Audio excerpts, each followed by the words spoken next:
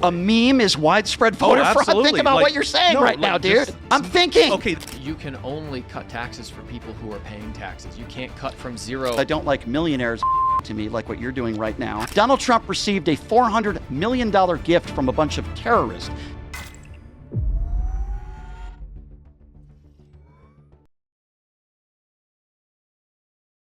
Prompt is why I believe Trump has absolutely wrecked the economy as we sit right now in 2026. Yeah, well, first thing, Brian, I think it's really important that we actually establish what some of these words mean, because when people say economy, they equivocate on that frequently. It could mean the stock market, it could mean GDP, inflation, it can mean a whole bunch of different things. So when you say that Trump has destroyed the economy, what specifically are you referring to? Sure. Now, to start with the stock market, I know I hear the argument from some people on the right that the stock market is better off today than it was a year and a half ago. I think Isn't it? You can make that argument, but I would yes, you can make that. What's the S&P at so today? I agree with you, but here's what I would also say: it is a collective whole of not just the stock market. Example: what was inflation at when Joe Biden left office? When he left office, I believe it was in the threes.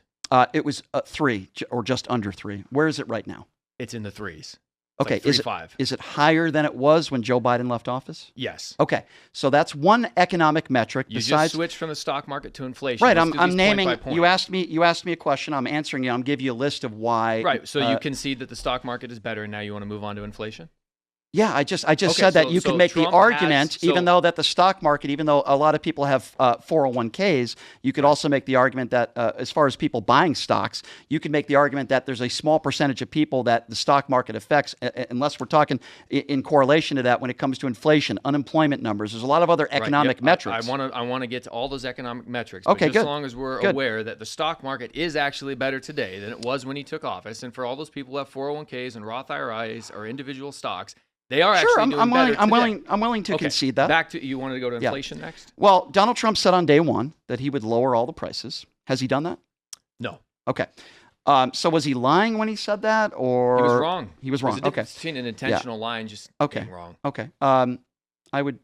I wouldn't necessarily agree with you on that, but that's a little outside of the spectrum. Anytime someone's wrong, they I think he intentionally says things that he knows he's not going to be able to do. Like when he said he would end the war. When he said, no, he's just a liar. You can use the term hyperbolic. When you say you're going to end the war in 24 hours and all I have to do is pick up the phone, and when he says he's going to be a peace president and he's not going to start any new wars, he was lying. Right. So we talked a little bit about inflation. I think the only thing that is lower in the supermarket now than it was when he took over is eggs, and I think there's 1 or 2 vegetables that are lower. Everything else is skyrocketing. Absolutely. Then we can go to gas prices. Okay. So you guys, I'm assuming you guys, because I'm going to assume you voted for Donald Trump. And if I'm wrong, tell me. Okay. So you guys were complaining about Joe Biden and gas prices. Absolutely. Here's the fundamental difference when it comes to our economy. It wasn't Joe Biden's choice to take over as president during a global pandemic. Agreed. It wasn't Joe Biden's choice to have Vladimir Putin invade Ukraine. Okay, those weren't his choices. It was Donald Trump's choice. Nobody forced him to do this.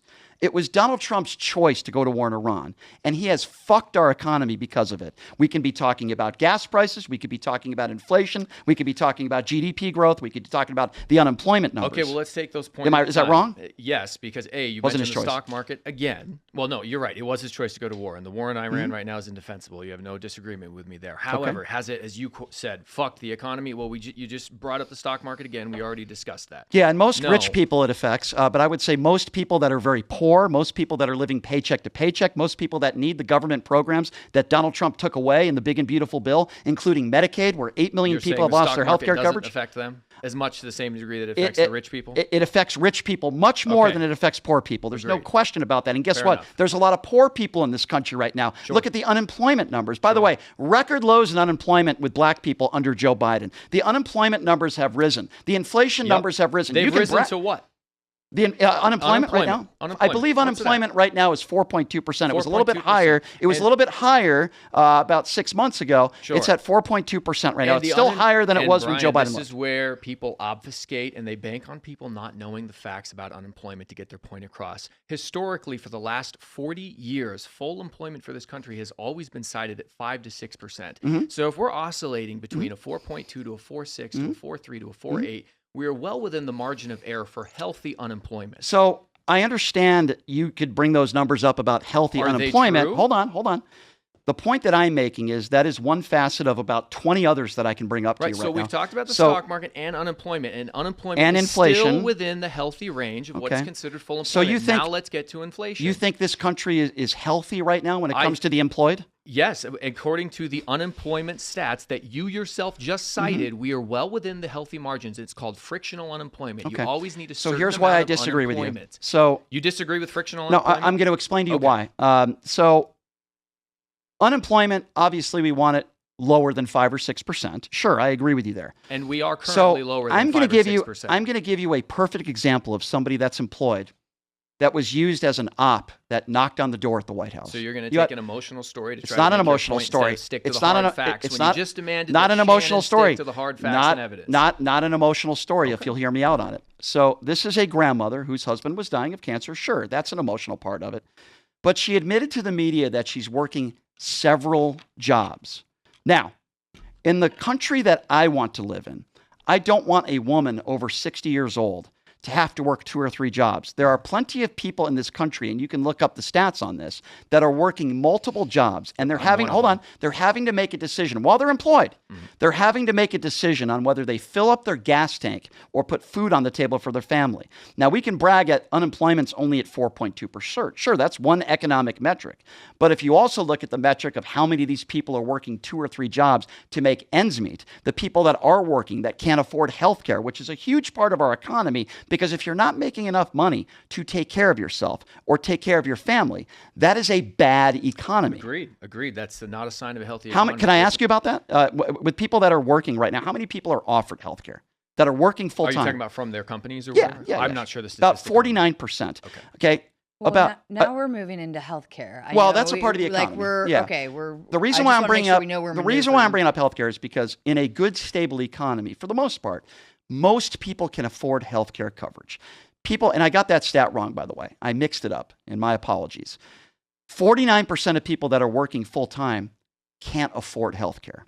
37% of people that are working full time aren't even offered healthcare, and the companies aren't able to afford it. In some cases, of course, you could talk about corporate greed, but that's a bad economy when you have half the people that are working at least 40 hours a week that can't even afford health care. So, Brian, I'll agree with you. The healthcare system is botched, but it is a problem that has predated President Trump. We have had issues with healthcare coverage in our country and out-of-control healthcare prices since 2000, since before 2000. So if you want to lay that at the feet of the president... Well, you can make that argument about immigration, too, but what is Donald Trump doing about it? We're talking specifically about the economy. Sure. And if you want to say that healthcare costs are too expensive, I would agree. The government needs to stop subsidizing healthcare because every time the government subsidizes anything, those costs go out of control, like they do with housing and with student loans. But back on the specific points we've talked about, the stock market's doing better. Inflation is still unemployment is still within the healthy range. If you want to talk about inflation, we're at the 3% mark, somewhere in the 3s, 3.5, 3.4.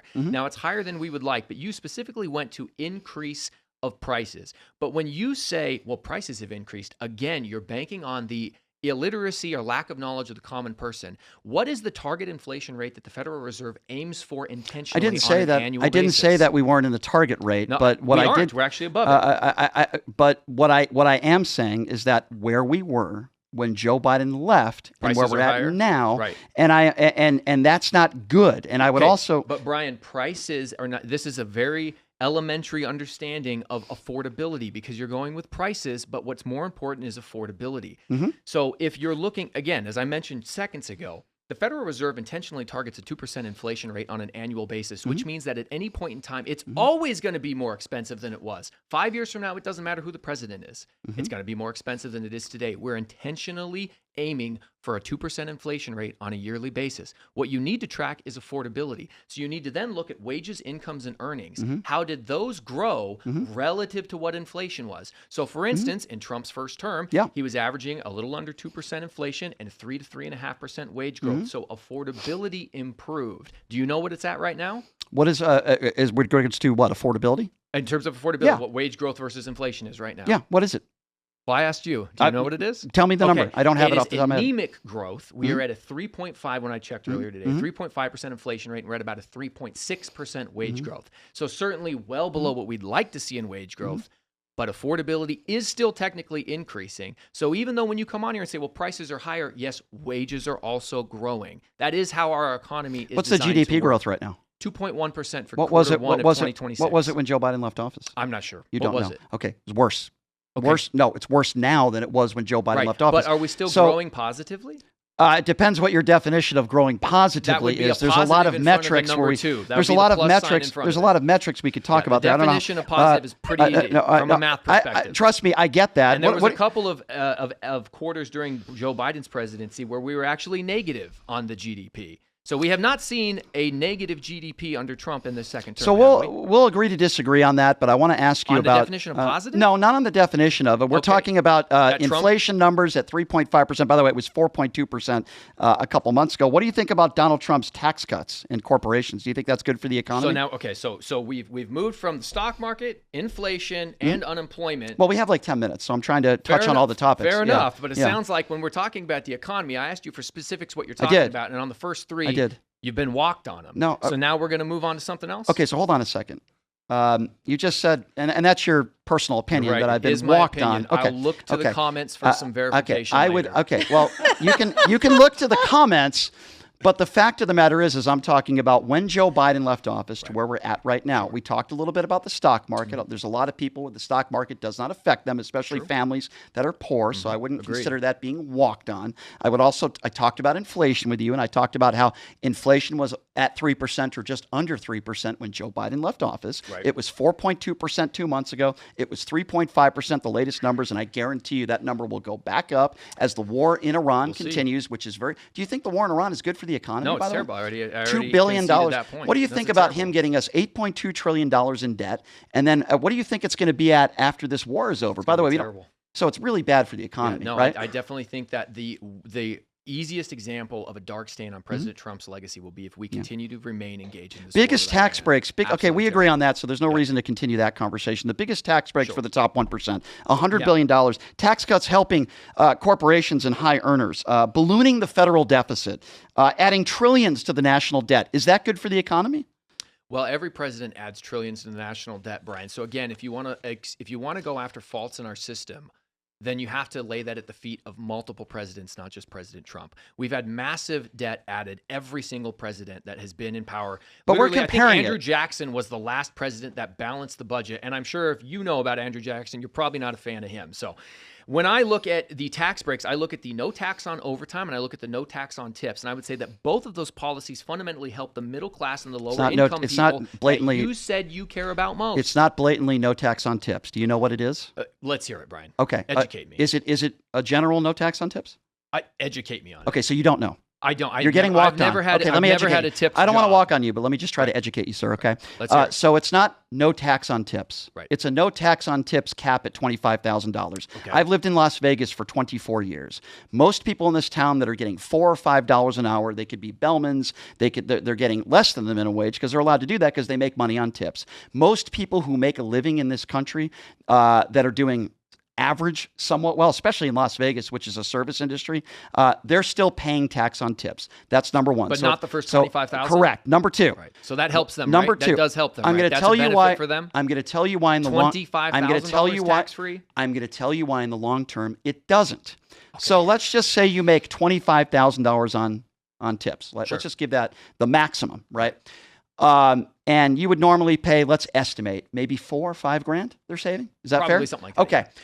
A lot of these people, 9 million of them right now, and upwards of 20 million are losing their health care coverage. So while they'll have an extra maybe $3 or $4 grand, some of these people, that's not even enough for a normal procedure to be made in a hospital. These people have lost their Medicaid coverage. Okay, so they've Brian, lost their health care. Conflating two issues. I'm not conflating. Go back to the emotional heartstring. It's not emotional. It's facts. It's not emotional. We've already agreed the healthcare system is terrible. The healthcare system has predated the president. The problems with our healthcare have been around for decades.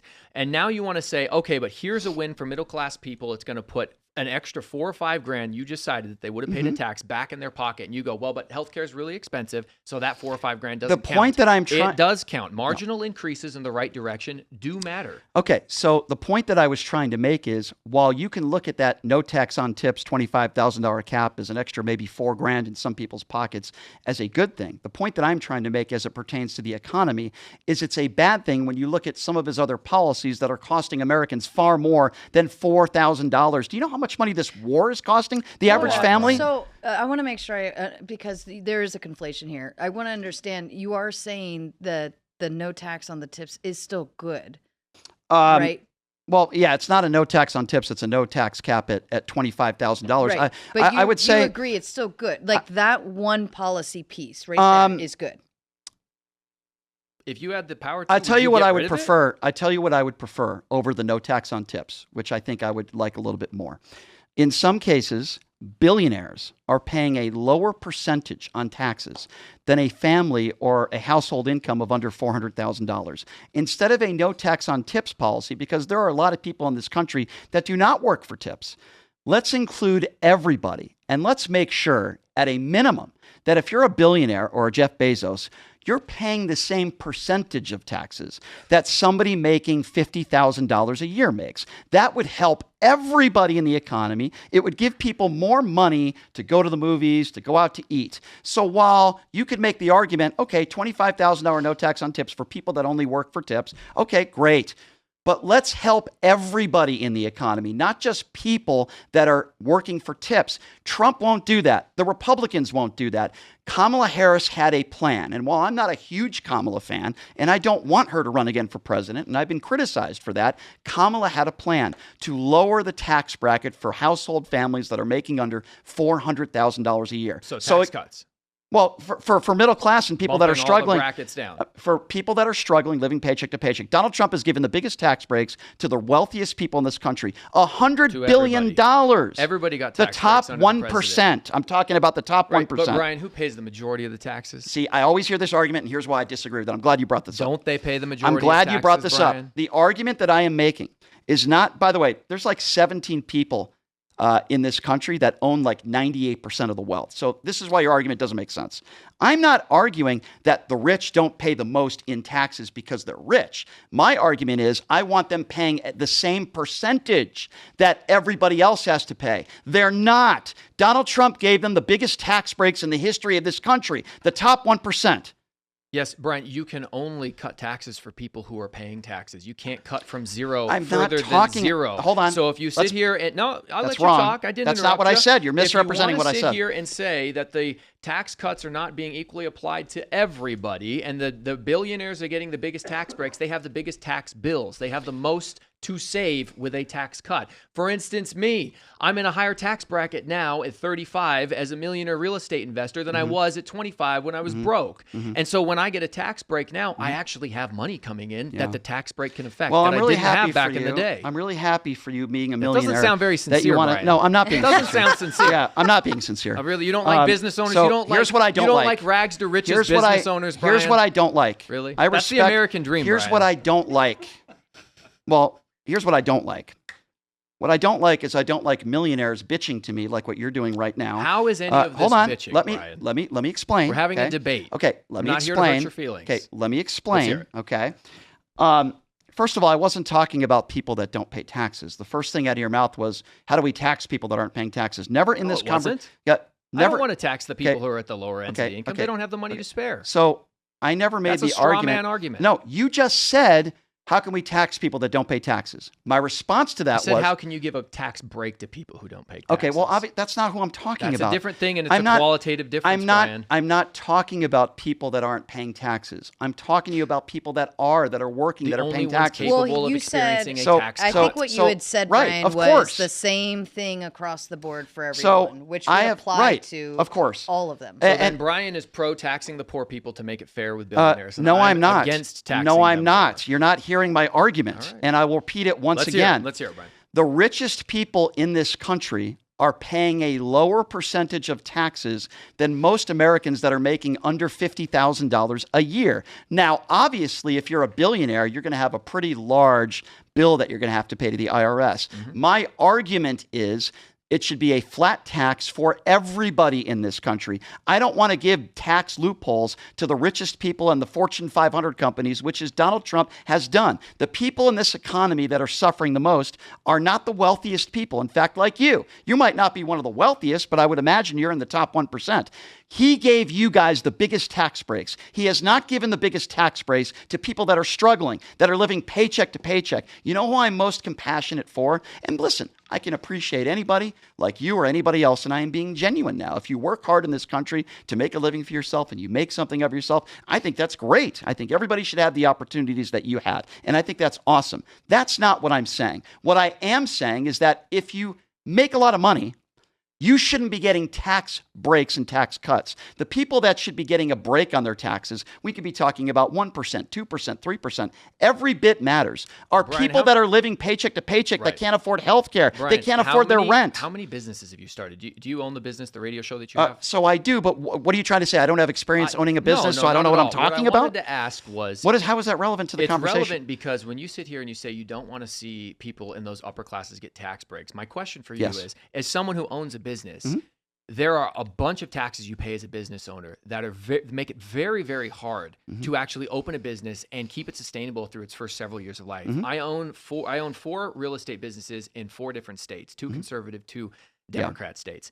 And the biggest pain in the neck to balance the book at the end of the year is when you have property tax bills and all of these other tax bills that come along and they just knock you down a peg or two. And so I am absolutely okay with people who create jobs and people who own businesses getting tax breaks. Now, I agree with you that that doesn't mean that it will always trickle down to the lower economic stratus, and the lower people are going to see those benefits immediately. But we need to have an environment where we have lower tax rates for people who create businesses because we do want more jobs.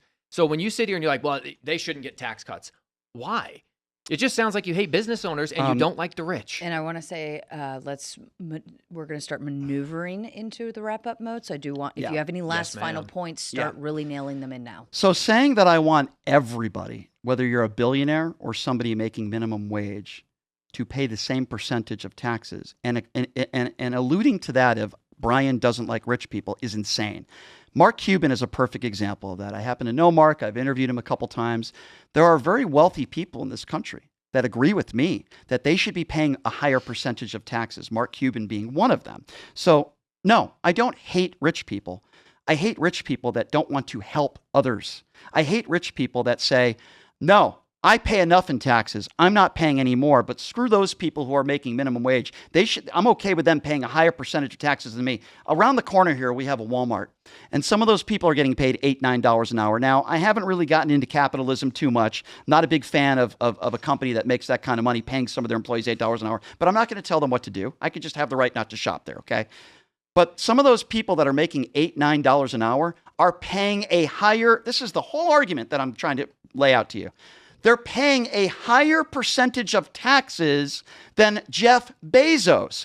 They work 2 jobs. They work 3 jobs. And while we can brag about the unemployment numbers being 4.2%, and that helps those statistics, these are people that have to work a second and a third job that are paying a higher percentage of taxes than somebody like you. And I think that's fucking selfish, and I think it's wrong. They don't pay a higher percentage than that. Some of them do. That's not true, and you could look that up. I definitely am. That's not true. I'm in the top tax bracket right now. You can. Oh, didn't you get the biggest tax breaks in the history of this country? The tax brackets all shifted for everybody, but I'm still in the so very there are top not. one. So there's nobody in this country making minimum wage, working 2 or 3 jobs that's paying a higher percentage than you. Do you want to make a bet on that? Yeah. I'll okay, make that bet, I'll make a wager with you. Yeah, I'll make that bet. I work 2 or 3 jobs. I'm not talking about more money. I'm not talking about paying more money. I'm talking no. about a higher percentage. A higher percentage. Yes. Unless you're talking about a higher percentage of their overall income, or you're talking about the higher percentage in the tax bracket itself. Yeah, income. Okay, a percentage of their overall income. Then yes, I would agree with you. Okay. Fair enough. Okay, so to get back to Sarah's point, the economy. Trump has, as you put it, destroyed the economy. Well, to destroy would be to completely decimate, so it's beyond recognition, doesn't exist anymore. Of course, the economy still exists. Now, I'll give you a more charitable definition of, well, he's just significantly harmed it. And yet, when we look at unemployment, when we look at the stock market, when we look at inflation, when we look at some of the most most popular metrics that people use to measure the economy, we are doing as well or better than when he took office. And then when we move into something like healthcare, that predates President Trump. That's been an issue for a very, very long time, and it's probably going to continue to be an issue. So to lay that at the feet of Trump seems a little ridiculous. And then we move into, well, he gave tax breaks. So the way Trump destroyed the economy was tax breaks. Even if we eliminated all taxes, we didn't have an income tax in our country until 1913, yet our government still managed to fund a massive expansion for over 100 years. So I'm reluctant to believe that bumping people down a couple percent in tax bracket across the board is what's destroying the economy. And again, where's the evidence of your destroyed economy? Well, first of all, we could talk about tariffs. We haven't talked about that yet when it comes to China. We haven't talked about raising input costs for U.S. manufacturers. We haven't even brought that up in the $175 billion that were basically stolen from the American people that Trump continues to brag about. We're not getting those tariff checks back. We were going to be getting some Doge checks back. I don't know about you. I didn't get my $5,000 Doge check either. And I guess when it comes to the economy, I guess Republicans can just print money when we get into an ill-advised war, $2 billion a day. And that's just fine. They didn't print money under the Obama we can talk about administration? increased prices for consumers. We could talk about that as well, Which is a when it feature comes, of the economy, not a bug. and It's always true. triggered retaliation from American farmers and exporters. We could talk about that as well, and how when it comes to the economy, how we've hurt people, and we've hurt relationships like Canada, for example. He's absolutely created economic uncertainty. And while I know we agree on the war, that doesn't change my argument. It is tremendously hurt us when it comes to the gas pump, when it comes to grocery prices. It was a horrible decision that Donald Trump made. You can make the argument the two people that have benefited the most from this war are Benjamin Netanyahu and Vladimir Putin. Financially, they've gained, we're literally $2 million bombs. We have no problem using these $2 million bombs, I guess, and that's totally fine. But then we want to take healthcare away from Americans. They want to take food stamps away from Americans. They have, by the way. They've taken all these government programs that can help Americans that are suffering and struggling. By the way, not all these people are lazy. Brian, I'm not saying you said that. Many of these programs need to be overhauled. There is a lot of waste, fraud, and abuse. As somebody who grew up in a Section 8 house. You care about waste, fraud, and abuse. I grew up in a Section 8 house. My family grew up on food stamps. I watched my mom manipulate the system month after month through my childhood, because if she went and got a job, the amount of money she'd get in food stamps would go down. You care about waste, fraud, and abuse. You think that's really important. I care Who about did you waste, vote fraud, for? and abuse. Who did you vote for? I voted for President How Trump. many times? I said it earlier. How many 3 times? times, Brian. Okay, so Were you let's not talk paying about that. attention? When Let's we talk talk about that. this? Let's talk I'll about go that. as long as you want, Let's Sarah. hold on. Let's go a little bit longer I would here. love to go as long as you care want, about. Sarah. I want to really. Hold on. This is important. Stand by for just a second, because we're at the 26-minute mark. So I want to give at least the last 2 4 minutes. minutes to really tie in your kick it into high gear, Sure. and then we'll High go gear, into Brian. final thoughts. Sure. So I'm going to explain with respect why this guy is just like Donald Trump in the case of a utter hypocrite. I'm just like him. Okay, let me just finish. I wouldn't say you're just like him, just but did. I would say when it comes to this specific issue, I think you are, because you're a hypocrite. You just claimed and cried about waste, fraud, and abuse. Mm-hmm. Donald Trump just put out some of his numbers where he took $1.4 billion in a crypto scheme scandal. Donald Trump received a $400 million gift from a bunch of terrorists. Donald Trump has a $5.5 billion resort put forth by terrorists. He's literally sold pardons. If you care so much about waste, fraud, and abuse, have you ever talked about the 70 people that Donald Trump has pardoned that have committed billions of dollars in fraud? And the worst part is they don't have to ever pay back restitution for that. This is the most fraudulent and abusive president we have ever had in American history. He's made more money in the last year than he's made in his entire life. And you want to lecture me about waste, fraud, and abuse? Yes. You sound like Nick Shirley. Thank you. Okay, well, first of all, we have a whataboutism fallacy. No, you So voted for Trump. Don't lecture me on abuse. I was quiet and I let you say your piece, Brian. You can let me respond? Please. Okay, so it's a whataboutism. Unless you are not allowed to be against any type of waste, fraud, and abuse, unless somehow you are automatically against all waste, fraud, and abuse at all times, in all places, everywhere, which is ridiculous. You could be somebody who holds a sign out that says, yeah, I'm against the abortion movement and I'm pro-life. And then these people get harassed and told, well, how come you're not out here, holding up a sign for people who've been SA'd? So there's waste, fraud, and abuse that occur from all presidents. There's waste, fraud, and abuse that occurs from all governments. Who's the most abusive president? From all government. How do we rank order Who's that? it would be a very subjective thing. Trump is the most fraudulent president in American history. I just gave you the stats. You're going to get your chance, Brian, to argue why Trump is the worst president ever. Right. There's people who are ready to argue with you over that incredibly subjective metric and subjective term that you've offered. No. Yes, of course. You can't defend your position. But anyway, yes, I can. No, you're not. You're not doing a very good job of it. I can be against waste, fraud, and abuse within the welfare system that I'm well versed in because I grew up on it, and that doesn't mean that I'm somehow supportive. You're not Trump responding. You just compared all presidents to Donald Trump. What Mike's saying is that you're putting a whataboutism on his claim when he says, "Yes, I believe fraud and abuse is bad."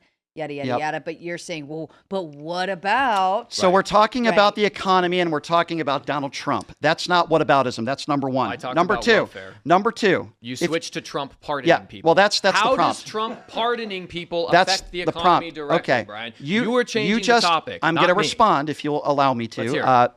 The topic is fraud in the economy, right? We were talking about fraud, and you're the one who actually brought that up, not me. Yes. You talked about fraud and abuse. Yes. And then when I bring up the guy, because we're talking about his economy, that you voted for three times, which I find amazing because you care so much about fraud, yet you have no problem voting for the guy who literally sells pardons, who made $1.4 billion in a crypto scandal. But you don't want to really talk about that. And then your response is, well, all presidents do it. Name me one president in our lifetime that has committed the fraud that Donald Trump has committed in the last year and a half. Please go, sir. Name you a president that has Give me an example. Pardons? No, $1.4 billion in a crypto scandal in the last year. So or his son receiving, hold on, one more, $500 million for 10 years.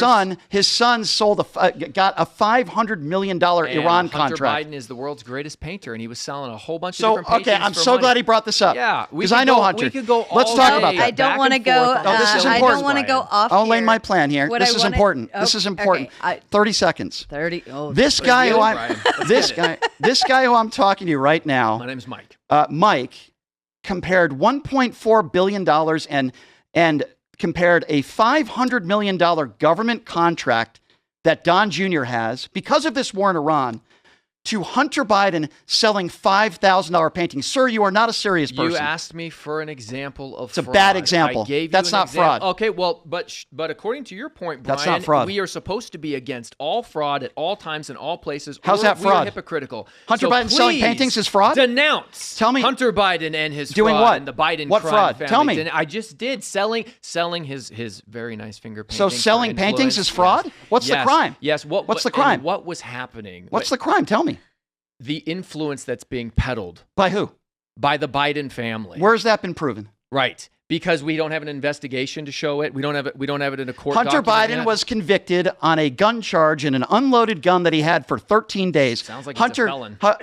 Excuse me. Let me just finish. So first of all, Hunter Biden and most people even on the right, in fact, there are people on the right on Fox News. To the economy, Brian? Because you brought up fraud. Waste, and fraud, I'm trying abuse to call out your hypocrisy. System. You're trying to compare Hunter Biden to what the Trump administration has done, selling $5,000 paintings to a guy who's the president of the United States who sells pardons, receives a $400 million jet, a $1.4 billion crypto scheme, and you're comparing that to Hunter Biden? Brian, it's a I guess my question here would be... I think your entire argument is a fallacy. Hold on. I guess my question would be, like, what does Trump's personal piggy bank have to do with the economy in this aspect? Very simply put, he brought up fraud, waste, and abuse when it comes to... government spending. Right, government spending. Government programs. Yeah, and you want to move to Trump's personal ventures in cryptocurrency. And right, I know you don't care about that. Of other fraudulent presidents. Or the war, but I know you don't want to talk about, I already told you that your guy who you voted for 3 times. On that. So you can try to mischaracterize me, but it's just dishonest. We agreed on the war, and we agreed on how stupid it is. How about the $1.4 billion? I mean, that's a lot of money, don't you think? In which fact? You're talking about the I've crypto mentioned scam it 5 again? times. The crypto scam again? Yeah. The $1.4 billion? I didn't hear you comment on that. On the president's personal ventures with cryptocurrency. Can you explain to me how that's a scam? What is the definition of a scam? Sure. So my definition of a scam is somebody who gets something and receives something in return and uses their power. Donald Trump didn't do this when he was out of office. We had crypto when Donald Trump was not the president of the United States. Trump coin didn't exist before he was president? He decided to invest, and his son decided to somehow magically get a $500 million government contract when Donald Trump was president. That is not comparable to a son of a former president selling $5,000 paintings. Your analogy is embarrassing. That's your opinion. Okay, you're right. They're equal. You're right. Well, right. I guess, again, I want to tie it back. Like, how does Trump's personal piggy bank come into the because it economy affects topic? policy. It affects policy. It affects Trump coin affected policy.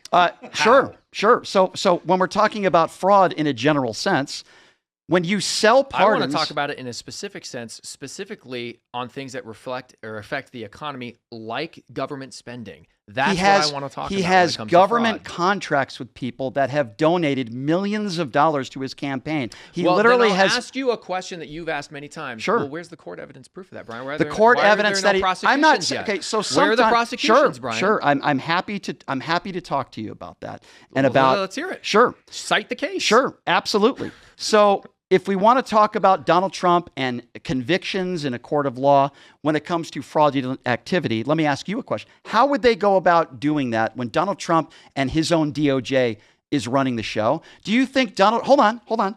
Do you think Donald Trump's DOJ would press charges against the president of the United States? Is that a reasonable thing to say? That sounds like it would be a very biased investigation. I'm actually glad that you brought that up because it harkens back to an earlier point that you were making when we talked about voter fraud.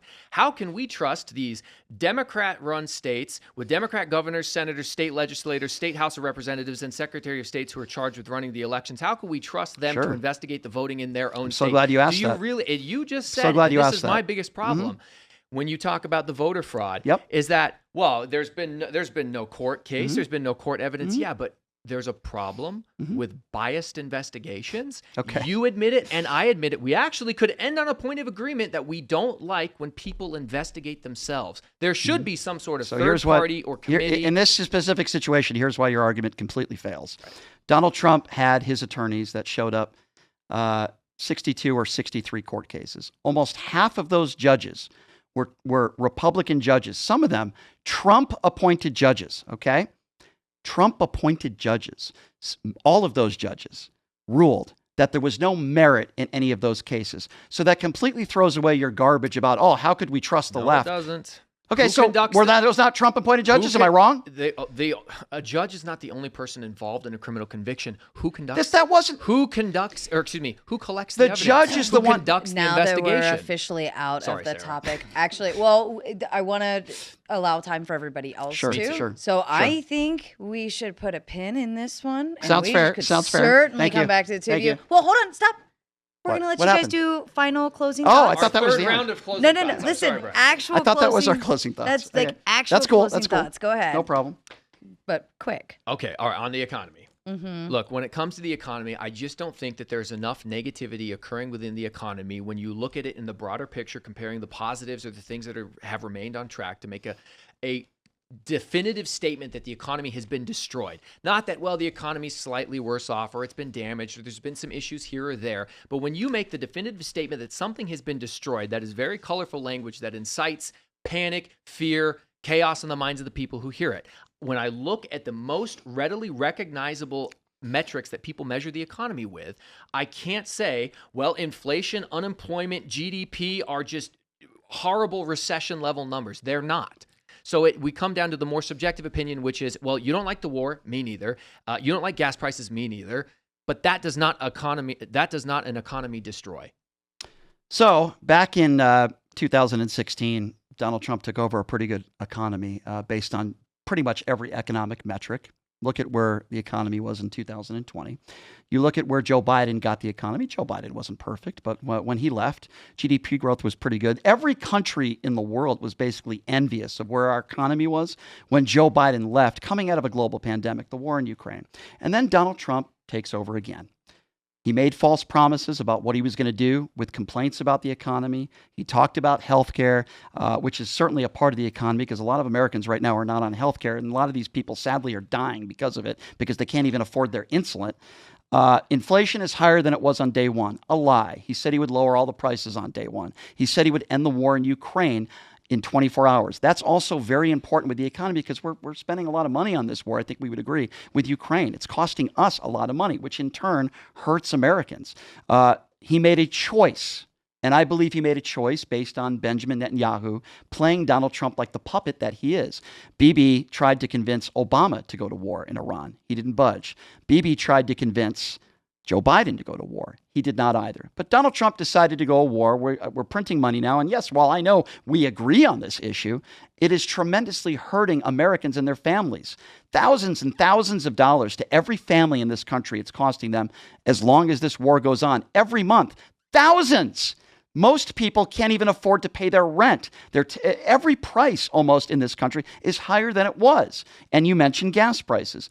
And you get out there and you talk to everyday Americans, not millionaires. I'm glad you're a wealthy man, but not millionaires. Millionaires don't have to make the decision of whether they're going to fill their gas tank or put food on the table for their family. I'm glad you don't have to make that decision. Guess what? I don't care whether you're a Republican or a Democrat. I don't want anybody to make that decision. I don't want people to work 2 or 3 jobs. This was not happening towards the end of Joe Biden's administration. It's happening now. We're almost 2 years into Donald Trump's presidency. And at some point, you guys are going to have to stop blaming Barack Obama, Joe Biden, and the Democrats for all your problems. These are Republican policies under Donald Trump, a guy who you voted for 3 times, and it's not working. Americans are suffering right now. I don't want anybody to suffer. And there is not one reasonable person in this country right now that would say, man, Donald Trump has done a great job with the economy. Look at how great everybody's doing, because it's just not happening. And I appreciate the conversation. Oh, very well done. Thank you, Thank gentlemen. you. Appreciate it. Carson, welcome. What's up, We're Carson? here. How's it going, man? Hey, Good to see you again. Good to see you. go ahead, Carson. I start first. All right. Yeah, go ahead. You know, the big thing I would have to say, Brian, is your prompt is totally wrong. You should have went with something different. You should have said, why should Brian Shapiro get on his knees and suck Donald Trump's dick? Because of how much you're obsessed with this man. The fact is, he's not the worst president in America's history, and you know that for a fact. James Buchanan was the worst. The states, 7 of them seceding from the Union. Also, as a personal man, he was a raging alcoholic. He was a drunk while in office and before office. And yet you don't even want to address that once. You said that you didn't ignore any of his claims, yet you ignored all of them to go on tirades and all of these rants that just signal that you're a very unhinged person, that you don't have a cohesive argument that is factual and that provides any evidence. And in fact, with all of your arguments that you laid out, you're a hypocrite. Because in those first 2 arguments with the voter fraud and the economy, you said you wanted evidence, yet you gave no evidence about Donald Trump having the worst economy that you've ever seen because you ignored Joe Biden's economy, the 9% inflation, the unemployment rate, the recovery and bounce back jobs that Joe Biden inherited, right? 15 million of those jobs created weren't because of his own doing. So Brian, please explain to me your own prompt. Why is Donald Trump the worst president in history? So I'm just going to go with a few things that you just said that are not factually accurate, and then I'll get to everything. I never said that it was the worst economy that we've ever seen. I don't know where you got that from. I never said it was a really bad economy. Well, you said he's the worst president. Okay, hold on. Yeah, so but address that. But okay, when you say Let's address it. When you say okay, hold on. Let me respond to everything you said. Let Brian finish his thought at least. And then You we can claim come that back. I said it was the worst economy we've ever seen. I never made that statement. I said he's the worst president we've ever seen, and I have a lot of reasons for that. So that's number one. Didn't say that. Very strange that you're talking about me performing a sex act on Donald Trump. That would be the opposite. It's actually quite the contrary of that. You talk about it a lot. Okay, hold on. Yeah, dude, I didn't interrupt you. The reason why I talk about him a lot is the same reason why Fox News talks about him a lot. It's the same reason why Newsmax talks about him a lot. It's the same reason why, oh yeah, no, it's okay. I'll give you a pass because you don't have a job in media. You never have. So I actually own a media company. Okay. Well, you're doing it. Then you clearly you're not going to be very successful because you don't understand how the Didn't media do any works. research on Okay, me. so hold on. No, not really. Because I've debated you before. So Fox News talks about Donald Trump every day. Right-wing entities talk about Trump every day. So are they unhinged as well? It is my job as a member of the media, and hold on, as a show that rhetorical question, as a show that I do every single day, is I talk about the news of the day. Sometimes it's the news of the hour. If Donald Trump holds a press conference, I'm going to cover it, and I'm a political commentator, and I'm going to talk about it. That doesn't mean that I'm unhinged. It means that I am a person who does a news talk show, and I'm a political commentator. And the reason why people invite me to these shows that I do, these national shows, is because that's what I do for a living. I'm a political commentator. So to make the reference of I suck Trump's dick is a very unserious thing to say to start your argument. No, hold on. Let me just finish. The fact that you were sitting here for 3 hours and you had all this time in your opening remarks to bring up something serious and to try to make me look bad. And the first thing that you could think about in the 3 hours that you were sitting here and the drive up here and the time that you knew that you were going to be debating me is to say, quote, Brian sucks Donald Trump's dick, proves to me that you are not a very serious person and you're not here to be serious. If you would like to have a serious conversation with me, I'm happy to talk to you about ICE. I'm happy to talk to you about the economy. I'm happy to talk to you about the corruption and the sexual abuse and the Epstein files and all the things collectively that I bring together in why, my opinion, he's the worst president in American history. But if you're going to start off a conversation talking about me sucking a dick, then I'm not going to take you seriously. So I'll let you start over again. You're wearing a checkered shirt right now. He's not a serious person. You're going to talk about You're wearing a checkered shirt. Okay, I'm done with this guy. I'm done. Brian. Have a nice day, bro. I'm done. Hold on, stop. Maybe I could. To be fair, Brian, you tell people that they are Trump mushroom gobblers. Yeah, but he's talking about. So first of all, I haven't said that to you. I match people's energy. You have before. Okay, well, probably because you insulted me before, and you did the same thing when we. No, actually, he had the opening statement at the last debate, and he insulted me first. Yeah. Okay. So we can go back to that, and they can fact check. But I haven't insulted you here. I haven't talked about your physical appearance. I haven't made any sexual comments or jokes. I had the opening statement, of course. So I know, but you had hours to come up with an opening statement. And all I've heard you do is flop Donald Trump. The best you can come up with is that I stuck Donald Trump's dick. That's enough. That's the best you can come up with. That's enough. We're out in the meta, and I don't want to be there right now. Neither do I. Let's get back to the actual prompt. Trump is the worst president of all time. Now, Carson did give you some stuff to work with. Let's maneuver. By the way, people on the comments are saying they like my shirt, so you know. But anyway, so there's a lot of things collectively that I talk about every single day, and it's not because I'm unhinged. I think the person that is unhinged is the guy who you voted for. I can start with immigration. I could start with the fact that, as I've mentioned this before, that he is literally breaking the law and what is in our Constitution right now when he deports people that are seeking asylum, that are going about it the right way. ICE is a rogue organization. There are innocent people that are being murdered in the streets. He's calling off the investigations, and so is Kash Patel. Whether we're talking about Renee Good or Alex Preddy or the Mexican national in Houston or the 26-year-old in Maine, the problem is, and the reason why we're having these situations take place, is because there's no accountability. I don't think that every ICE agent is bad. How is he the worst president, Brian? That happened under Obama with expedited, not having due process with illegal immigrants. I'm giving you the steps. I started with ICE. We don't need to take all day, Brian. It should be such an easy I think with somebody like you, I need to take all day. Worst president? So I started with ICE. I started with ripping up parts of our Constitution, which that is not unique to one president. Okay. What is unique is calling him the worst president, right? It's not unique. There's been abuses with ICE in the past. It's not Obama, unique. Can you name Biden. me a president in our lifetime where these things have happened? He just did. Yeah. Biden and Obama. What did Obama do? Expedited due process. He's the one that started it. What did Obama do? Were innocent people were murdered? Kids in cages. Do you support that policy? Kids in cages. Okay. Do you support that policy? What I just brought Please up. Let me know. No, answer. I'm yes responding. No? I'm responding to yes what you just no, said. Brian. But before I do that, you didn't respond to what I said. Yes or no? You talked about Obama and kids in cages. First of all, when you make that statement, you don't have to address the when you claim. make that, it's true. I'm responding. True. I'm responding. Yes or no? I'm responding yes to no? it. There were kids that were put. Yes or no answer. I think for purposes of moving on, Biden and you said Biden and Obama, correct? Yeah. I think the question, so that we can move forward with it, did they or did they not have issues with ICE? And was that something that was... There weren't innocent people that were murdered on the streets under Joe Biden and Barack Obama. We didn't have ICE agents that only need 47 days of training. When you're talking about kids in cages, there is a nuance to what you are talking about. Yes, there were times and there were hours where kids were put and incarcerated until they could find... okay then. And they weren't the method of putting kids in cages is okay if it's only for a few hours. So first of all, they were incarcerated. And while I don't agree with the methods that were, hold on, I'm trying to finish my statement. You're about to interrupt me. Your mouth is trembling. I don't know. It's very strange. While I don't agree with some of the methods that Obama used with incarcerating kids, I would say it doesn't rise to the level of, hold on, let me finish. Renee Good's child, you want to interrupt me.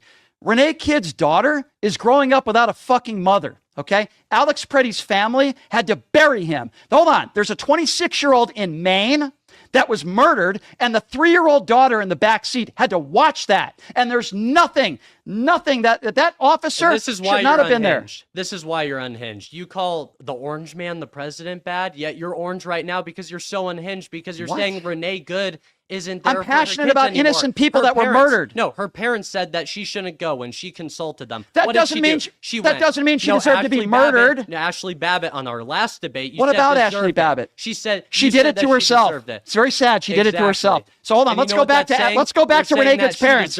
Let's go back to Renee Good's parents. Of what you just misquoted. What her parents said. Hold on. We are in very pinpointed degrees of the reasons, right? So we can sit here and talk about, well, this person, this thing, this one time, but they are very pinpointed degrees of the conversation. So we could waste our time there. True. Or we can go back to the bigger picture of where we left off was I believe Biden and Obama did have bad ICE issues, right? Or immigration issues of some degree. And then we also have the idea that Trump is having ICE issues. And so now it's a matter of to what degree. Now, I think if we're pinpointing it down to, well, there was Renee and there was this, and that's very, very small tokens to a conversation. I think it's the bigger picture of why some people make references to Nazi Germany. When you look at Bovino, who was told to retire, when you look at who used to lead DHS, who he fired, and just quickly, because I think this is really important, if we are going to talk about Renee Good real quickly, because it's a microcosm. Person. I know you want to make jokes. It's a microcosm of what's going on in this country right now. Now, if I was Renee Good, I would have probably gotten out of the car. I wouldn't be parked in the middle of the road. But tens of thousands of people every week do not comply with law enforcement. Tens of thousands of people sometimes flee law enforcement. Well, I wouldn't condone that. That doesn't give a police officer the right to kill somebody. Renee Good's parents have said they didn't want her there, but they've also said they believe she was murdered. She's somebody who has never committed a crime in her life. Okay. There are officers. Jonathan Ross is a millionaire now. Brian, out of respect to our moderator, can we please broaden this back out? Sure, but I just don't appreciate you mischaracterizing. No, I'm not mischaracterizing Renee Good's parents. Anything. No, it's not nothing. Thank to do you, with you, Carson. Actually, where I was trying to get was if you have bigger data packs. Absolutely. Of the war in information. Iran. So we were told when Donald Trump first was getting into office and when he campaigned that he would be a peace president and he wouldn't start any wars. Obviously, that wasn't true. Now, if Iran had invaded Israel the way that Vladimir Putin invaded Ukraine, then that would be a different story. But that didn't happen. We were told, and I believe we were lied to, and I believe Donald Trump is played a puppet from Benjamin Netanyahu. This war has cost us and will cost us, could be trillions, hundreds of billions of dollars. It's killing our economy. You look at gas prices, you look at inflation, you look at our brave men and women in uniform coming home in caskets.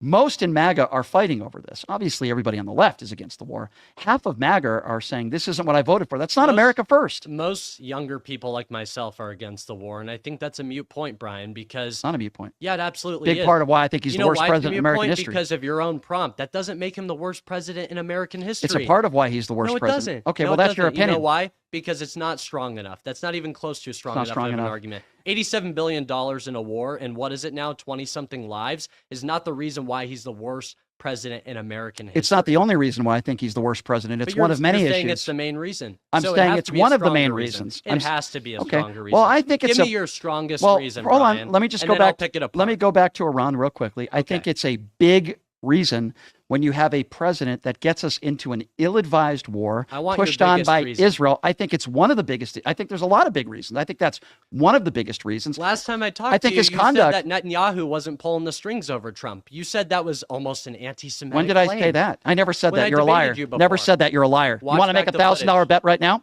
I don't have $1,000 bet right now. I never said that. I don't have $1,000 because you're a fucking liar, and I don't appreciate. Part of the I don't. Okay, here's what I don't like. I don't appreciate You know it. where I got this from? I don't give a Goodwill. fuck where you got it I from. got it from Goodwill. I bet you did. I'm glad you have a nice bet you sports did. car you can drive down the strip. What does this Brian. have to do with I'm a anything? 21-year-old. You're not who a could serious barely All pay right, for we're getting back college. into the meta again. This is important Okay. because he misquoted me, and this is about the war in Iran. I didn't misquote Okay, you. yes, you did, and well, I'll make a here's bet what with you we right can now. do. You're wrong. You're lying. money Hold to on. bet. You're lying. Stop. You're lying. Here's your solution. After you guys get out of here today, you can both go back to that video because I believe it's up, right, Sean? I believe their last debate's up. You both can go and find that very clippable moment and you can send it to each other and say, fuck you, haha, got you, okay? But in the meantime, Let me give my I would show opinion. Brian in the more love. meantime, Let me- you're let- wasting my time and everybody else's. Yes. Let me talking give about my this stuff. opinion on the war, which I've been very consistent with over the course of the last 6 months. When it comes, I'm done with I your need statement. the question answered. I'm responding It's to your the own war, prompt. which I think is a big part of why I think Donald Trump is one of the worst presidents, if not the worst in American history. Don't dodge, Brian.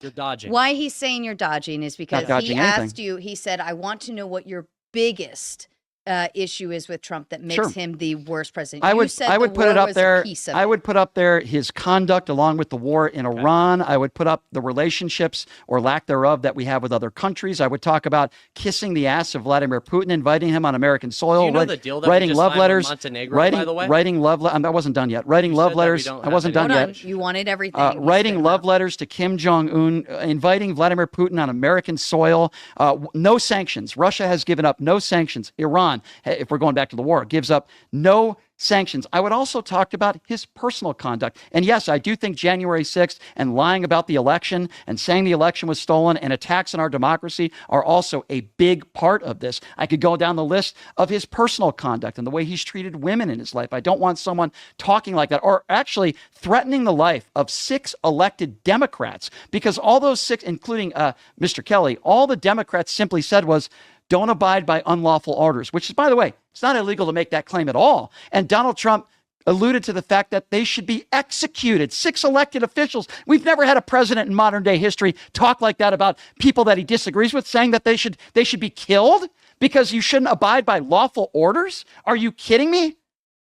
I stand by my claim at the beginning. All you do is obsess about Donald Trump, okay? That's a great retort. Great debate. Great argument there. And dude. here's Great what I argument. will say, Brian, about this is James Buchanan led to 7 states seceding from the Union, caused a whole bunch of violence in our country, and caused over, 1.5 million Americans to die throughout the Civil War. Yet you have the nerve, you have the gall to not take into effect of human life, whether it's in the 1800s or now, and say that Donald Trump, of all people, a businessman from New York, who gave housing to many different people, who gave employment to many different people, Yep. is the worst president in American history. Let's talk Do you about know how lives. Let's ignorant talk you about sound? American lives. Do you know how I ignorant think we you know who sound? the real ignorant is here. If you want to do ad hominem attacks again, I'm happy to do that with you. But let's talk about American lives real quickly. Let's talk about I wasn't human life. done with my claim, though. Oh, okay. Well, I'm waiting. If I you was could- doing the Obama pause. You know, when you say something smart, you do the pause. So I let it seek into you. And so here's what I will say about the James Buchanan argument is he was personally fraudulent as a person as well. He was a raging alcoholic in the White House. He probably was committing the crimes that were happening even to the likes of Epstein Island. But how would we know, right? How would we even have a clue that any of those crimes were being committed? So the fact that you could say that Donald Trump is the worst president in American history is lacking fact. It's lacking any sort of intelligence. And you're just lacking some type of degradation in your own soul, because I feel like there are some own misfortunes that you see through Donald Trump. And that's why you resonate so heavy with him and talk about him all the time, Brian. Yeah, I talk about him all the time. And Because you like gambling, right? The Taj Mahal, you should have gambled there. By the way, that filed for bankruptcy, you dumb shit. So let's. Well, you're let's old just- enough. You could have. let me. My turn now. Filed for bankruptcy. So you can attack my age and my appearance, and one of the first statements out of your mouth was, "I suck Donald Trump's dick." You're a very serious person, but now I said that's what you said I at didn't the interrupt you. prompt to me. I didn't interrupt you. Now it's You my turn, technically dude. did, but Okay. hold on. Pretend Donald not Trump's dick is in your mouth and Hold shut up on. for a second, okay? Talked about American lives. I remember during the global pandemic when we were losing 3,000 to 5,000 people a day. I remember when Donald Trump decided to go on a little campaign tour, if we want to talk about American lives and his lack of caring about American citizens. He made people sign waivers, and in that waiver basically saying in legal terms that if you get sick or die, you can't sue us. So if you want to talk about American lives, he took his COVID press conferences, which was supposed to be serious and talking about COVID. And in many of those press conferences that are available on social media, he turned them into campaign rallies and he made it about himself. He also downplayed the seriousness of the virus. And no matter whether you agree with me or not on how well Donald Trump did in dealing with the virus, the fact of the matter is that millions of people died. And I do think a part of that was his rhetoric. I think when he was left a playbook, for lack of a better term, from Barack Obama on how to deal with the global pandemic, they openly admitted that they threw it away. They didn't use it. And I thought his handling of the pandemic was as worse as you could have done per capita. When we're talking about lives that were lost, we were one of the worst in the country. I would also talk about gun control. I would talk about the world. I'm talking about American lives, so I'm trying to stick to what you said. Yeah, you said it's the worst in the country. You mean worst in the world, right? Per capita. Okay. I want to make sure. I talk about gun control. After the Sandy Hook shooting, Barack Obama tried to do everything he could to try to pass some gun legislation, tried to do anything and everything he could. Right down the street, as you know, we had one of the worst mass shootings. I think it was the worst in American history, where I think over 60 people were killed. The next day, Donald Trump talked about gun control. And I'm like, wow, maybe something is going to happen here. And he talked about bump stocks, which is a very small part of this.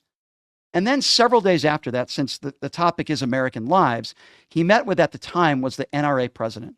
And he completely switched. For 2 days or 3 days, he was talking about gun control. He's mischaracterizing the topic. It's not American lives. No. It's about the American lives. I'm not. Hold on. Let me just finish. Let me just finish. The reason why I'm bringing this up is because we have some of the worst gun violence in American history. A lot of innocent people lose their lives every day, hence American lives. The reason why I'm talking about ICE. Yes, hold on, let me finish. We should give security guards to all I'm these trying places. to explain to you why Donald Trump doesn't have empathy. You don't want solutions. I'll give you another about American lives. I'm talking about innocent lives. I can talk about Lindsey Graham or Charlie Kirk. A day after Charlie Kirk was murdered, Donald Trump was asked, "How are you holding up? Are you doing okay, Mr. President?" He said, "I'm fine." And then he started talking about the ballroom. Okay. Lindsey Graham, he fell asleep. Where's this going? It's going to the point where he doesn't care about American lives. Hold on. You're not a serious person. Stop. You're all about to see person. how fucking serious I am. Shut up. I need metrics. What you're appealing to right now are like emotional pieces of, or like these one-offs, these things, right? These little things that happen. And I think what he's provided, he gave you a number. He said 1.5 million. I think it was something like that, right? And that's a metric. He's looking for a metric, and that's not a one-off. We have some of the worst gun violence and more people dying than any other country in the world. That's not a one-off. Number of how many people Donald Trump has killed throughout all of human history. We've been able to do that with every leader. Do it with me right now. How many people he's killed? You won't. You want to talk about COVID? You want to talk about Stop buying time, Brian. Answer. I'm not buying time. I'm answering your question. I believe Donald Trump is responsible based on the way he responded to COVID. I believe at least 1 million people, at least 1 million lives would have been saved if it was taken more seriously, if he actually talked more about the vaccine, if he talked in his press conferences and actually spoke about it. It's the reason why so many idiots on the right think that the COVID it wasn't even a real virus, or that the vaccines were killing all these people. That isn't direct because of Donald Trump. Millions of people have died because of Donald Trump's rhetoric. I also believe Charlie Kirk would still be alive today if not for Donald Trump's rhetoric. I believe Ashley Babbitt would be alive today. Blow. Oh, no, it's not a low blow. It's not a low blow. No, it's not a low blow. Get on your knees for Donald Trump. There he goes again. We're not getting anywhere. There he goes again. All right, let's move in. Carson, if you can kick us off with your final thoughts, Thank please. God. You guys both did great, but we need to get out of that bullshit. Carson, to you, please.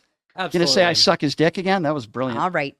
Go ahead, Carson. Absolutely. What I would say is, Brian, you didn't even address my point of 1.5 million people dying under the Civil War, which is a disgrace. You don't value human life, and that's purely what it is. Evident. And the big thing that you will ignore is all of the personal ramifications of Donald Trump. You will say that affects the ability of the country to run, yet you don't bring up any policy metrics that have been impacted by his personal life.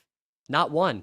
You look at these two different viewpoints and view them as something together, yet 81 million people voted this person in power to be the leader of the free world, to be a strong leader for this nation, not because of his personal reservations, because that's with every president, but you try to link them. You try to interlink them. And that's why you're such a bad debater, in fact, is because you don't know the difference between empirical evidence and emotional evidence. and clearly your emotions get the best of you. You turn orange like the big bad orange man in Washington sitting in the Oval right now. And that probably makes you stay up at night. And I'm sorry for that, Brian. But here's what I will say is that you need to get better at debating on empirical facts. You need to stop writing so many notes, because the fact that I could walk up here and list 5 numbers off the top of my head and it tears apart your whole argument as a 21-year-old who's broke as hell and just got out of college just shows that I'm doing pretty well for myself. And at least I would hope you'd have the respect to admit that. No, I don't. I think you're an extremely unintelligent and unserious person. You called me a bad debater. You've gone to personal insults. And one of the first things you said as you got here, as you traveled here, because I assume you don't live here in Vegas, you had days and hours to come up with an opening statement. And one of the first things out of your mouth was, I suck Donald Trump's dick. So if there's anybody that is, shut the fuck up and let me finish now, because now it's my turn. Okay, dude, shut the fuck up. You think I'm joking? I'm not. Shut the fuck up. This is my turn to talk now. Okay, asshole, you smug little bitch. It's my turn to talk. Wow. You said, I don't care about human life. How dare you? How dare you? I don't care about people on the right or people on the left, where they come from. I don't want people to suffer. I want people to have the ability to have health care so that they don't die and that they don't get sick. In the big and beautiful bill, up to 20 million Americans have lost their health care. Okay, I care about those people. I don't characterize them as on the left or the right. I care about people that are getting gunned down in the streets. I care about people like Renee Good and Alex Preddy. Renee Good's last words, I'm not mad at you, bro. Alex Preddy's last words, are you okay, ma'am?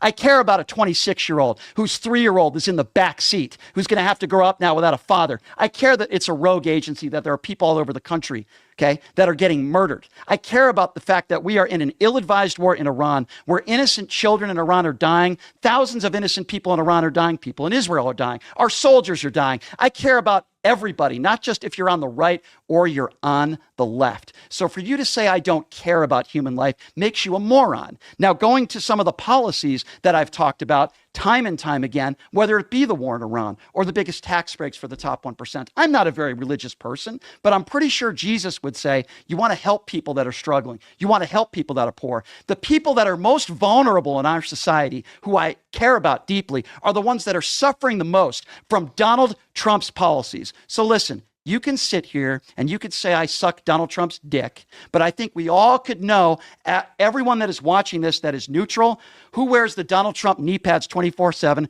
and it's the smug 21-year-old prick that I'm looking at right now. So have a nice day, bro.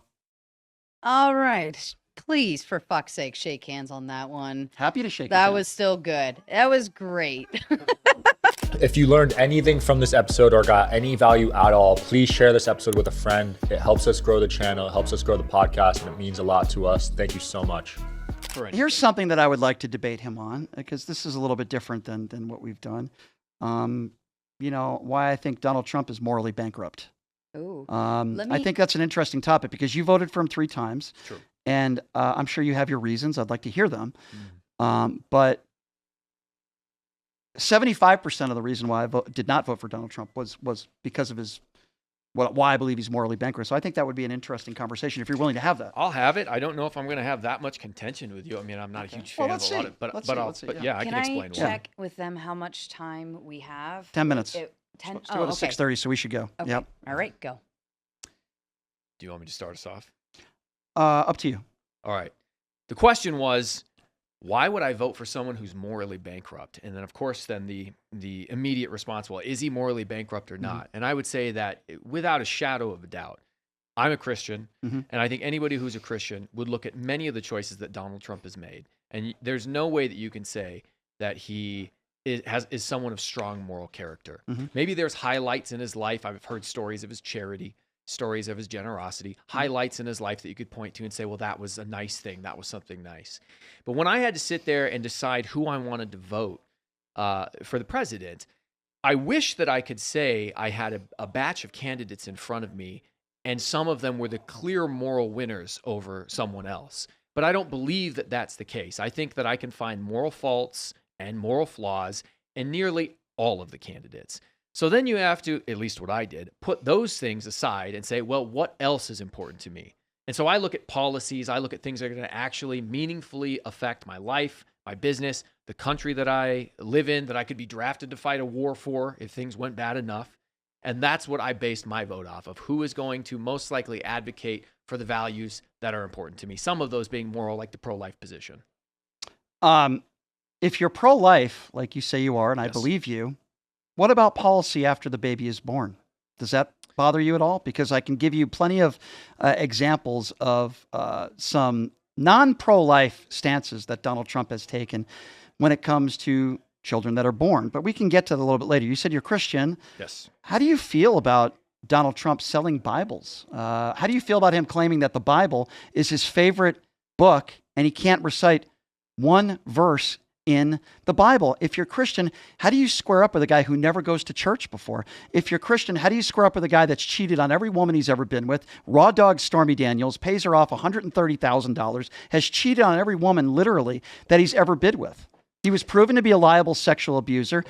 You've seen the comments and the statements he's made about women in general, commenting on women's looks, going after somebody like a John McCain, dodging the military. The fact that this is a man who took advantage of black people, and we all saw what took place with the fraud and Trump University. And, we can talk about the civil suits that he had to pay out because he didn't want black people. This is the same guy who said he didn't want black people counting his money in his casinos. He wanted Jews counting his money. I mean, this is the part that, so what was it so bad about Kamala Harris, besides your stance on abortion? And the reason why I don't like calling it pro-life, you're anti-abortion, and I don't know you personally, but based on Donald Trump's policies, that, in my opinion, are not pro-life at all. But let's just give you that for a moment. Besides the abortion, because I don't want to debate you on abortion, right? What was Kamala Harris's policies that in your opinion were so bad that you voted for a liable rapist? I mean, the judge in court, labeled it as rape. Donald Trump didn't even want to provide his DNA because he knew it was all over the outfit. So you literally voted for, in my opinion, a rapist and a guy that has no moral decency at all, doesn't care about anybody else but himself. What was it about Kamala that was so bad, besides abortion? Well, you see, I don't know why you want to just set aside abortion like it's just a minor issue. For most people that have similar values to me, that is a very important Most issue. people in this country disagree with you, and they believe in the woman's right to choose. For most people who have similar values to me, other Christians, okay? When you look at the pro-life argument, I understand that you don't believe that is a human being. To you, that's a clump of cells. It's not fully developed. Well, you didn't ask me about it. It may not have value. Well, the position that's out there. From my perspective and from other people who share my perspective, that is indeed a human being, the most innocent and helpless among us, and it deserves protection. Can you name me something else other than abortion where you said you couldn't vote for Kamala, or is it just you a one policy voter? From a moral perspective, can I name things about Kamala that I didn't think were morally great? No, but I'm looking at the policies that she would have enacted. Like? Well, for instance, I don't like that they were going to do something I'm an expert on would be housing, real estate. I don't like that we were going to approach trying to fix the housing market with $25,000. Let's ask you about that. I'm glad you brought that up. So, Donald, as you know, Republicans and Democrats came together finally last month. They finally had a bill that both sides of the aisle said, you know what? We're proud of this. And you know what? I agree with both of them. And what did the guy who you voted for 3 times do? He once again made it about the SAVE Act, and he didn't sign off on the bill, and now people are suffering because he didn't sign off on the bill. Doesn't that bother you? No, the bill still went into effect. I understand that, but he refused to sign off on it. It was just posturing. He knew it was going to still pass. He was not signing in protest because he wanted to make posturing a statement. with the American people. He's not dumb enough to know that it wouldn't have, he's pretty dumb. Passed. Well, I understand that's your opinion. You don't like him. You made that very clear for the last hour and a half. But he's smart enough to know that, of course, it's going to pass when both of the House of Congress and the Senate signed off. So you didn't like Kamala's housing protest. So you didn't like. Do you know why? Do you not want to know? They took out some of the key parts of that bill. One of the most important things, and I'm sure you would agree with me here, there was a portion in that bill where not only were they going to ban the large corporate investors from continuing to buy a massive amount of single-family houses, but they were going to force a sale of existing single-family houses that were owned at about like a 7-year mark. They stripped that out. Okay, so I understand you didn't like Kamala's housing bill. There are a lot of... Well, that's different than the bill we just discussed. Hers was $25,000 I understand it's different. Assistance. I don't like the president of the United States playing around with bills where Republicans, and as you said, posturing, where Republicans and Democrats... I think it's worse than that. I think all he cares about is himself. But with that being said, you didn't like housing, her housing policy. Okay, fine. What about, and I've talked about this before, the big and beautiful bill. You're a Christian man. I'm sure you care about people that are suffering in this country. I would assume you do. Yes. I would assume you care about people that are living paycheck to paycheck. Yes. The people that are suffering the most under Donald Trump are people that are living paycheck to paycheck. The people that are benefiting the most financially are people like you. So Kamala Harris had, I'm sure you're aware of some of her policies that she wanted to implement that would have helped people that are struggling. This is the part that I don't understand. If you don't want women to have abortion, for example, if you don't want women to have an abortion. For the record, I don't want men to have abortions either. Okay, well, last I checked, men can't get pregnant. But that depends on who you're asking and in which state you live. Which? So I'm just making it clear. I'm actually equally. Can you name me one Democrat elected official that thinks men can be pregnant? I didn't say that there was. I'm just saying for the record, I'm being consistent. I don't want men or women to be getting abortions. Well, men can't be pregnant, so that's kind of a ridiculous thing to say. I would agree with you. So there are a lot of people on the left that think you can be pregnant if you're a man?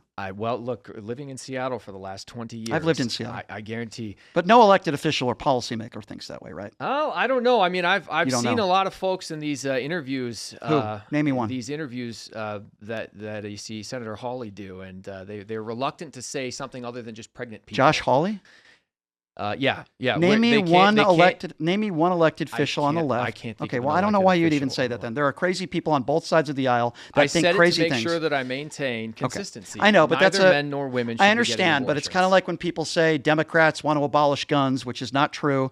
Democrats think that you can be a man and be pregnant, which is not true. You couldn't name me one elected official. I don't like it when people say things like that. I don't think that was the point he was trying to make. And just because elected officials aren't taking the position, positions, for the most part, usually start in some sort of grassroots movement. And there are many people out there who are referring to them, including medical care. Look, I was at a baby appointment with my wife, and they refer to her as a pregnant person on the paperwork. All right? That is the medical that is the medical vernacular that is being used around this right now. I have not heard that before. I don't know what you're talking about. You don't have any kids, you haven't gone to those appointments yet. I'm telling just you, because I haven't had a kid. I mean, again, when people on the right say certain things, I try to pinpoint who it was and what they said. We've also had people on the right that claim that Democrats want to take all of our guns away, and yet they can't name me one elected official that has that policy. Democrats don't want to take all your guns away. They certainly want to implement different policies, but they don't want to take away all your guns. Record, we veered off the track. We did a little bit. Your question originally was coming back to women and abortion, and he just simply clarified saying, I'm consistent, that men shouldn't either. All right, well, I don't think he's consistent with pro-life, and I'll give you a bunch of reasons why. First of all, Republicans, not just MAGA Republicans, but not just Donald Trump, but Republicans, when you look at the history of this country, they didn't want to pass unemployment benefits. They didn't want to pass maternity leave even. If you have a single mom that is raising a child, they don't even want maternity leave. They don't even want time off. This is because of qualitative differences in the value structures that we have. You want the government to be the caretaker of last resort. No, I don't. Not true. And the conservative mindset is, no, charitable contributions through churches and community groups should be. So then what happens is when a conservative steps up and says, I'm not interested in the government funding X program, I think that it's better if charitable organization A or church B funds these programs, you then recharacterize that as all conservatives are against these charitable outreaches, which is not true. That's wrong, what you just said. First of all, not every woman in this country that is raising a child can go into a church, especially not if you're Muslim, because we all know the hate we get from people on the right. All Muslims should be deported.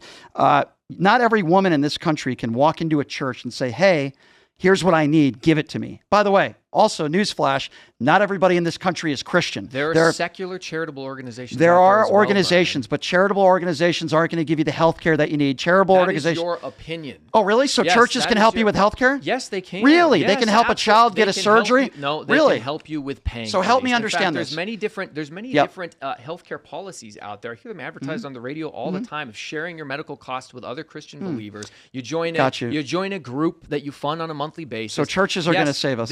There are churches and look, you can dismiss it, but it doesn't make what I'm saying not true. You can try to scoff at me, but there are absolutely multiple different things that churches and other charitable organizations do in terms of providing the funds for health. So I'm going to give you an example of why you're completely 100%. All of the hospitals, Brian, are named St. Anne's, St. Joseph's. They're named those aren't after churches. Catholic saints because it was the foundational Christian principles that started the orphanages in England, that started the idea of caring they're still for the hospitals. sick They're and the not needy churches. and the poor. That doesn't make your point. And that is why all of these hospitals have names So from I saints, had a debate. because it is Christians and okay, our generosity and our kindness that has perpetuated You're through right. the Trump is a very generations- generous person. through the generations and have developed things like hospitals. Were the pastors who molested all those children in churches also very charitable? Were the school teachers who have molested children? No, not at all. Exactly. There's bad people in every okay. field. I just want to There's make sure bad you could police say that because you're officers, making there's it sound bad- like all Christians are great people. No, of course not. Okay, good. I'm glad we agree on that. So let's go back the to that healthy need church no physician. argument. Let's the go. point of the church. Let's is go that we back to need that saving. church argument. Please find me one church in this country where if you go to a church and you say, my husband or my wife is dying of cancer, what can you do to help me? Guess what? $5,000 ain't going to do it, pal. You know what would be covered under most medical plans if you're a husband or wife? Medicaid. And if you walk into a church and you say, I need this really expensive surgery, I'm dying, my son has leukemia. Sure, there are some great charitable organizations. I think it's great that anybody does that. That will help. But you need more help, like Medicaid. And the guy who you voted for, who is a fake Christian, by the way, the guy who you voted for, who wakes up in the morning and puts on 8 layers of orange makeup and pretends that he's a Christian, is the guy that's taking away those medical benefits from 20 million people. And while I think it's great that there are churches out there, I think it's great that there are charitable organizations that help. That is not enough. And I'm shocked to hear you say that you think that's enough for these people. Let me tell you something. If a woman has a child and she doesn't have a father in the picture and she can't afford to take care of that child and she needs to work 2 jobs or 3 jobs, a church isn't going to save all of her problems. So while you guys out there... Right. Are you done clutching your pearls? I'm not You've clutching been doing pearls. This all day, I'm not clutching. right? You've been doing this all day. Christianity's not going to save you. We've only talked about Christianity for about the last 5 minutes, we only Brian. have just a couple more minutes, so Okay. let's let Mike respond Go ahead, to what Mike. you were saying, and then we'll move into our closers. I like the program's Medicaid. I like that we have social safety nets. I have never been against social safety nets. I'm a landlord. I own like 30 different rental units. I partner with Section 8 for the majority of those rental units. I jokingly call myself the king of Section 8 single mamas. My pronouns are slum and lord. Now that's all jest.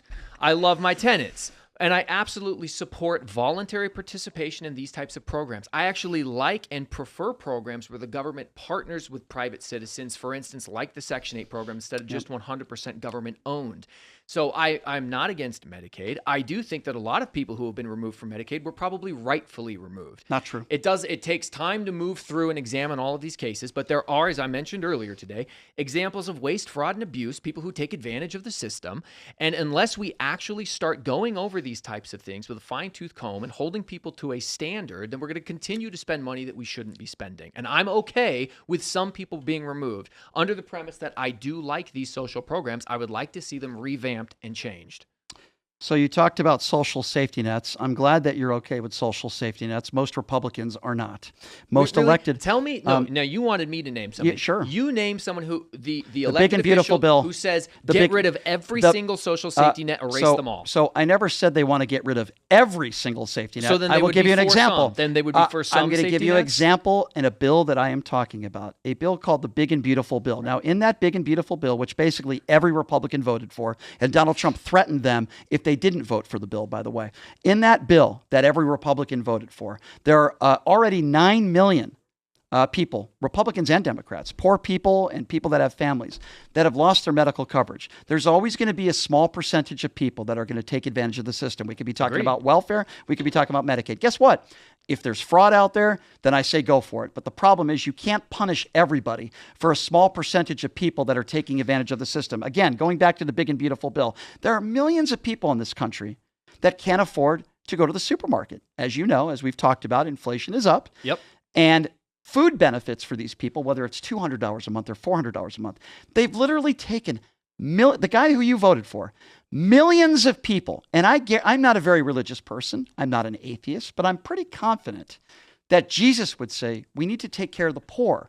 Donald Trump is not doing that. I'm not saying that government should be a safety net for everybody. But what I am saying is in one of the richest countries in the world, and we're talking about some of the most vulnerable people in the world, if they're sick, I want them to be able to get help, and not just walking into a church and asking for help. Because as I mentioned before, if you go into most visits in the ER, if it's a serious situation, could be anywhere between $30,000 and $60,000. A church is not going to provide that. So again, I gave you a specific example. I never said every Republican is against everything, every bill that could help people, but there's a lot of bills when we talk about welfare, when we talk about unemployment benefits, when we talk about food stamps, when we talk about medical coverage. The history of the Republican Party, way before Donald Trump ever took office, they take away these government programs to help, or would help, the most vulnerable people in society. If you're willing to come to the table with me and say, okay, fraud bad, I agree with you, Mike. Fraud's really bad.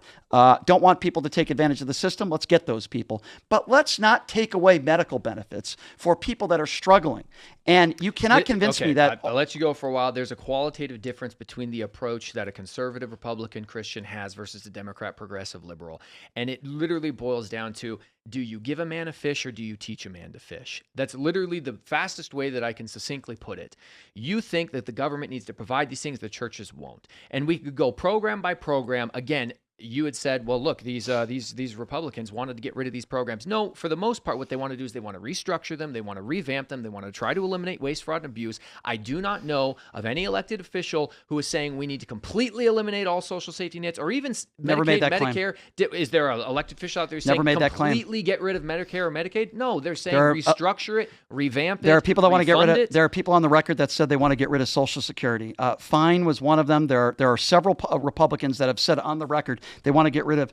Let me ask you a question. Do you make money off of Section 8 housing? Yes. Okay. I do. Yes. What a shocker that you're okay with Section 8 housing when you personally financially benefit from it. So if you don't personally financially benefit, here comes the pearl clutching.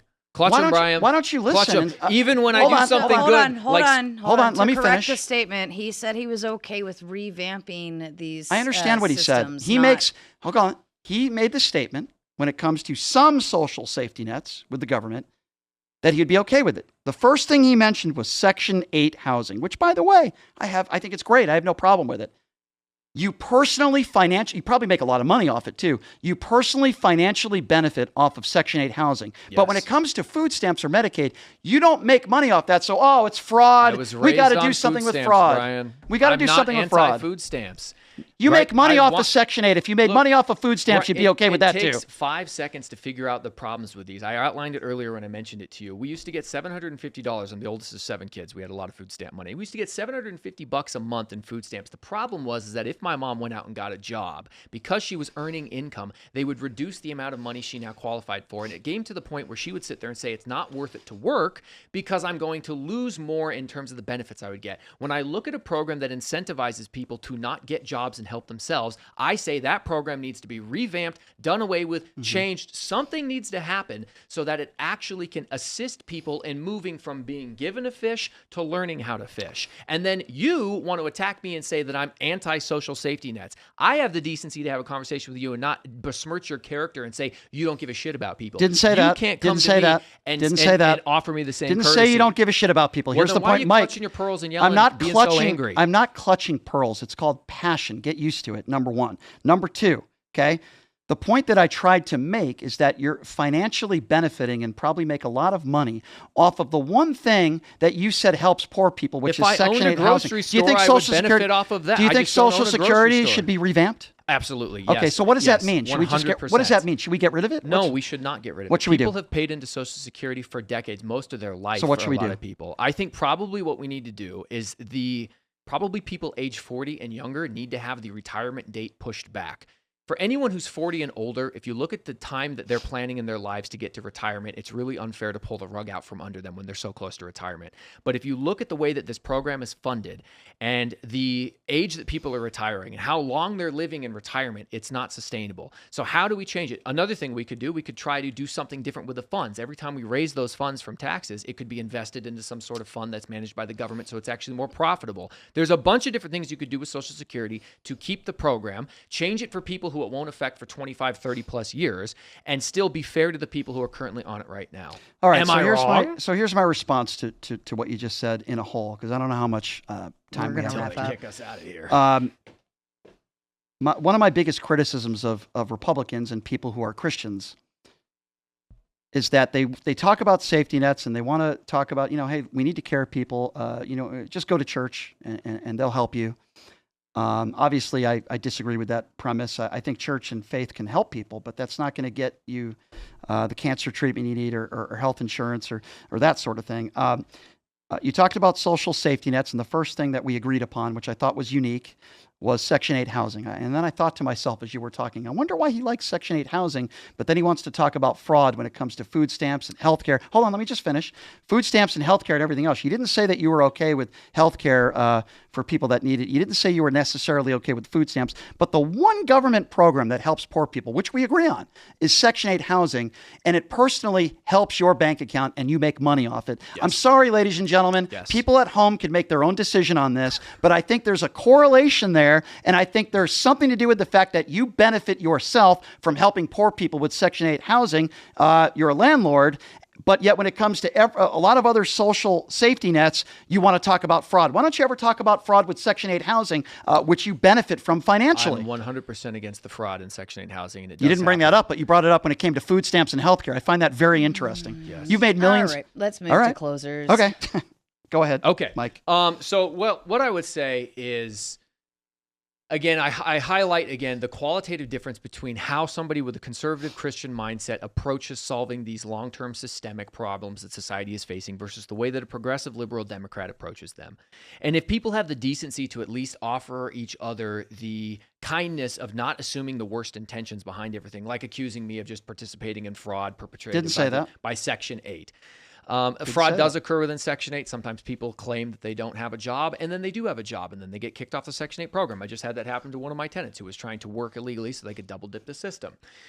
But for the record, Section 8 usually, in almost all cases, pays less than the fair market rent that you could actually get by going to a private tenant. So when I go and work with Section 8 single moms, it's because I'm remembering when I was the kid who didn't want to live in the slums and wanted to live in a nice house and needed somebody to provide that nice housing. And so I'm willing to take a $50 to $100 drop in rent on a monthly basis to provide housing to people who need it. So you can try to smear my motives, but you don't know them well enough. I will call out waste, fraud, and abuse anywhere I see it by any politician at any time, anywhere. That's as consistent as I can be. It's unfair to sit here and say, well, because you highlighted this particular instance of fraud and not that particular instance of fraud, we shouldn't take your opinion. Mm-hmm. Well, I can't highlight all things at all time always because we have only a limited amount of time to have these conversations. Okay, so here's what I would... Now, I'm almost done. This is closer. These programs are valuable. I don't want to see them go away. I dislike when people say you're pro-life only until the baby's born.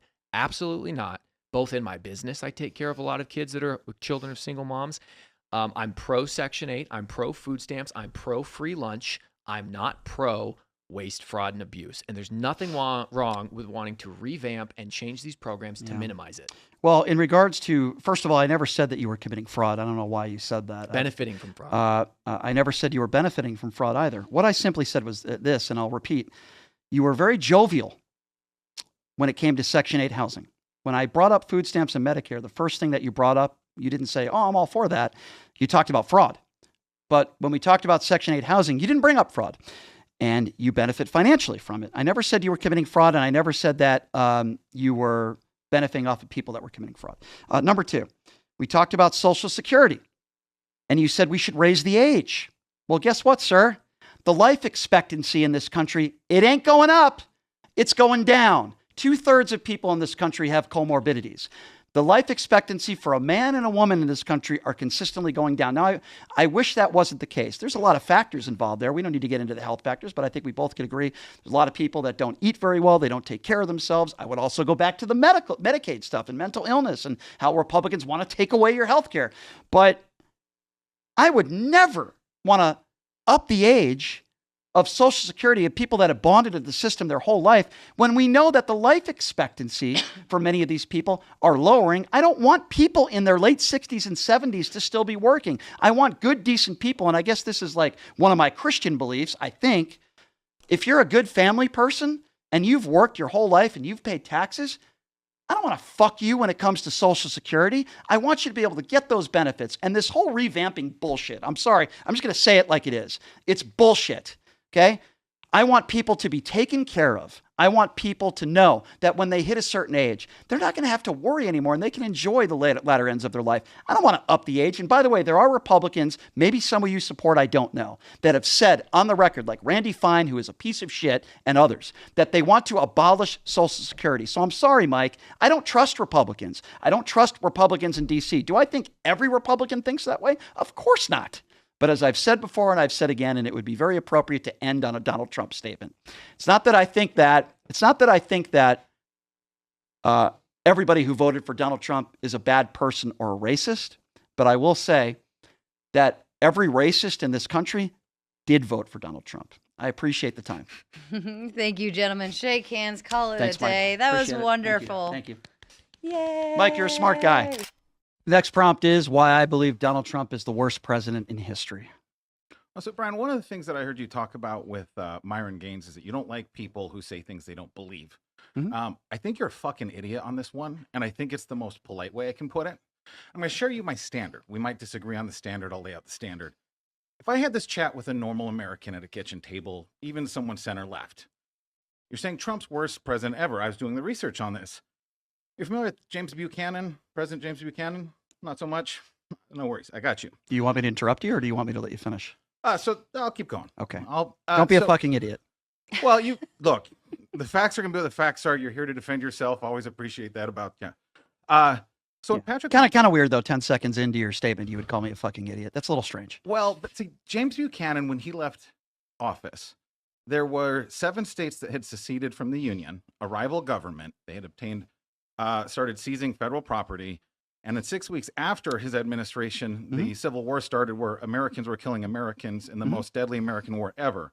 So all you have to do to prove you're not a fucking idiot and that you believe what you're saying is explain how 7 states leaving, forming a rival government, seizing federal property, and then on top of all of that, 6 weeks later, literally killing each other. So I'm happy well, first of all, my first question would be, why would you show up to a debate wanting to debate a fucking idiot? That makes you a fucking idiot. That's number one. You went out of your way to be here to debate me. Everyone here isn't here to debate you. So no, sir, I'm not a fucking idiot. Number two, if you want to talk about Americans killing Americans, I'm happy to. I know you're laughing, but it's true, sir. If you want to talk about Americans killing Americans, and by the way, I'm not going to defend Buchanan at all. He was terrible. He was awful. There were a lot of bad things happening at that time. There are really bad presidents in history, but if you want to talk about Americans killing Americans, it's happening right now. And I can go down the list of how it's happening now. I can start with ICE. I can tell you that Barack Obama, while he deported millions of people and people did die in custody, we didn't have people out on the streets that were killing Americans. We didn't have people on the streets that were killing people that were Mexican nationals or people that were legally allowed to be here with their 3-year-old kid in the back seat. There are people, Americans killing Americans. We had something called January 6th. Americans died, okay? You can laugh about January 6th because only a fucking idiot would laugh about a day where innocent people died. And by the way, 7 states seceded from the fucking Union. Okay, so are you gonna let me finish? Because I'm talking about Trump's administration. Okay, yep. People that are killing Americans. Okay, it happened on January 6th, and it happened directly because of Donald Trump. Yeah, it happened. What? Yeah, law enforcement. They killed a law enforcement person killed Brian Sitnick.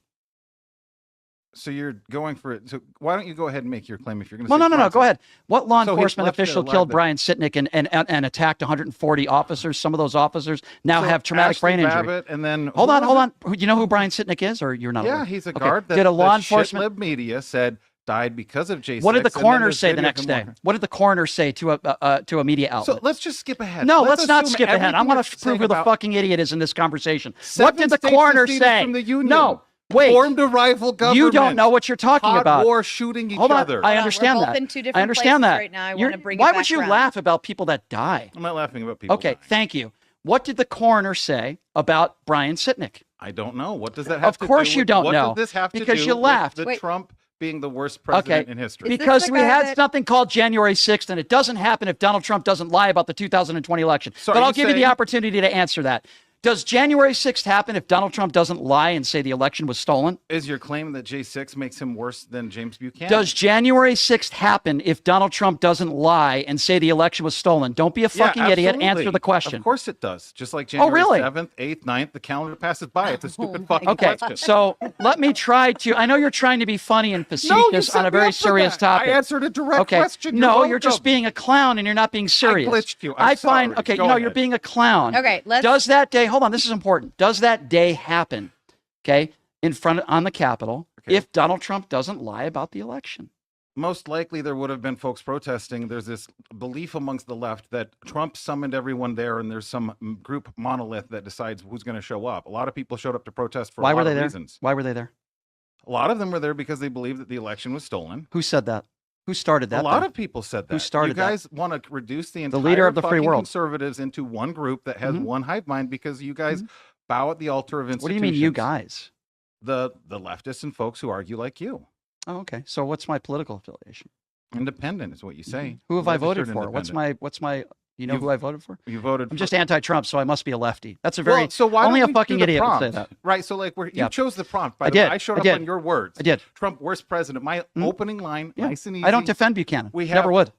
So how is Trump worse than 7 states? Well, I was getting there. Okay, go ahead. I was getting there. I mentioned, for starters, attacking the legitimacy of elections, which I think is a big deal. He's the only president in American history that has not conceded. What I was trying to get at is it caused January 6th when you were laughing about it. Yes, you're right. Ashley Babbitt did die. It's very sad. I wish that didn't happen.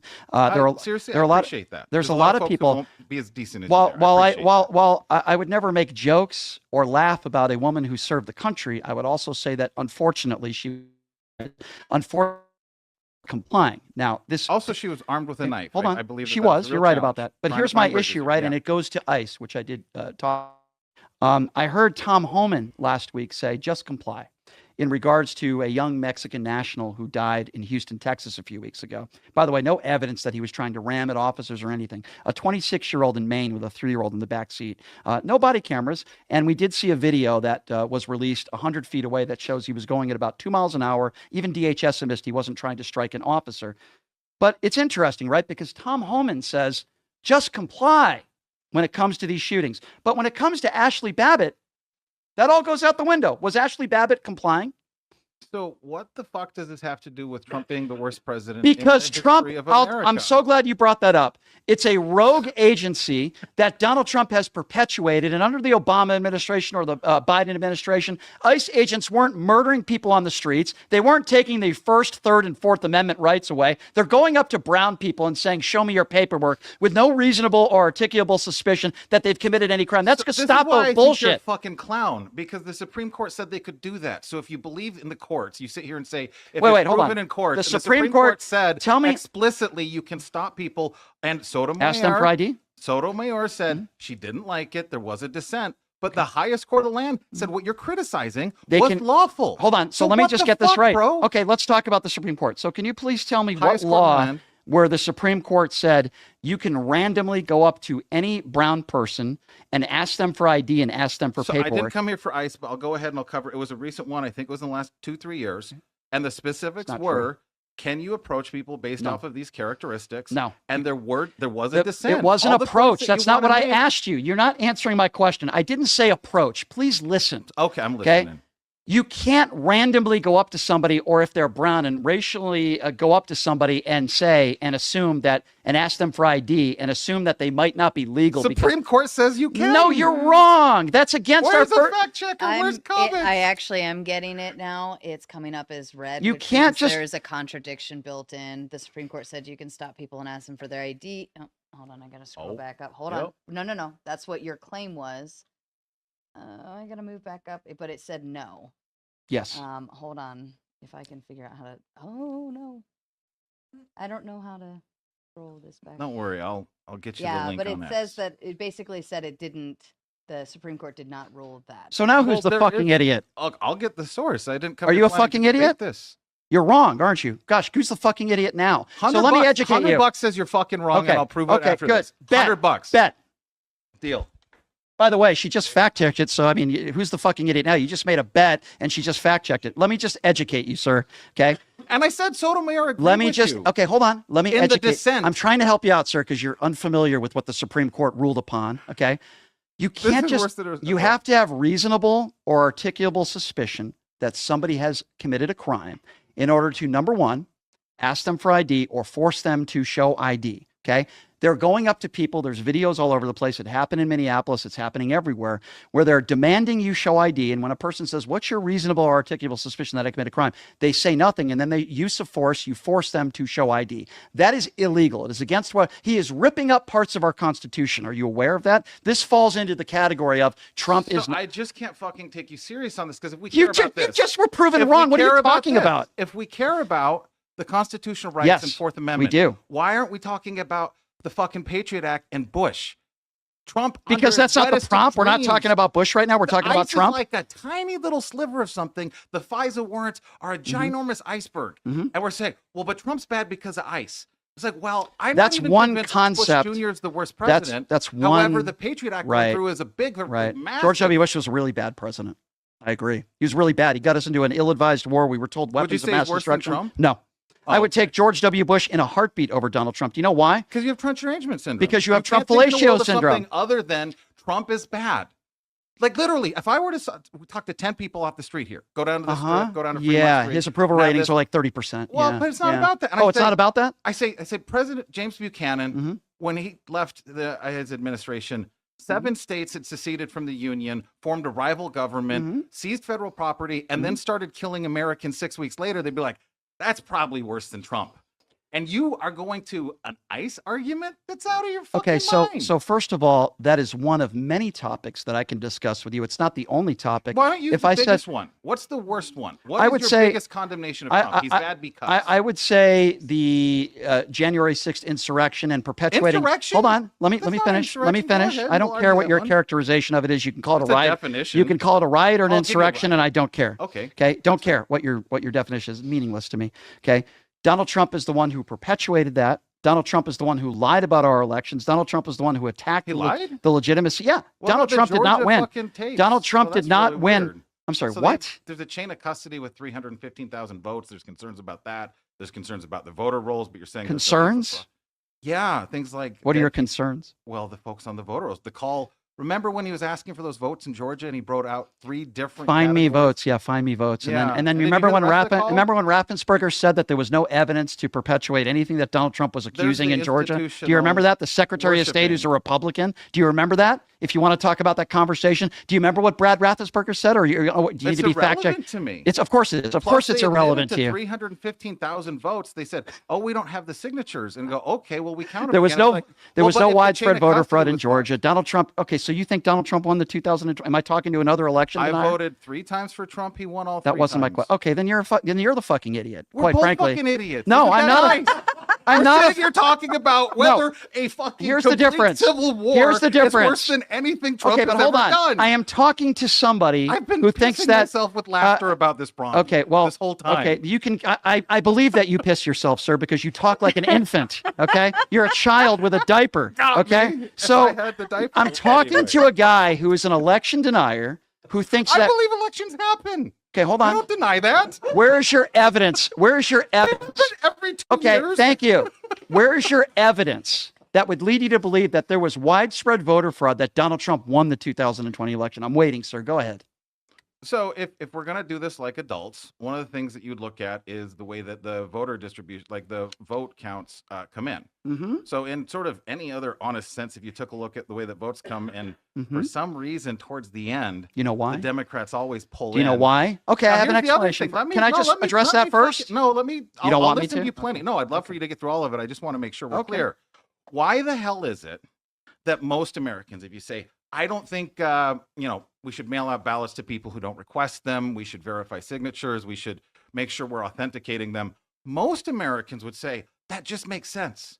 But if you talk to a shitlib that argues the points that you do, and I don't think you're a shitlib, I think you're better than a shitlib, not by much, but better, because most Americans I think would you're a say, shit Republican. Let's avoid altogether any fraud, all fraud bad. And if we find loopholes, even if we can't prove they've been exploited, even if in a court we haven't proven there's been fraud, we just should avoid fraud. Would you join with me on that one? Never have I ever said that fraud is good. Okay, I'm going to speak very slowly to the infant. Thank you. Never did I ever say that fraud was good. In fact, fraud when it comes to our elections or fraud when it comes to that imbecile Nick Shirley, I actually said this to Nick's face. Yeah, I think all fraud is bad. But here's the difference between me. I think there's a lot of differences, but here's the first one.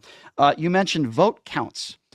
And again, I'm going to speak very slowly. The reason why the next day they had to continue to count votes is because we had a lot of mail-in ballots during a global pandemic. Now, Donald Trump, hold on, let me finish. Go ahead. Not the point. Donald Trump, I don't think you made a point. Donald Trump said over and over again that he didn't want people like you to vote with mail-in ballots. The overwhelming, he was hold on. concerned that No, mail-in he said he voting didn't. No, was insecure. wrong. He said in campaign speeches specifically, and she could fact check this too, he didn't want Republicans to use mail-in balloting. Now, the overwhelming majority of people that mail-in balloted were Democrats, not Republicans. During the global pandemic, they didn't have enough people to count all the votes that day. So they waited till the next day and they continued to count. That is not an example, sir, of widespread voter fraud that would have overturned a free and fair election. In fact, there's no evidence that you've presented to me of that. So let me give you another example. Please do, because that one fell apart for you. Go ahead, in sir. L.A., Spencer Pratt. Spencer Pratt. It's the funniest thing. We had a candidate, the opposition there. Yep. Gave a teary, oh no, I lost. We tried hard. And the next day found out magically they had stuffed enough ballots for her to win. Isn't that incredible? The Democrats are way better at fraud than conservatives. And as soon as we start realizing that's what the game is, things are going to get better. I find it interesting that you just pivoted to Spencer Pratt when I was talking about the 2020 election, which you claimed Donald Trump won, and you gave no evidence. What ends up happening is when the votes keep coming in, the distribution of them skews. And here's the other thing. Yeah. So okay. Can I just respond to what you just said? Let me go back to something you said earlier about voter fraud where you're a fucking idiot. You said there's about, and I want to make sure I'm right, about 200 illegal immigrants that voted? That was actually according to the Heritage Foundation. So you're good with the Heritage. Okay. So in New Jersey, just using that as a point. In New Jersey, 400 votes illegally. In New Jersey, yes, they found out 600. Yes. So you went from 200. All those people were not undocumented. To 600. No, in fucking not true. 8 seconds. Not true. I never said that they were all undocumented people that voted. So I never made that claim. What I was referring to in the Heritage Foundation was a study over the course of the last 20 years of undocumented immigrants that were proven to have voted. The people that voted in New Jersey were not proven to be undocumented immigrants. They were though. They were not. They were not. That's not true. 600. And by the way, like let's just say it's 6,000. Okay, for a moment. Let's just say you're and correct. it's the same fucking software California uses. Let me finish. Let's just say, for argument's sake, because we're pressed for time, yeah, that there were 600 people that were proven undocumented that voted illegally. Yeah. Does that mean Donald Trump won the 2020 election, what sir? The hell does that Is that voter fraud? We were just talking and about widespread voter fraud in the 2020 election, and you're the guy who won't admit that Donald Trump lost. It's insane. It's the exact same system California uses, which has been able to manipulate the way that we count the census to get additional representatives in Congress. Guess what? Then change the laws. Seat. They're not breaking the law. Then change the laws in California. If you want to vote for people that would change laws of how people vote in California, now you're pivoting. No, I'm not. That's not widespread voter fraud. And we were talking about the entire DMV. I'm going to ask you. I'm going to ask you to get votes. I'm going to ask you the same question again, which you did not answer. Let's hear it. Which was, you said that you felt that Trump won the 2020 election. No, I said I believe he did. You believe, and when you believe something, you have to have some evidence to back that up. Yeah, you just talked about mail-in voting. Georgia, that was proven time and time again with Republican as a Secretary of State. Shit. You say, oh, we went to court on this and Trump lost 60 Where's your times. evidence that Trump won? A bunch of the times he got punted out of court, it was for standing. There's no meritorious finding. Where's your evidence that Donald Trump won the 2020 election? You ignorant fuck. Where's your evidence? You are a MAGA mushroom gobbler. Where's your evidence? So, first of all, we're still not addressing the whole fact that James Buchanan had 7 there he states goes back to James Buchanan again. Well, I actually wanted to interrupt to tell you, if there's some like pieces you really want to hit on, now's the time to do it, and then we'll move into closing. So, sure. Yeah, I mean, I just haven't heard a fucking thing that's worse than literally teeing up an entire civil war. So, I'd love to hear how Trump is worse than a guy that had his administration let the U.S. descend. Are you clip farming, or are you a serious person? I have 7 subscribers on YouTube, and I don't give a shit about Okay, good. my following.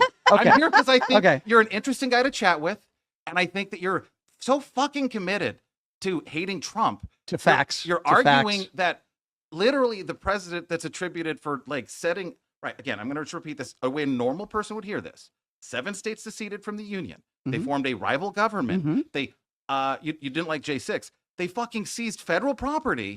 Then they started shooting shooting Americans. Americans shooting Americans. Show me something Trump did that's on par with that. Sure. So first of all, as I've said before, and I'll say again, I'm not defending Buchanan. I'm not defending that history. And he was awful for the country. He was terrible for the world, actually, I would argue. Still not worse than Trump. And I haven't gotten into a lot of different topics with you. The way I vote is maybe a little bit different than the way a lot of other people vote. It's not just about policy, it's about the person. And I don't want the leader of the free world as a man, quite frankly, who brags about going into teenage girls' locker rooms, who brags about sexual assault, who's a liable sexual abuser, who's a 34-count felon. I don't want the leader of the free world for that guy to set the example who only enriches himself.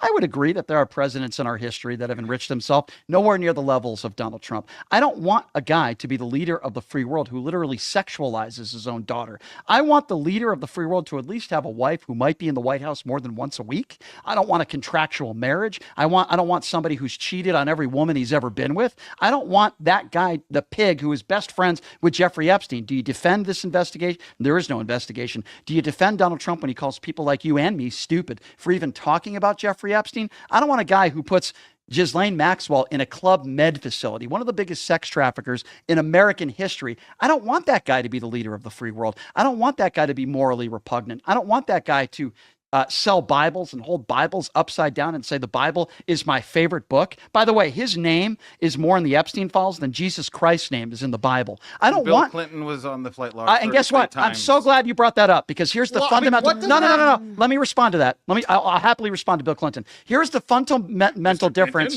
between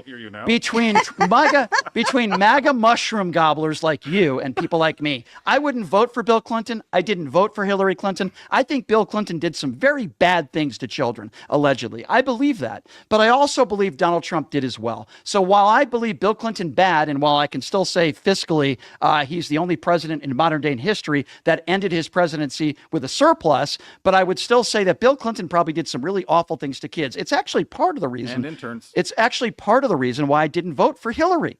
Okay, she stood by him. Okay. I don't like, even though Hillary was overqualified for the job, and I regret the fact that I didn't vote for Hillary Clinton. I think I wish I did, actually. I agree. I made a mistake. But when we talk about the Epstein files, we have nothing done. When we talk about the Epstein files, what do you think about that? Where's phase 2? Do you think Pam Bondi did a good job? Every person involved with that should be executed. I'm a Christian. The Bible's unambiguous on this. So would you vote for Donald Trump tomorrow? Yes. So you would vote for a man that you think should be executed, Against and you call Kamala? me a fucking idiot? Out of your fucking... Is Kamala... You can't even answer by the way, it's okay, so first of How all... was Trump worse than a guy that set up the Civil War? Here he goes again. I've already given you my opinions on that. Okay, and maybe I can... By the way, it's Kamala, not... What did you call her? Kamala. Yeah. So I think... hold on. I might want to pronounce her name right. I'm just saying. Hold on a second. Hold on. Thank you. Because when the prompt is Trump is the worst president of all time. Okay, that's one thing. When you introduced the prompt and said it yourself, you said the worst president in history. All-time history. Yep. Yeah. So the point is that Josh is bringing history to the table and saying, how is this worse than this? Right. So now we need to compare apples to apples in this instance. So the Epstein files, he can be a piece of shit douchebag, right? That's a facet of why I think he's one of the worst presidents of all time. But that's, again, this is like earlier when you were talking about Trump's personal piggy bank versus our economy, right? These are his personal things. Which I think is a part of my opinion and why I reached to that conclusion. It's not just policy, it's also personal stuff. I think that the both two can go hand in hand. By the way, somebody said you're the MAGA version of Seth Rogen. I thought that was kind of funny. But anyway, I'm sorry. Go ahead. Vosh too sometimes. Zach Galifianakis. But I can see Zach. I think Josh is trying to meet you at a point of, okay, what could be worse for the country, right? I think that's really bad. I think it's really bad what he brought up when it comes to Buchanan. I think it's really awful. But not worse than Trump. Well, hold on. No, and I'm giving you more reasons. Even when you said that earlier, you even admitted Buchanan was the worst for the world, right? That's a pretty big deal. Well, we could talk about tariffs. We could talk about relationships. How are tariffs worse than fucking Confederacy coming up and killing Yankees? You keep every time I keep bringing something up, you think it's the only reason why I think Trump is the worst in American history. That's a small part of what I'm talking about, whether I'm talking about ICE, when I'm talking about the economy, whether I'm talking about corruption, whether I'm talking about the Epstein files. Let me bring something else up, which I think is very important. I think child rape is really bad. Yeah. Agree completely. So let's talk about that. Let's talk about that. Do you think it's either Trump is a pedophile or he's enabling pedophiles, or both? Because it's got to be one of the two. And the reason why I say that, he doesn't want us talking about it. He doesn't want an investigation into it. He doesn't want to talk to the victims. He thinks we're stupid for even bringing it up, and they're hiding more of the files, millions, 3 million really files. Can't have much fun with this, and it's not the prompt. I'm trying to draw the connection here, so I'm just trying to listen to you here, like really and truly.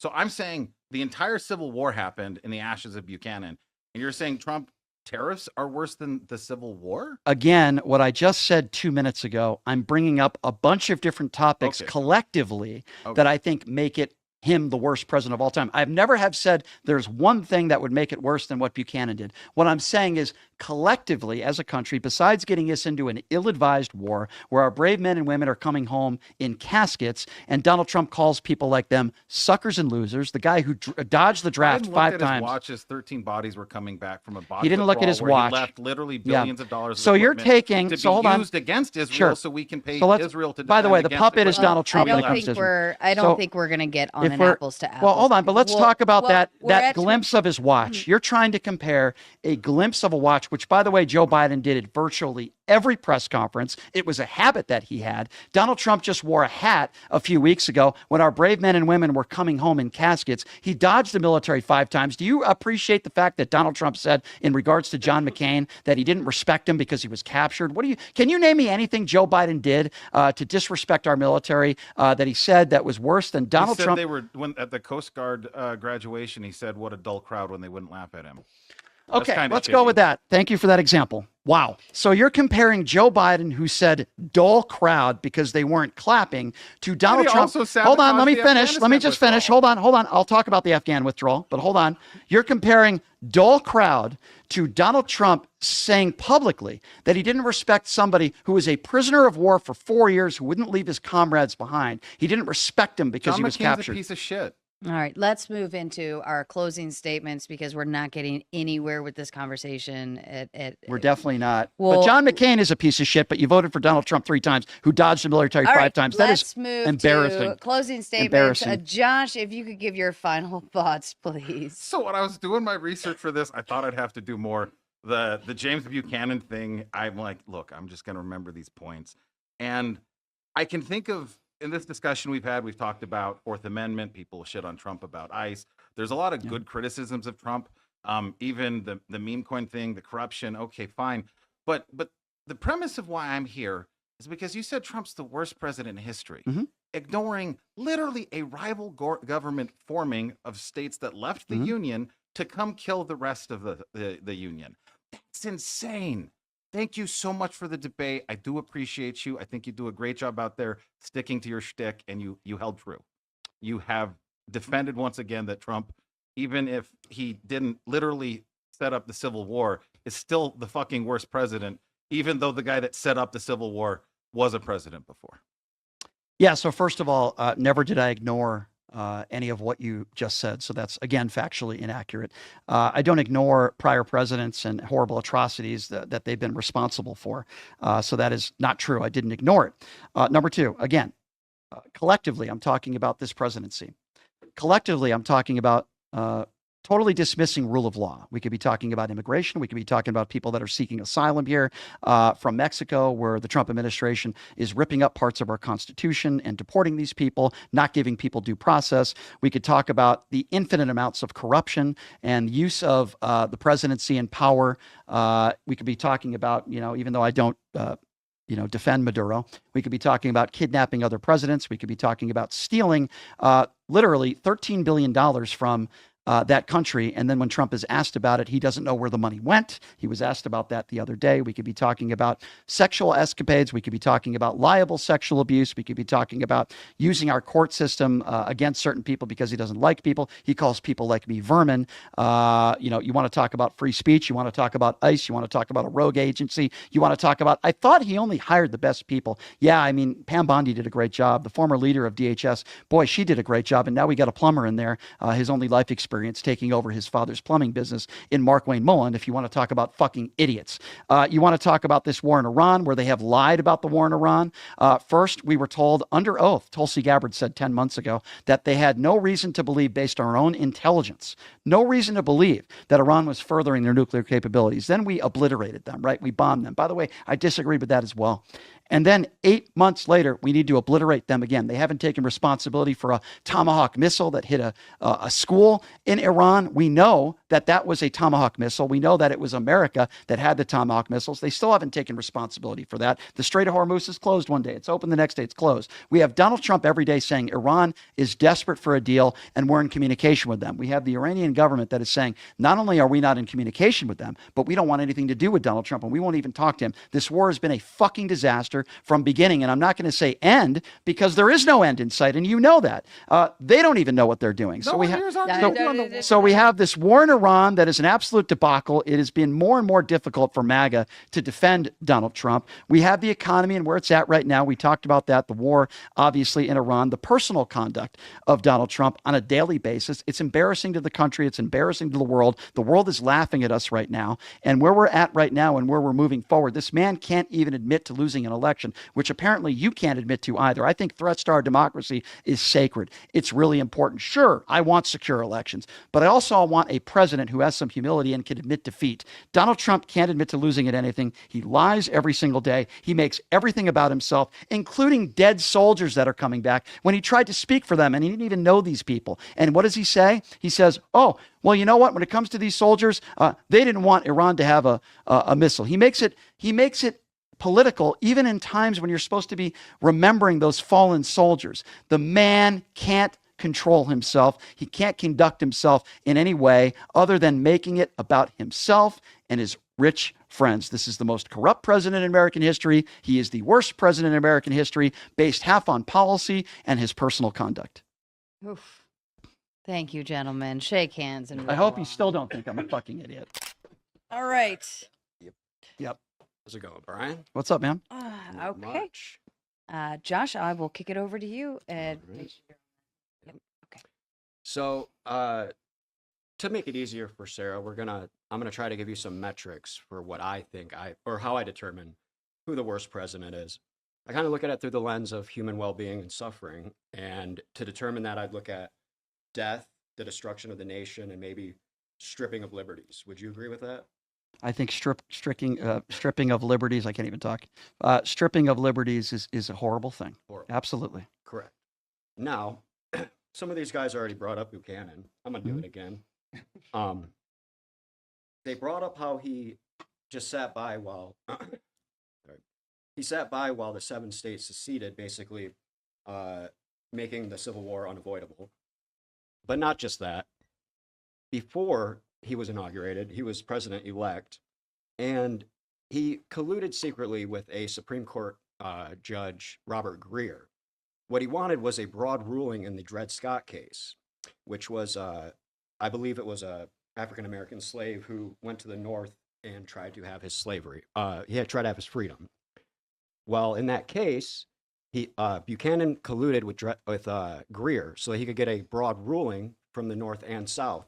And then he went up in front of the American people and he lied to them.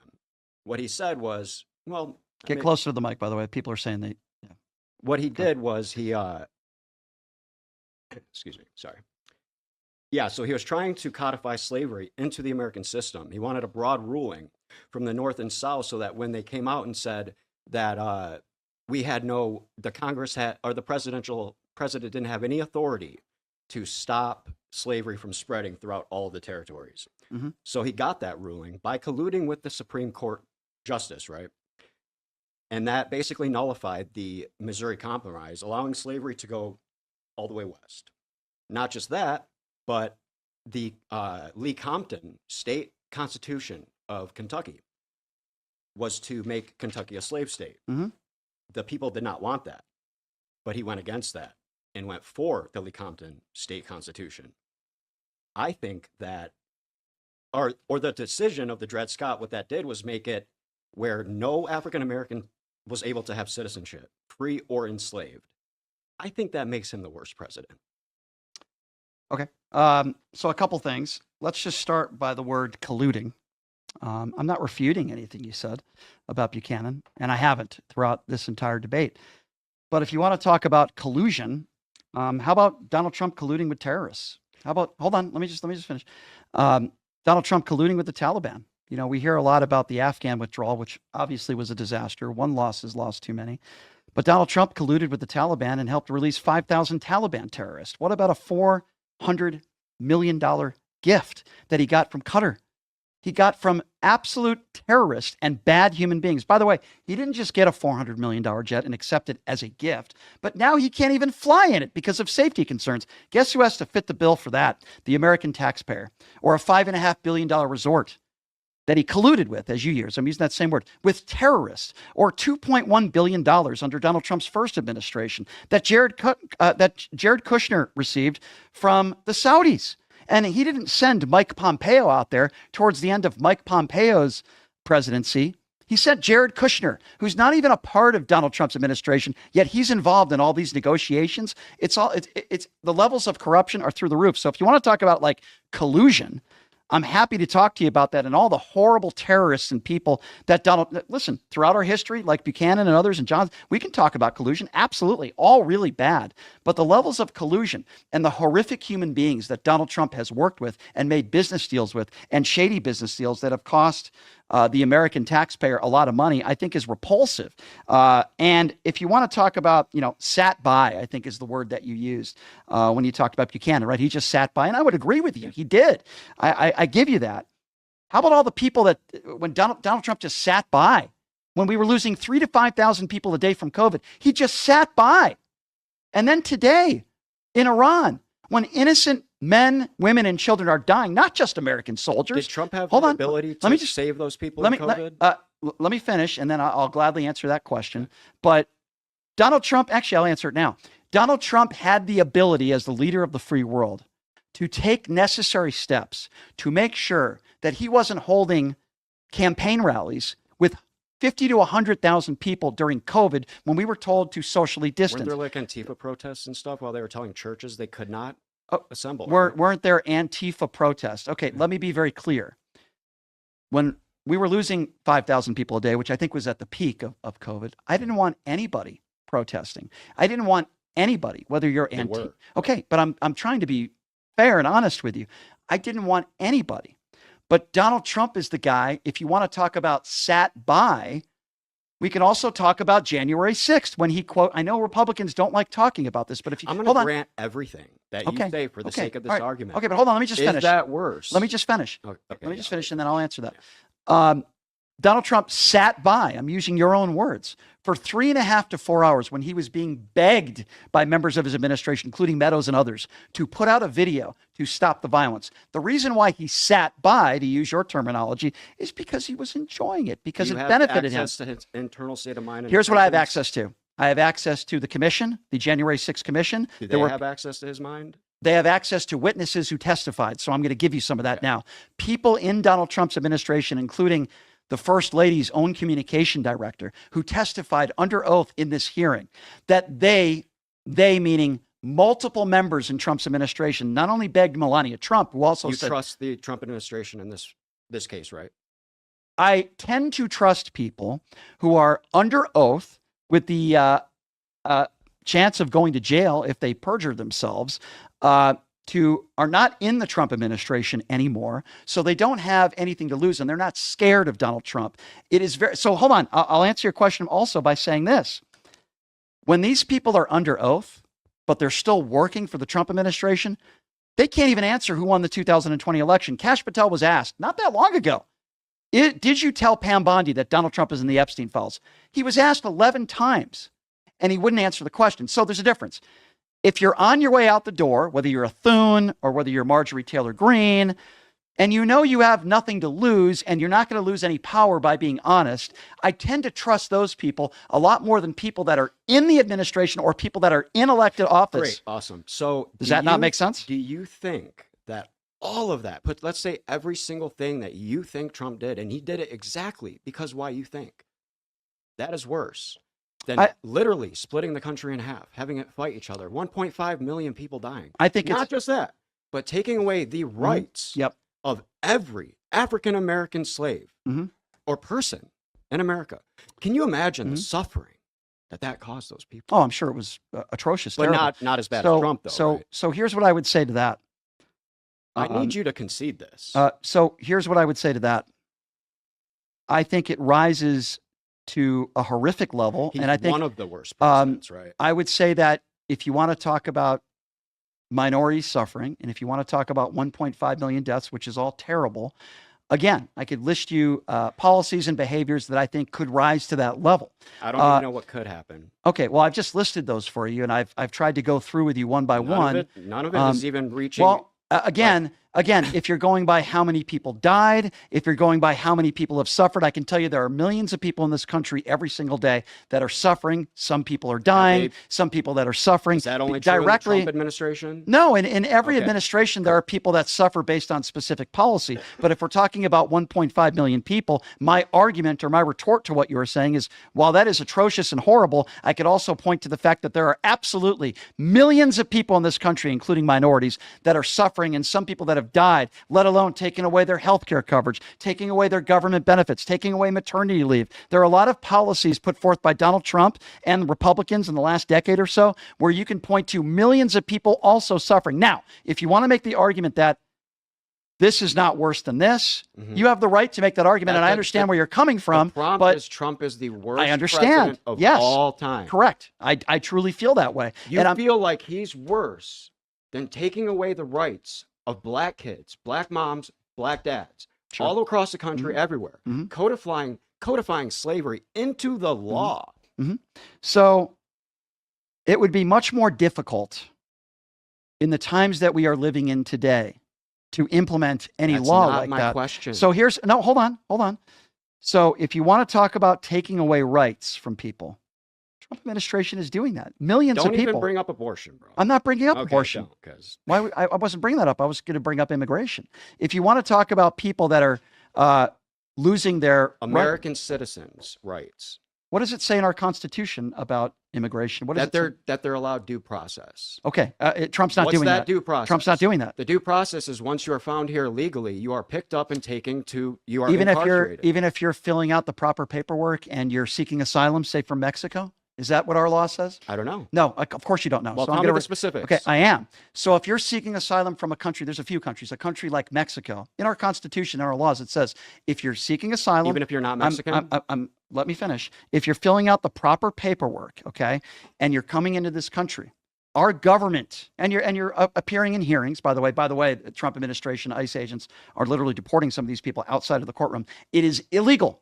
And if you want to talk about due process, look at the people that were sent to an El Salvador prison. This is happening every day in this country. 60 Minutes did a story about this, and they had the names of all these people. Over 70% of those people that were sent to this El Salvador prison, where you wouldn't treat rapists like that, were nonviolent criminals, and their only crime was committing a misdemeanor and not having the proper paperwork. That is taking away your rights, sir. Is it taking away my rights to allow millions of immigrants to come in here? That is a different question. Will you address what I just said? All right, repeat the question. Do you think it's giving somebody due process when you send people, their only crime, some of the people lived in this country for decades. Yes. No, sending somebody to an El Salvador prison where, first of all, they are not from. Second of all, they are being beaten, and they are nonviolent criminals, and they never had due process. I don't think anyone should be beaten. I don't think that's what happened in this El Salvador prison. But is that us? What do you mean? Is that us? We do that? Listen, Donald Trump did that. We deported people to El Salvador, right? Is that what happened? No, they didn't deport people. They deported people and sent them to an El Salvador prison where you wouldn't treat rapists that way. You can look this up if you don't believe me. Did they deport them to El Salvador, and then the Salvadorians put them in prison? It was the Trump's policy, and he was asked about put them in this. Salvadorian prison. It was their policy at the time to send these people specifically into this jail. Now, some of those people, a few of those people had to come back because there were judges that made rulings that this was unconstitutional. Let me ask you a question. Well, why is it that in the Trump administration, they have granted asylum to hundreds of people from South Africa that are 100% white, but they haven't granted anybody asylum to one person that's brown? They're literally being persecuted, and it's actually systemic. So there are no brown people that have been persecuted that are systemic. Not It's only what I white said. people. You asked me specifically why they were getting asylum. No, that's not just told that you. wasn't my question. I want to actually wasn't- point out here that the entire concept of why we went into immigration is because you were providing a comparison of literal slavery,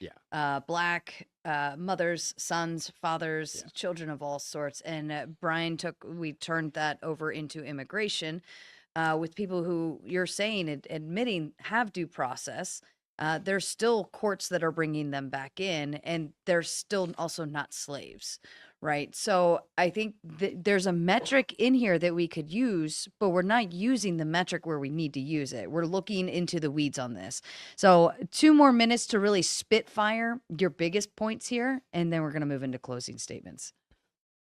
Okay. Well, I would say my biggest point is that I think codifying slavery into law and sitting by doing nothing in the case of a country being divided and being pointed towards war, which caused 1.5 million deaths, I think that is worse than anything. Even if I granted everything Brian's saying, I think it's worse than all of that. Worse, objectively worse than all of that, of all time, even. So is that, you want me to take over from? Okay. Yeah, that's. So I would say, as I've said before, and I'll say again, I'm not pinpointing one specific thing that I can do that here. But what I am doing is I'm collectively taking Donald Trump's actions, his policies, the things he said, the attacks on our democracy, the fact that you're taking away people's First, Third, and Fourth Amendment rights, the attacks on free speech, the attacks on the media. He's called people like us vermin. What exactly, what free speech was he taking? I feel like he's done a lot for free speech. I feel like he kind of shifted the Overton He's window. done a lot for free speech. Would you like to talk about the members of the media and the lawsuits that he's had against entities that you want to talk about that? Do you think the people that have been should be fired held to a higher standard? I think there's something called freedom of press in this country. I don't even know a lot about this. We can talk about freedom of press and the fact that they have taken away media credentials in the Pentagon. They don't allow. Again, you keep bringing up that slavery. Yeah. You keep bringing up slavery, but I would also say in this era that we are living in right now, he is treating certain people like slaves based on policy. Did he take away their rights to be U.S. citizens? Donald Trump is taking away people's rights every single day. Black people, right now. Everybody. He's taking everybody. Not just black people. I just want to hear you say that what Trump did was worse than Buchanan trying to codify slavery into law. Who knows how many black slaves died? I think because of that. Okay, so the Fugitive Act was. I'll respond to what you just said.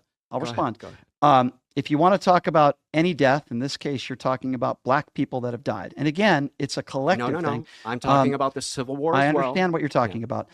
Collectively, we can talk about people dying in this country collectively. And in my opinion, if you add all these things together, whether it is the war in Iran, whether it is taking people's health care away, taking food benefits away, people are dying every day in this country. I think food stamps needs to be what's that? Definitely rolled back a lot.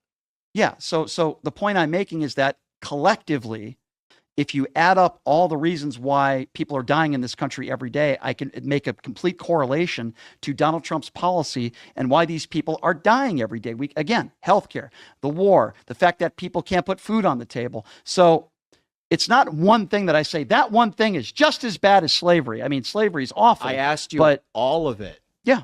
I think Trump is worse.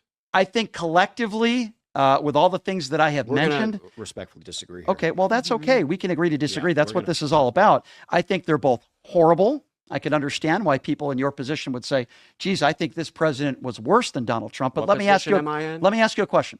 What position am I in? That you don't think Donald Trump is the worst president. No. The position I'm in is that I think slavery is worse than what Trump did. I understand your point. Do you think Donald Trump is one of the worst presidents of all time?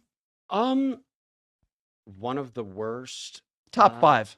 Say top 5. Not really. You don't? No. In our lifetime? Was he worse than Joe Biden? Who's not woke isn't the worst president. Worse than Joe Biden? All right.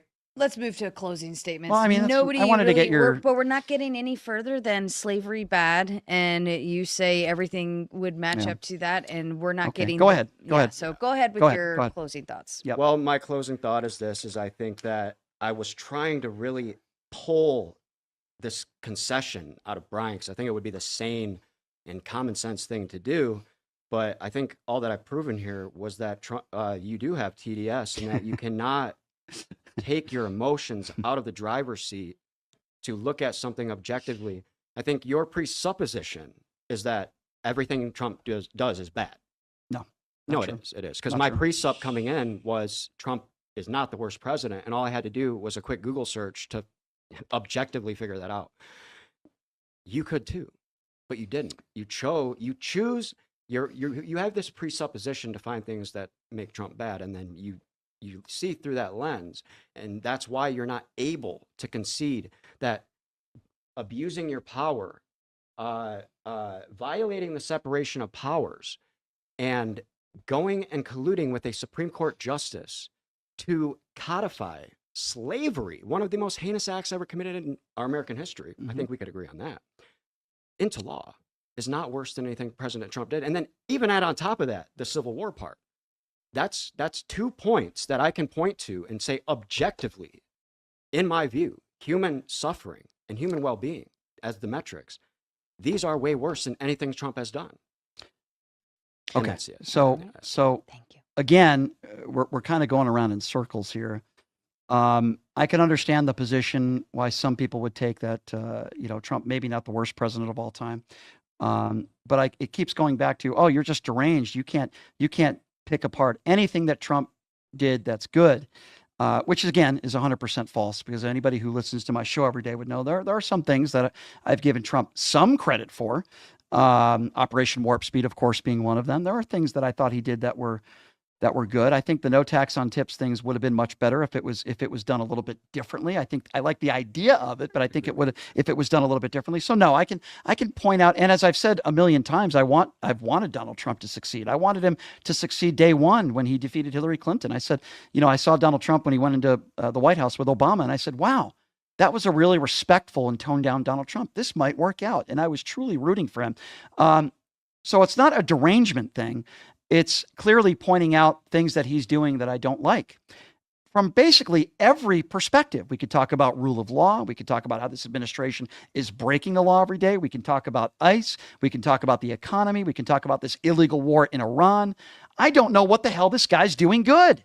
Here's a guy who pardons people who beat cops. He calls them hostages and patriots. He rewards bad behavior and basically says, you can be a terrorist.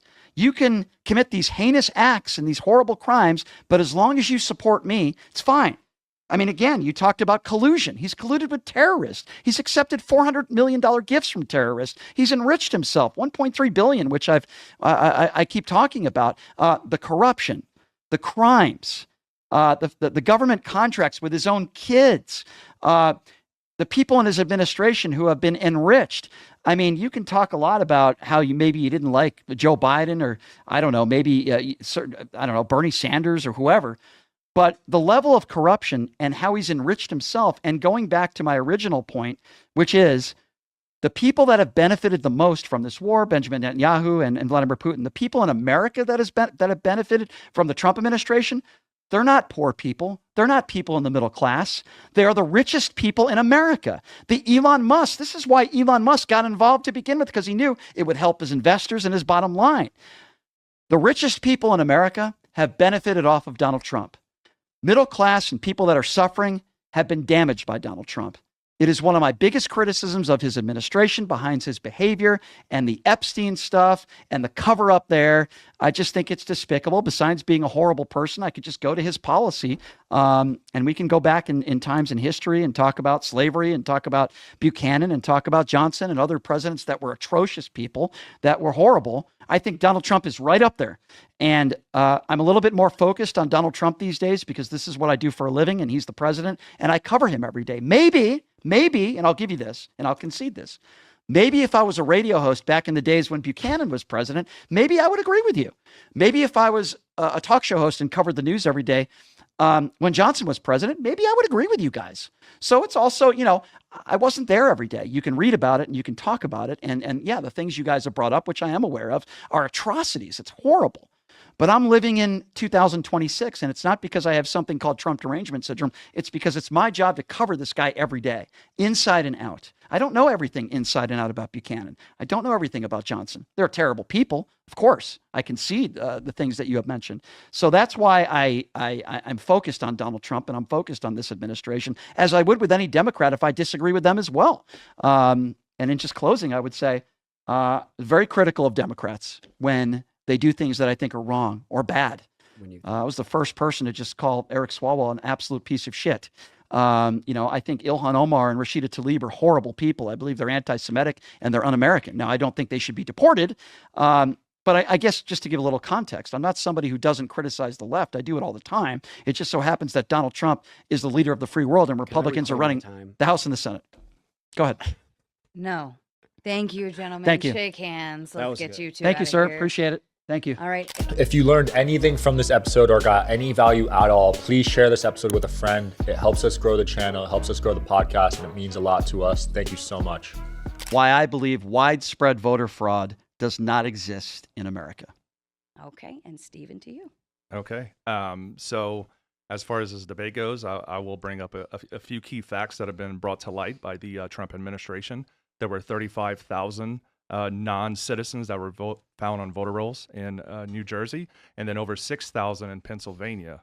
So when you state that there's not a widespread voter fraud, how would you explain that? How many people committed fraud in New Jersey? Out of those 35,000 people, how many people were proved to have committed fraud? Well, this is just an initial report. So right. So an initial report Sorry. means, with respect, an initial report means absolutely nothing to me. Donald Trump and his administration have said that he won the 2020 election. We were told by the administration this big bombshell was coming out with China. That was bullshit. Okay, what really happened was we learned that Russia interfered in the elections. There was more evidence of that. And they couldn't come up with one instance where one vote was fraudulent because of anything that China did. I also think it's very important for everybody here to define the definition of what widespread voter fraud is. And I understand yours might be a little bit different than mine. That's fine. But I want to come to some sort of mutual understanding of what that is. Mine is election manipulation that's happening on a large scale. Precincts, different regions, different states that could potentially affect the outcome of an election.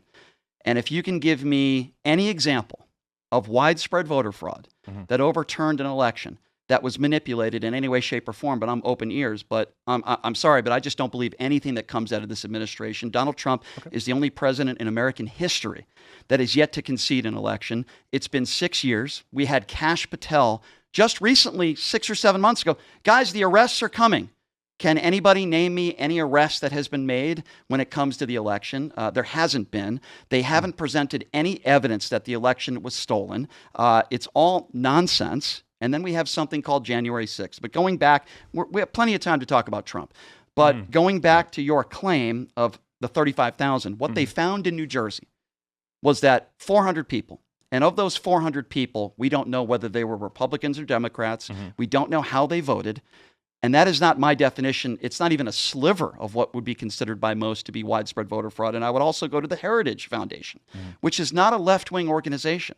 The Heritage Foundation, many would consider on the right, and they put out a report that basically defies everything that the Trump administration said, that widespread voter fraud in this country does not exist. So I ask the same question again. Where is widespread voter fraud? Just because we have a report doesn't mean that it happened, that the widespread voter fraud. What report? From the Trump administration? Well, this is absolutely true. But also, if you can't remember, every 4 years, whenever Donald Trump won the first time, they said Russia colluded with the elections. Who said that? Hillary Clinton. Okay. So first of all, hold on. Did you want to jump in on any more? Because you went for a while. No, at least make sure he has time to it's respond. It's not a big deal. Sure. So Okay. additionally, when I would state that widespread voter fraud does have different terminology with different people, but what if one of those votes was a deciding factor on a Senate or a representative seat where it could actually change this country forever? So meaning, like, regardless if it's 60,000 that committed fraud or one, there shouldn't be any. Right, but I understand what you're saying. I agree with you. Okay, so we agree on that. Fraud is fraud. And if there's any sense of, by the way, I've never made the claim, and I'm not saying you're accusing me of that, there's fraud. Absolutely. Like, I would never put up a prompt today that says there's no election fraud, because that would be a lie. Okay, of course there's election fraud. That's not the point. So let's start with your Russia interference thing first, if that's okay, sir. Go ahead. And I'm sorry, what was your name again? Steve. Steve, sorry, Steve. Nice to meet you. Nice to meet you too. Thank you for being here. So we know that there was Russia interference. I never said, and I never have said, that any Russian interference, whether it be social media or Facebook, which was proven, by the way, and even the documents that Donald Trump helped release, showed that Russia did interfere. I've never believed that that was the reason why Trump won. And by the way, Hillary Clinton never said that was the reason why Trump won either. She did make some statements that we can talk about, but Russia did interfere. There's no question about that. There's no question that Vladimir Putin wanted Donald Trump to win and tried to hurt Joe Biden as well. But that's not widespread voter fraud. And by the way, I'm glad that's not widespread voter fraud. I don't believe Russia's interference changed the outcome of the election with Hillary Clinton. I don't believe changed anything with Joe Biden. So again, widespread voter fraud, large-scale fraud that would leave a trail, that would change the outcome of an election. Now, you gave a hypothetical of one vote, right? You gave a hypothetical of one vote. If that just does happen, I still don't think if one vote is fraudulent, that still is categorized as widespread voter fraud. But if you can give me an example of that happening, then I'd be happy to talk about that with you. So are you agreeing that what the administration from both sides are telling us is what is actually happening? So, for example, there's like classified information that you've never heard about with other countries that are interfering in our elections, not just with the illegals that are voting in our country, but actual IT or how many illegals have voted in our country in the last 25 years? You don't know? I don't have an exact couple hundred. Okay, but so that's not widespread voter fraud. It's not even worth the conversation. When you say widespread voter fraud, it doesn't mean the actual votes. It means interference from other countries, correct? So where is the evidence that other countries have interfered in our elections, which changed an outcome? Do you believe governments from both sides are who made that statement on the left?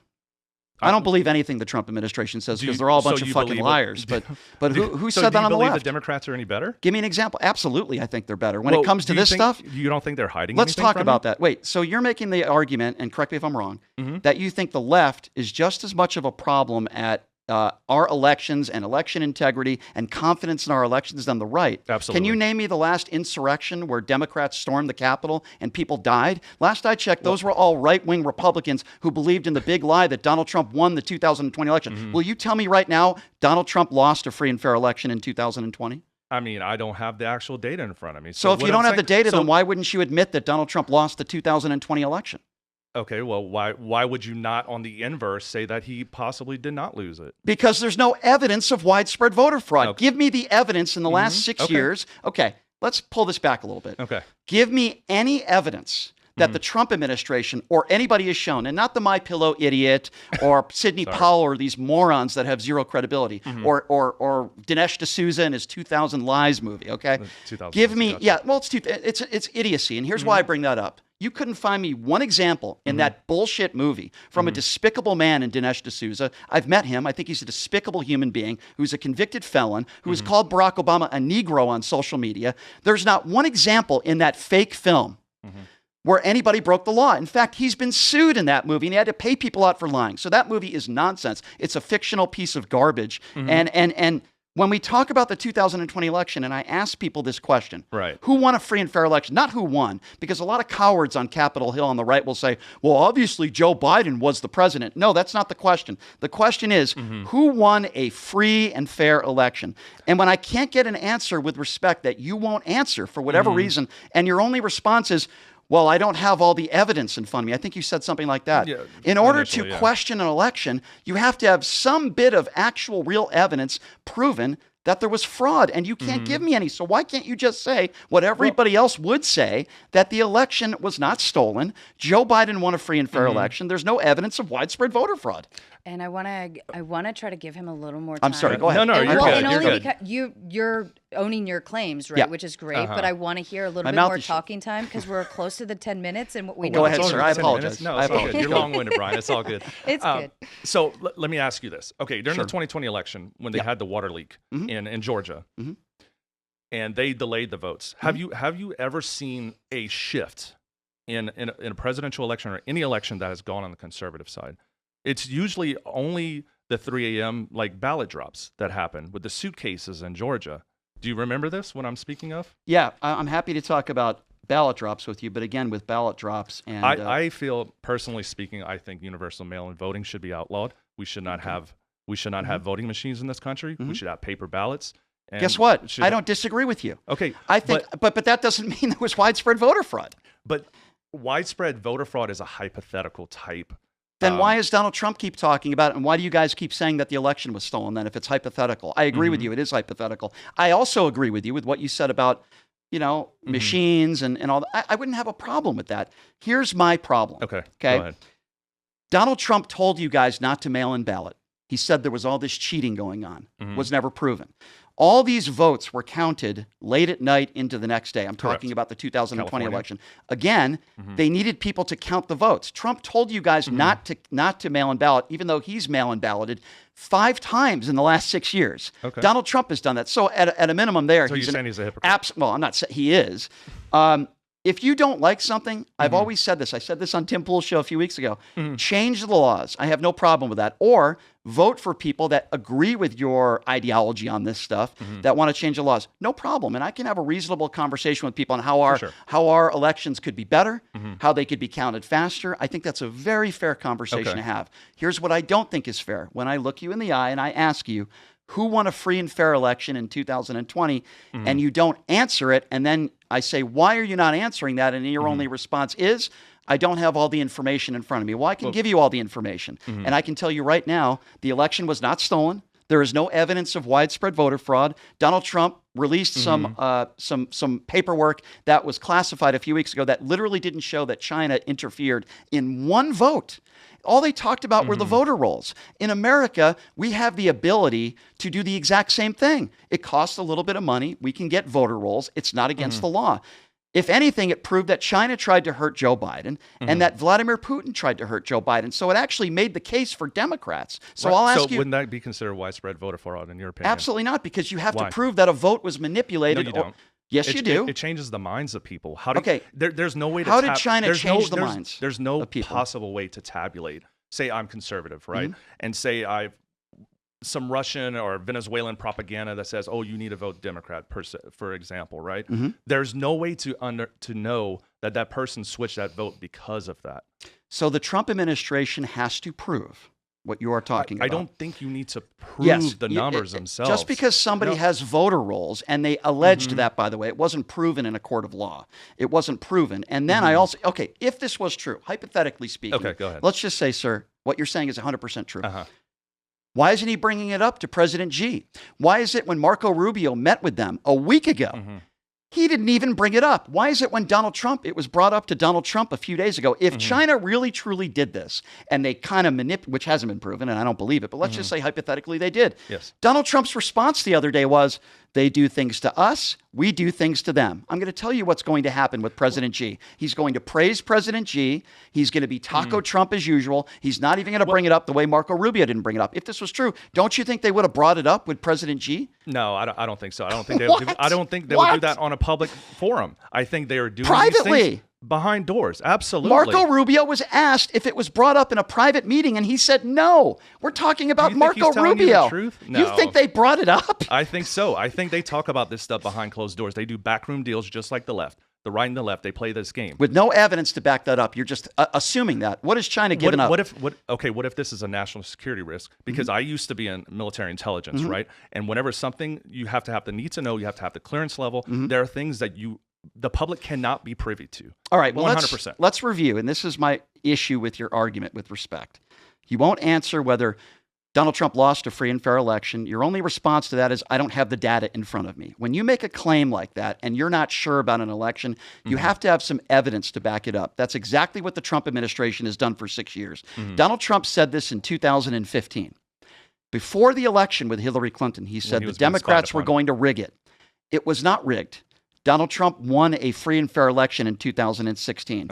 Even though you could make the argument without Elon Musk, with the money that he had, Donald Trump might not have won. I have never said that the 2024 election was rigged. And if you asked me right now, and Brian, who won a free and fair election in 2016 and 2024, I would immediately say to you, Donald Trump. You know why? Because there's no legitimate evidence, and what we are talking about, there is no widespread voter fraud that could prove that Donald Trump lost. There is no widespread voter fraud to prove that Joe Biden lost the election. And that is the whole basis of my argument. You need evidence of widespread voter fraud. You haven't presented any. And I want to let him maybe, I assume, because you were kind of going into a Q&A, like a line of logic, but he just kind of went, he takes the answer and rambles. No offense, Brian, but like he'll Go take for the it. answer and go. Yep. So if you want to run kind of like a Q&A, quick answer, Sure. I want to give you guys the last 2 minutes to Sure, try to get sure, through sure, sure. that, and then we'll No move problem. into some closing thoughts. Okay, so my entire argument behind widespread voter fraud, I do not think we've had secure elections in at least a decade, maybe 12 years, 16 years, right? And this happens on both sides whenever you have the left going after the right, saying voter fraud, and then right going after the left. I think the issue is we're being split apart on the main issue, that we do have foreign influence operations that are happening within our country. Our machines, I'm sorry, dude, I do believe they're rigged, and they can be hacked with a thumb drive. There was evidence that was presented in Maricopa County, I believe, in 2020. I can't 100% remember, but there's a lot of information that is out there. There are a lot of moving pieces. So if you count or you tabulate all of these things that are going on with like foreign operations, the 1 or 2 votes or a couple hundred illegals, and then like the water main break, or the conservatives that never have that 3 a.m. dump, the mail-in voting ballots that people are ballot stuffing. I think that's where the widespread voter fraud is coming from. It's a multitude of different things, and it's not just specifically those numbers. Everything you mentioned it would not be considered widespread voter fraud. The couple hundred illegals I'm that gonna allegedly disagree. Okay, so a couple hundred illegal voters in the last 20 years is widespread voter fraud? I mean, you can't be serious. It shouldn't be one. Okay, that's not But- the argument. Hold on. The argument isn't whether there should or shouldn't be voter fraud. I agree with you. That's not what we're talking about. Okay. We're talking about widespread voter fraud. And you're telling me that your definition of widespread voter fraud are a couple hundred undocumented immigrants that have voted in the last 20 years? But it's Sir, that's more not than that, serious. Brian. It's more than that. What are you talking? It's Where? Tell me. Foreign countries that are invading. What- They're what- psyoping what our election? people. Every single one. Okay, Are you hold on. alive? So every single election, Yes. there was widespread voter fraud with foreign influence. Can you give me an example, please? I mean, dude, like the memes with the Wait, Russian what? the Russian The guy. that was- Russian memes you consider widespread voter fraud that overturned an election? What are you talking about? Dude, how could you not think this way? A meme is widespread voter fraud? absolutely. Think about Like, what you're saying no, right like, now, dude. Just think about it. I'm thinking. Okay, this more than I saw a meme on Facebook, and that's widespread voter fraud that changed the presidential election? It's more than this. Then tell me what? Oh my gosh, dude! Like I think he wants a very much more direct and You gave me a concise meme. I asked you, what is your examples. evidence? And you said you saw a meme. And I'm just providing examples. so give me another There- example that's more serious than that one. I just can't think of one off the top of my Okay, head right now. so here's my... So it's my first debate. Okay, by the way, understood, so- understood. With respect. Mhm. If you're going to make a claim of Mhm. widespread voter, which I think is a very serious thing, I think we both don't want that in this country, right? It's a Mhm. bad thing. Then you have to be able to provide evidence. To be fair with you, Mhm. the Trump administration is answering questions like you are. When they are asked specific questions about widespread voter fraud, Okay. they cannot answer the question because it doesn't exist. That is the whole point of my prompt, and it is my and you're making it for me. You make these claims that are unsubstantiated, and then when I asked you what foreign adversaries are committing widespread voter fraud in our elections, you come up with a meme. I agree with you. In Russia, they did interfere. They hacked into Facebook. That was proven.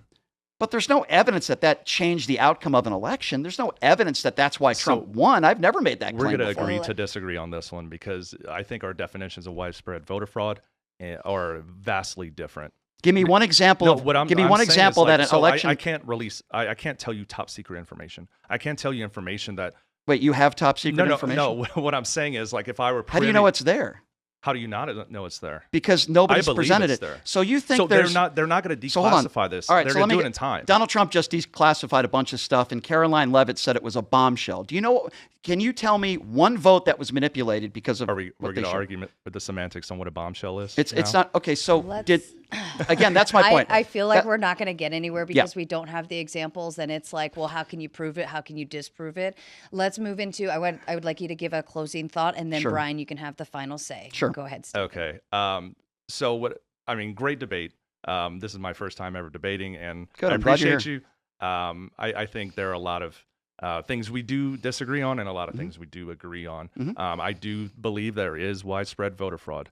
Our definitions are different, and I do respect your opinions on this, and I'm going to keep to mine. Oh, I appreciate that.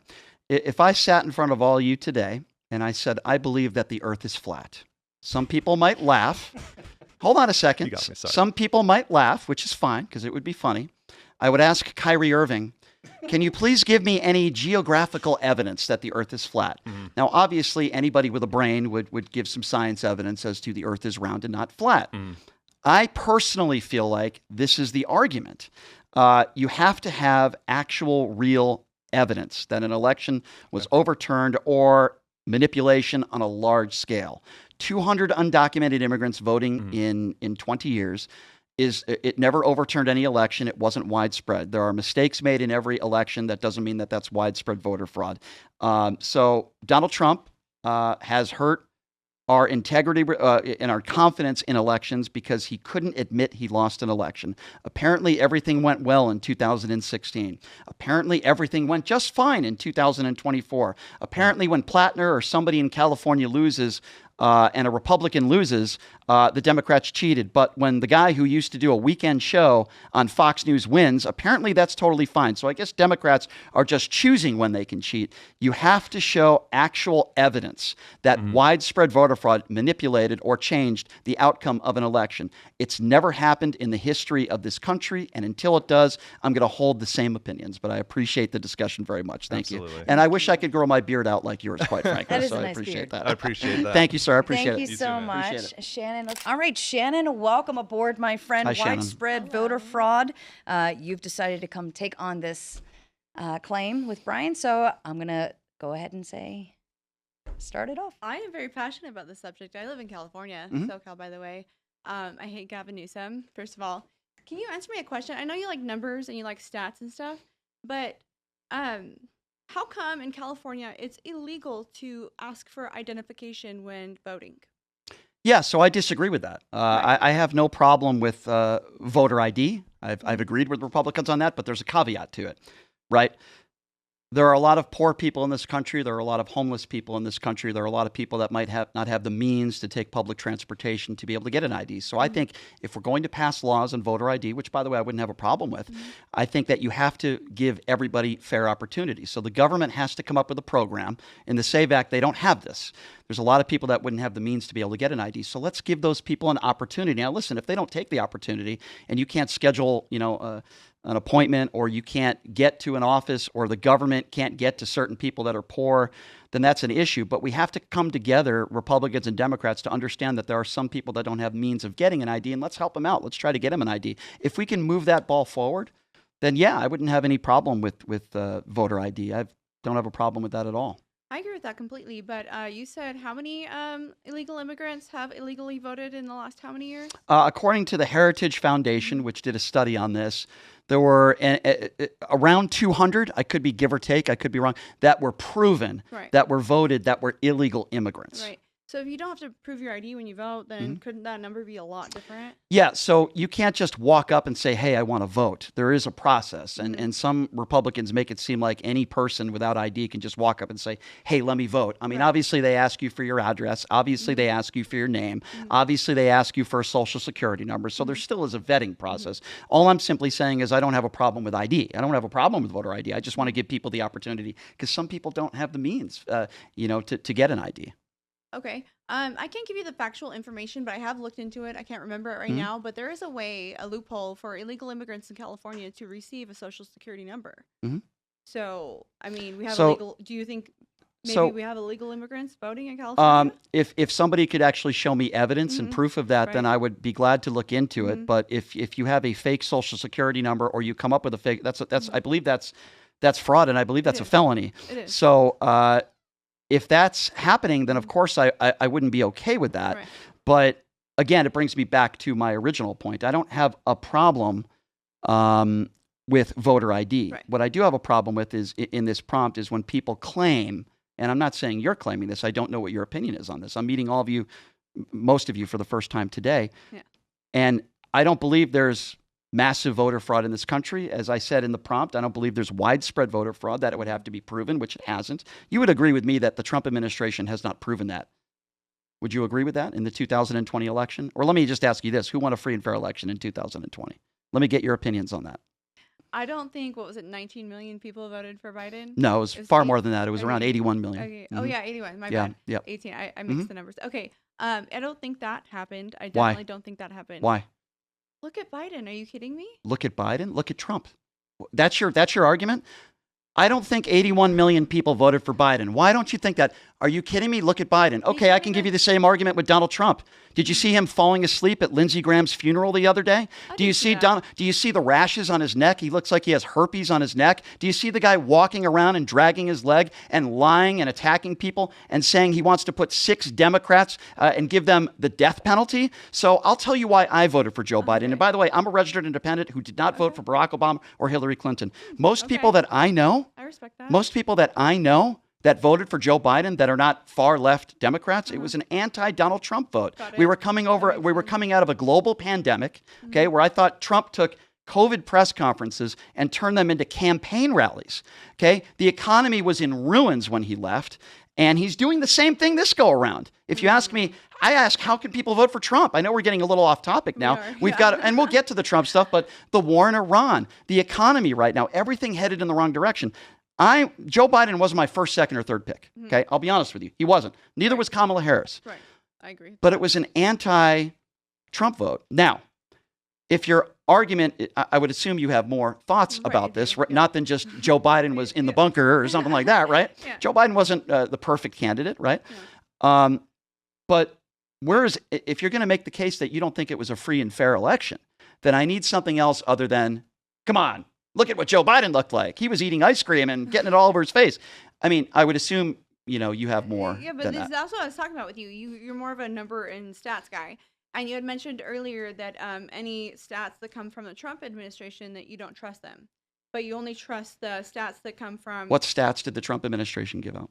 You were talking about earlier with the previous guy. The only point is that you said that anything that comes from the Trump administration, you don't trust. So are you saying that you only trust things that come from sources that you already trust?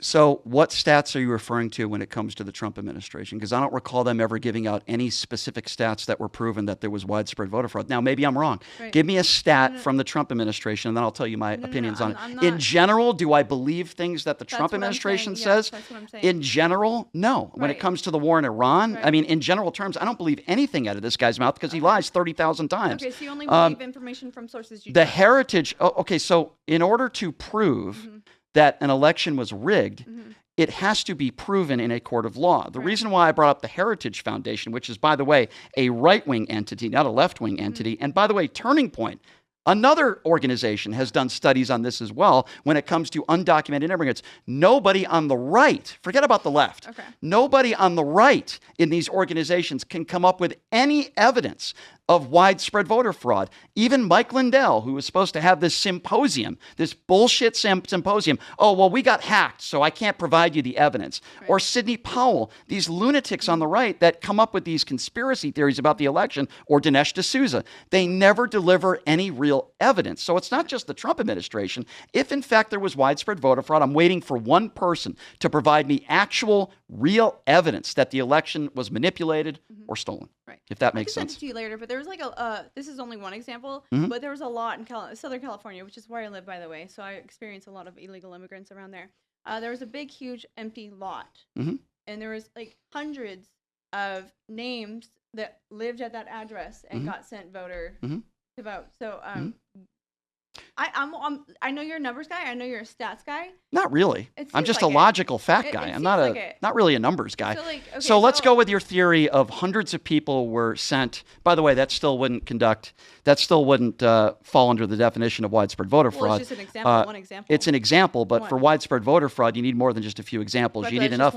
Okay, so was that proven in a court? See, that's what I mean by you don't look at. There's evidence that you can see. But it's not been proven in court, so you're not going to believe it.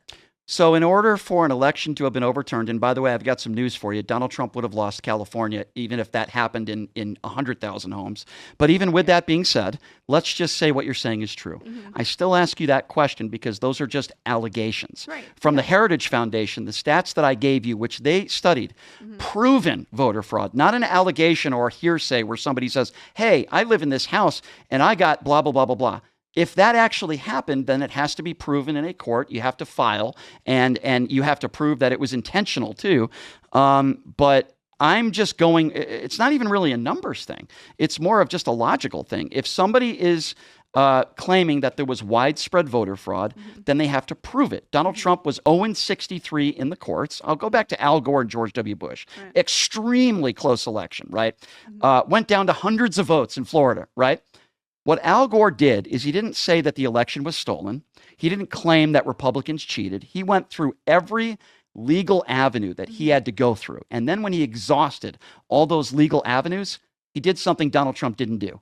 He conceded. You remember the call that he made with Brad Rassenberger in Georgia, where Donald Trump said, just find me these amount of votes. If a Democrat did that, you guys would be going apeshit. It was wrong. Donald Trump, it's very simple.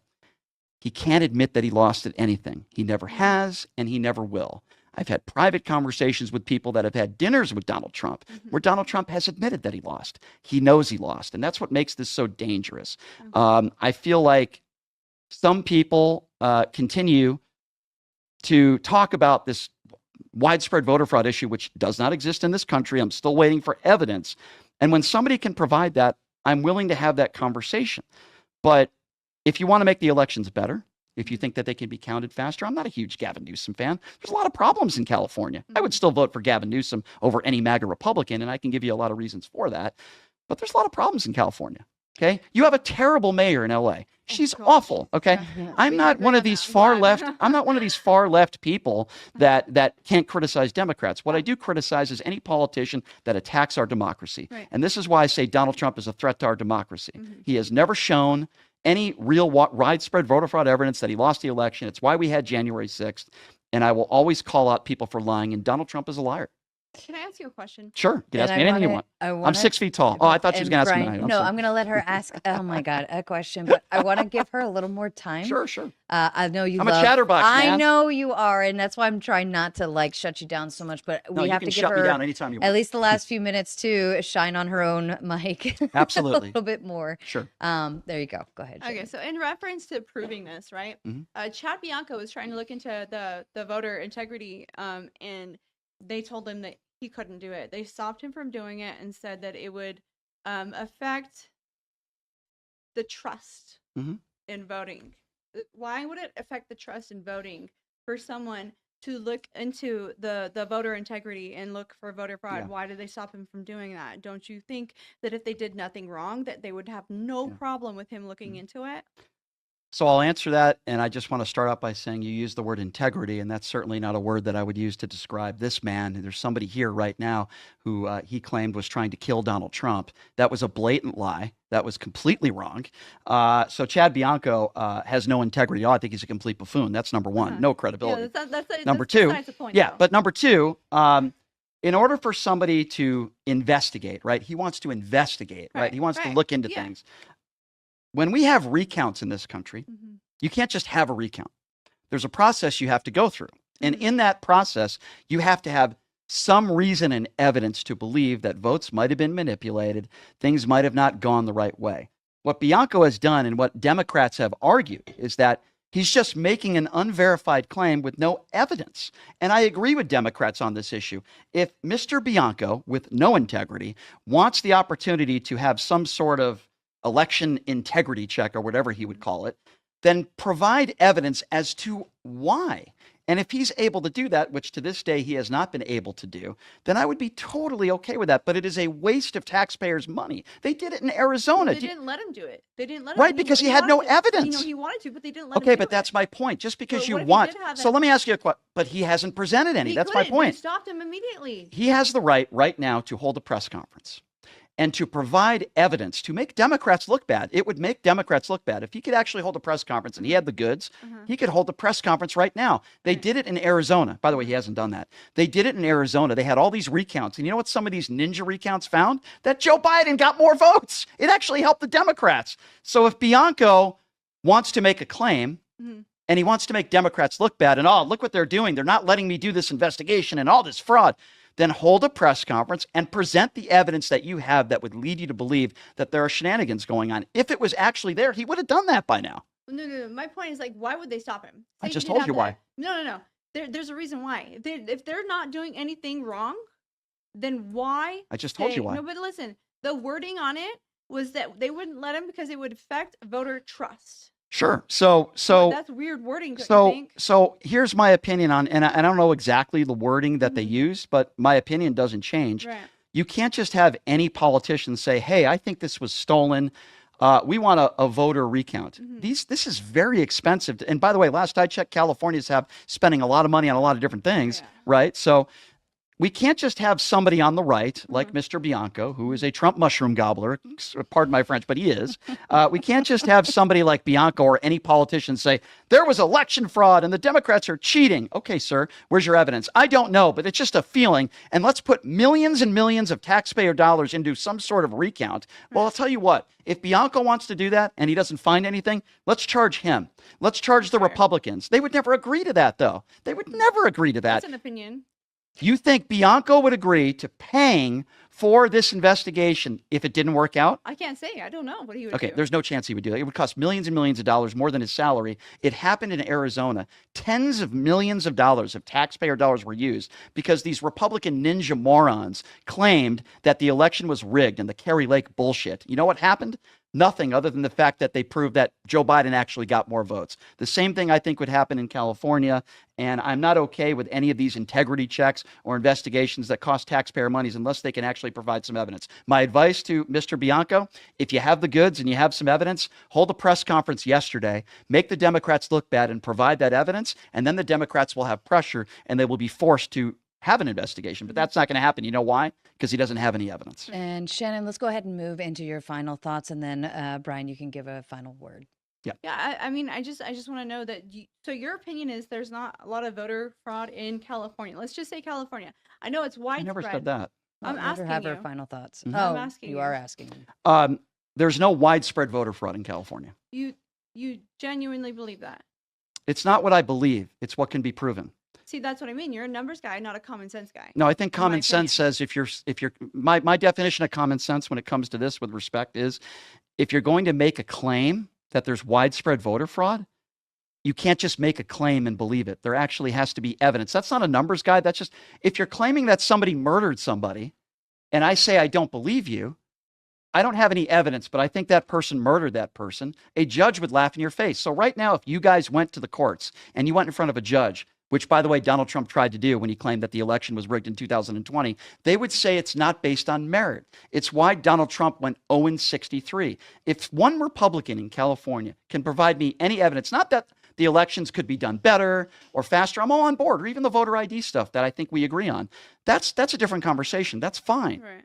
But when you claim that an election was stolen or rigged or there's widespread voter fraud, you have to be able to provide evidence. And then that evidence needs to be shown to the public and presented in a court of law. Not one Republican in California has been able to do that. Not one Republican in this country has been able to prove in a court of law that we have something called widespread voter fraud. And that is not coming from a numbers perspective. It is coming from the most logical perspective that I can come to, which is our court system. Okay, let me try this one more time. Closing statement. which Sorry. means She asked me your a question, final I had to sta- answer I it. know, but Okay. you're not supposed to add I'm unless sorry. Go it's ahead. I couldn't- rhetorical. I had to ask it. Closing statement, and then Brian with your Yeah. final thought. Yeah, Thank but you. I believe there's tons of voter fraud going on, and I believe that it's hard to believe that people just blindly believe whatever information that the government allows us to see without looking and opening their eyes and seeing and looking at what they actually see. Okay, so I could believe in the tooth fairy. That doesn't mean it's true. Did you see it? I could believe, well, I don't believe in the tooth fairy because I haven't seen it because I'm an Okay, evidence exactly, guy. okay. I'm giving Hold you a on, this is hypothetical. his final Okay. thought. She just said, did you see it? My questioning throughout this entire debate was, have you seen widespread voter fraud? Have you seen evidence of widespread voter fraud? Has anybody presented it? Here's what I think is blind. The 50,000 people that showed up on January 6th, they're all blind. 6 out of 10 Republicans believe that Donald Trump won the 2020 election. They're all blind. The people that were yelling, hang Mike Pence, the people that were assaulting police officers that day because they believed Donald Trump won a free and fair election, and then Donald Trump decided to pardon all of those people and called them hostages and patriots. And all the Republicans out there that are okay with that, they're the ones that are blind. I simply want evidence that is proven in a court of law that there is widespread voter fraud. People can believe what they want. You're, as an American, you have the right to believe something. but that doesn't mean it actually happened. There are people that believe in UFOs. There are people that believe in aliens probing people. That doesn't mean it actually happened. But as an American, the great thing in this country is we could have these conversations. I can completely disagree with you, which I do, but you're allowed to believe in what you want. But my recommendation to Republicans is stop believing conspiracy theories and everything Orange Man says and vote for candidates that actually want to make elections better. If you think that elections take too long to count, vote for politicians that have policies that align with your beliefs. If you think that there is fraud, okay. I mean, I disagree with widespread voter fraud, but if it, vote for candidates that you think could make the election process more secure or better. The fact of the matter is that we weren't having any of these conversations until Orange Man got in office and started talking about election fraud. Then he won in 2016, and all that went away for 3 years. And then it started again in 2020, and then he lost, and we had something called January 6th. And then he's still talking about it. This is, and I'll land my plane on this. When he made his speech the other day, most of that speech, he wasn't talking about the economy. He wasn't talking about the war in Iran. He wasn't talking about his healthcare plan, which he still hasn't presented. You know what he was talking about? The 2020 election. And then he released some paperwork, some classified documents that showed literally nothing. I just, you can believe what you want, but I think anybody who thinks that Donald Trump won the 2020 election is the Mr. Magoo in this situation. That's just my personal opinion. Okay. Thank you so much Thank to you. both of you. Shannon. Appreciate it. Them, why don't you go ahead, take it away. Trump is the worst president of all time. Go. Where'd Carson go? Is he on a bathroom break? They probably had to take a shit. I okay. mean, I don't know. It's a Kleenex. I'm sorry. Go ahead. Them, by the way. So it's funny I know because I find myself just oddly agreeing with you more and more. I mean, I met Brian like 5 years ago. I think you called me a Nazi at one point. Remember that? I'm not a Nazi, right? I'm not a Nazi. I don't think you're a Nazi. Yeah, you said something about Jewish people that I didn't like, but I don't think you're a Nazi. No, as I've gotten more. What I said is I made a comparison. But anyway, Yeah. that's in the past. That's a different story. I do think you care actually, but I do think you have a severe amount of TDS, right? Because I don't see any metric whereas Trump is the worst president in American history. I just don't see that. Because let me bring up somebody more, a modern president, Lyndon Baines Johnson, right? Lyndon Baines Johnson's policies, like the Great Society, literally destroyed the black community by giving financial incentives to get rid of the father in the community. In the 50s, the black family was a lot more intact, in fact, percentage-wise, than the white family. That's a real thing. But then there was financial incentives via the Great Society. Lyndon Baines Johnson, a guy that frankly makes, look, there's a lot of stuff about Trump being sexually inappropriate or whatever. Lyndon Baines Johnson, if you actually read about him, this guy was a dirty pervert. The guy had hundreds of girlfriends. It's well documented. He was having affairs everywhere. This guy used to take a shit in the White House bathroom with the door open with his whole staff there. So this guy was a bona fide psycho, right? Yeah. Then what he did is he 50,000 soldiers died in Vietnam because of him. Okay. So destroyed the black community, destroyed a whole generation of youth, came back here with mental health issues because of the bullshit that they're seeing over there, drug addiction and stuff. Then on his watch, the JFK, RFK, and MLK assassination happened. And you could plausibly argue that he had a hand in the cover-up with those assassinations. Because if you look at Lyndon Baines Johnson in history, he was the guy that was calling the shots for the CIA. He was the CIA's main guy in Congress that they would go to for their budgets and everything. He was well aware the president's assassination was going to happen, JFK's. There's images of him ducking in the car before the shot goes off. How do you know that was going to happen? Yeah. All right.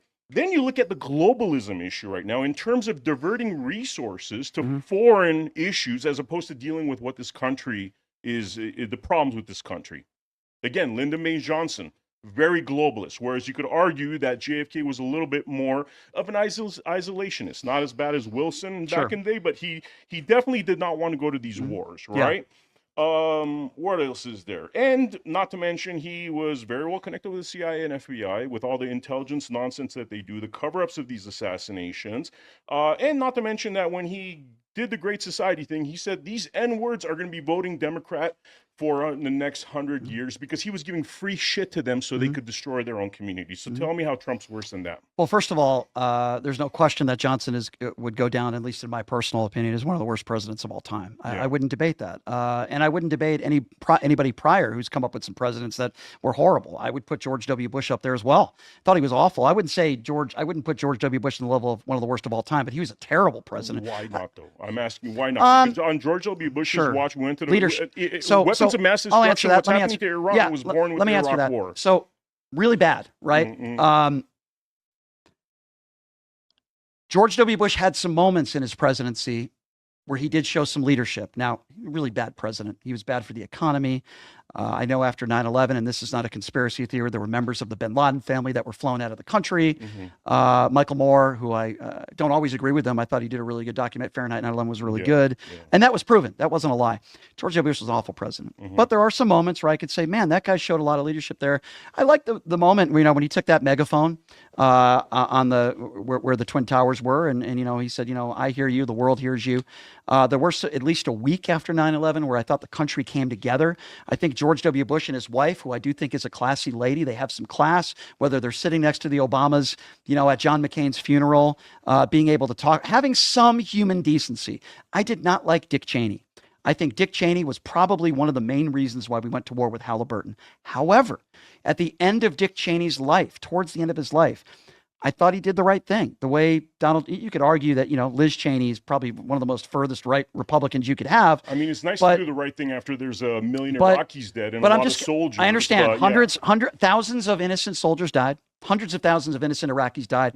Horrible war. We found Saddam Hussein. Raping Iraqi absolutely. women, Absolutely. We found Saddam Hussein with a pellet gun and a candy bar in a hole. I agree with you, Vam. It was horrible. George W. Bush is one of the worst. I'll take your consideration with talking about Johnson, because I also agree with you. He was one of the worst presidents of all time. And I disagree with you when you say that, because I hear this all the time from the right, Trump derangement syndrome. These are the times I'm living in today. I care about my friends like I'm sure you do. I care about my family. I'm very passionate, and this is what I do for a living. I cover the news of the day. When Joe Biden was president, there were times that I brought up Donald Trump. I wasn't covering Donald Trump every day because he wasn't president. It doesn't matter who the president is. It doesn't matter who's in D.C. I'm going to be covering the news of the day, the news of the week. And some people will say to me, I'll give you a perfect example. Brian, why do you keep talking about the 2020 election? Because Trump keeps talking about it. If Trump stopped talking about the election and he stopped saying it was rigged and I won, then I probably wouldn't be talking, at least I wouldn't be talking about it as much, right? The thing that he should be talking about is the Epstein files. The things that he should be talking about is the economy. He should be talking about the Iran war. The American people want to know, how is this war going to end? Mr. President, what is the plan? I'm not going to argue with you about the Iran war, because I think the Iran war is a complete disaster. I want to give some alternate opinions, and I think might be going on there, but I think it's an absolute disaster. There's so everybody's like, okay, why is he covering up the Epstein files? Why is he covering up the Epstein files? Well, the Epstein files and what's been going on with Epstein has been around for maybe 4 or 5 different presidential administrations. None of them have even brought it to the forefront. Coincidentally, even though now he's rebelling against it, we know more about the Epstein files under Trump than we've ever known. Okay, so what I like to propose is potentially, because the background scenes like this Democrat-Republican thing is nonsense, man. It's like WWE. We just talked outside. It's complete bullshit. The 2 worst words in this country are Republican and Democrat. The intelligence operations control this country, okay? So if you look at it like, how are we going to release this information? The point is the information's getting released. He might be opposing it the entire time, but you never know what's happening behind the scenes, right? You don't know what's going on. The Iran war, I want to give a possible opinion on it as far as what I think might be going on there, even though I detest the fact that it's going on. I hate this war. The fact that you have 21-year-olds here that like are broke. This whole generation's broke. They can't even find wives, by the way. The age of marriage has gone totally up. They can't buy a house until they're 40. I don't know what the fuck we're doing in Iran. So it disgusts me. But I think I do. I think I know what we're doing there. You know what I think? You know what I think one of the possibilities is, and I'm not sticking to this, I'm just throwing out a possibility, is that our Federal Reserve, our corrupt system, we both agree sucks. We both agree that this is WWE. That might be a way of actually getting rid of our corrupt system, meaning the fall of the entire system. I have a different theory. That's where we're going. That's where we're going. I Because understand once what we you're hit saying. 42 I have a trillion- theory. You two can go have a beer at a bar and have this conversation, or but we can get back to in an regards, actual debate. In regards to Trump and this war, because we're talking about Trump, right? I disagree. I think that Trump has been played, just like George W. Bush has been played. What makes him one of the worst, if not the worst president of all time? He gave in. He gave in to Benjamin Netanyahu. Or is he looking at the system going like something needs to break this corrupt system? Everybody's miserable. The country's think not so. working. Here's We need why I to get off the disagree. Federal Here's why I Reserve pit. disagree, Vem, because he told us he wasn't going to get us into a war. And I know. Bibi convinced him on faulty intelligence. The same reason Which why. is the same thing George W. Bush. I did. agree, George but W. Bush, yeah. Obama didn't fall for it. Joe Biden didn't fall for it. Donald Trump did, and now they're not getting along. Now all of a sudden Trump is finally maybe starting to realize maybe I shouldn't have done this. Well, or what we saw in the last, whatever, since the Iran war started, is that the public opinion has dramatically changed. So now the public is with Trump. So now he has the balls to stand up to these globalist forces where the public is aware. And the percentages have totally swinged in the last 4 years. When you talk about tariffs and you talk about the relationships that he has tarnished with so many of our allies, that is damaging, and that will take decades. I think that decades. I think you look at George W. Bush. I mean, look at the relationships that were damaged there. Barack Obama with his droning, that was a lot of relationship damage. We can there. go through. Every single president has a relationship damage. Okay, but this is unprecedented. We're talking about Canada. How is it unprecedented? Because when you include not just the tariffs and the money that he's basically taken from the American consumer, and we didn't get checks back for that. That's another lie. We were told we were going to get checks back from this, and that's not true. When you look at what is going on with leaders all over the world, the only people that Donald Trump seems to kiss ass to, and you can tell me if you disagree or not. Hold on. Falling apart, looking like a Joe Biden. loser. Joe Biden. Well, you're talking about his mental state. I can talk to you about Donald Trump's mental state too. But the bottom line is that the people that Donald Trump is nicest to are evil, murderous dictators. You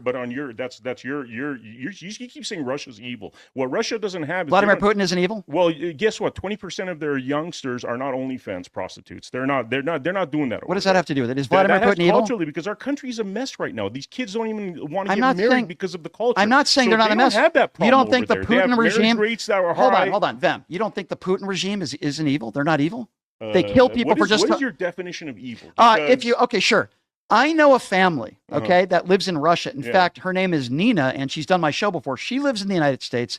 They killed a member of her family because a member of her family held up a sign that was an anti-Putin sign on the street. They kill journalists. If you are on the phone with a family member, she told me this, and you speak negatively about Putin, they will arrest you. It is an evil dictator regime. Their country fundamentally is not a That's mess. evil. That's evil, Vem. I'm talking about the regular the people of Russia, are not dealing with the same issues we're dealing with. They kill journalists on the streets. I'm talking about the people, dude. I'm talking about that 21-year-old that in okay, Russia but Vem, let's get back to Trump. You could get a career, you know what I'm saying? But let's get back to Trump. It's a very different culture. Okay, so it's a culture that's intact. Okay, well, I agree to Iran's disagree. so bad. Iran has the highest level of education. I don't disagree, but let's get back to Trump. So the reason why I brought up Putin and Russia, right, is because Donald Trump has never called Putin a dictator or evil. He's called Zelensky. But you want him to. Want to call him. Here's what I don't. Is evil. Let's start with what I don't want him to do. Okay. He blamed Ukraine for the war. I blame Ukraine. He called Zelensky. There's no evidence for that. He blamed. Does that make me like a terrorist? The fact that I'm like, why are we putting weapons on the border? I don't think you kill innocent people, even though you were alleged to have tried to have killed Donald Trump. And I got to be careful with commentary. We don't have to get. We don't want to give the wrong information. Yeah, I know. Wrong vibe. You know. For the record, I did defend. For the record, I did defend you when it came to that. Bianco's watching this right now, going. Well, Bianco, flip up. Bianco was mentioned in this debate. That man has absolutely no credibility, and I think we could probably agree on that. But going back to Donald Trump and foreign policy.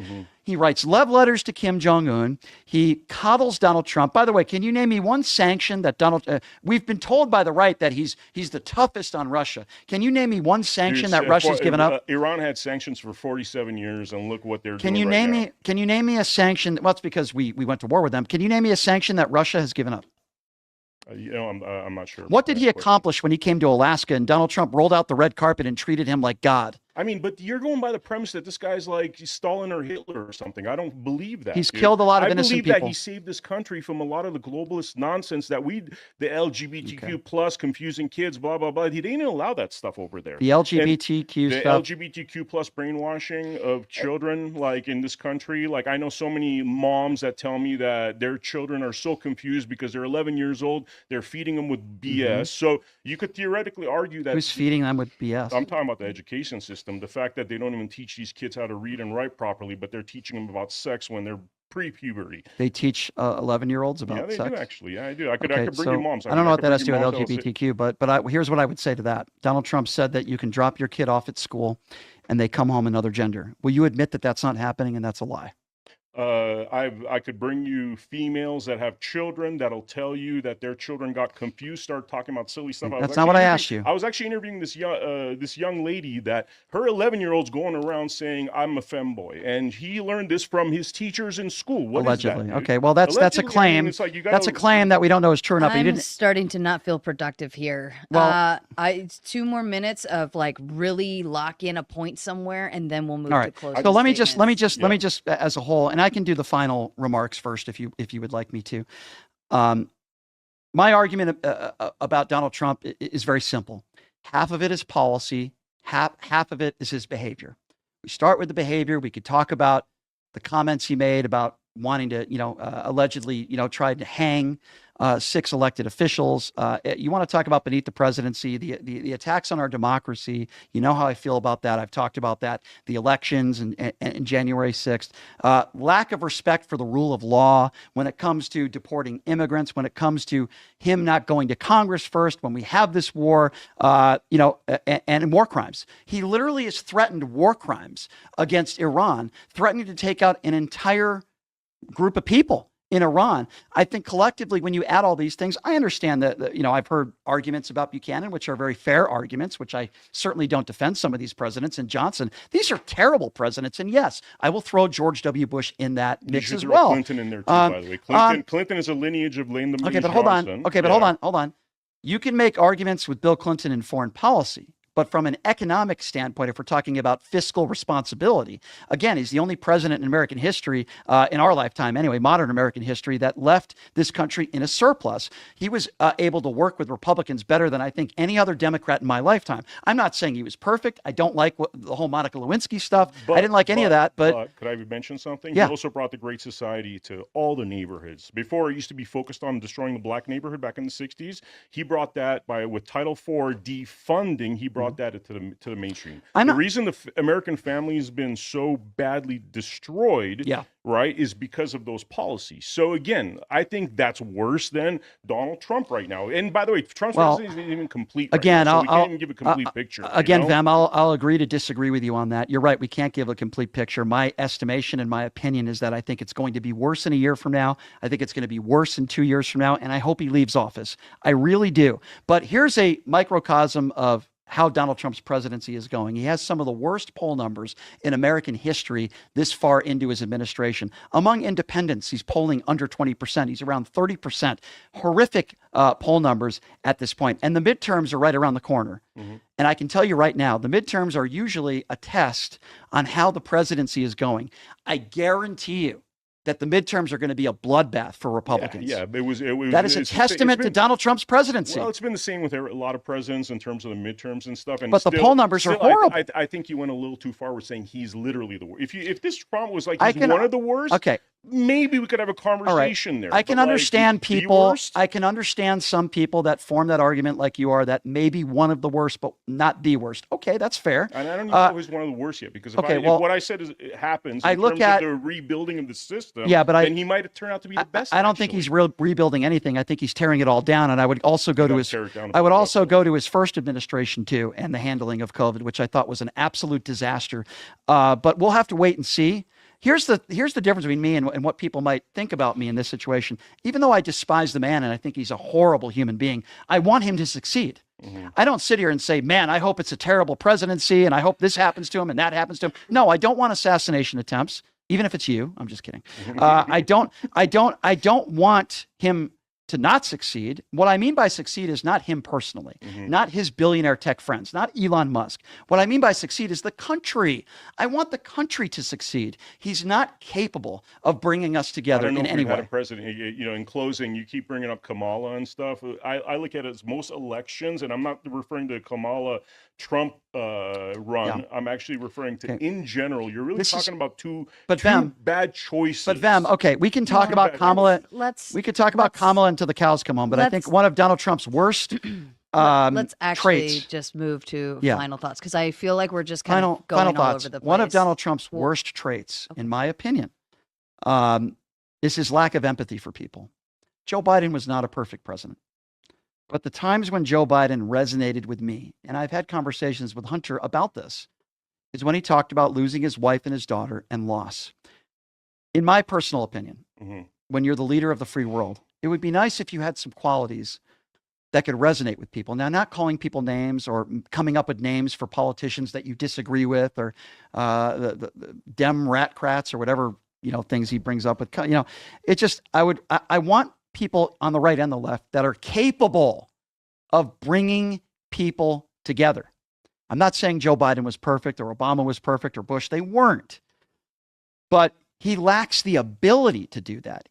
At Charlie Kirk's memorial service, he attacked half the country and said they were all his enemies. This is a guy who endorsed violence, who said, I want to rough that guy up. If you rough him up, I'll pay your legal fees. This is unprecedented rhetoric. And I'm not saying every president is perfect and they say the right things at the right time.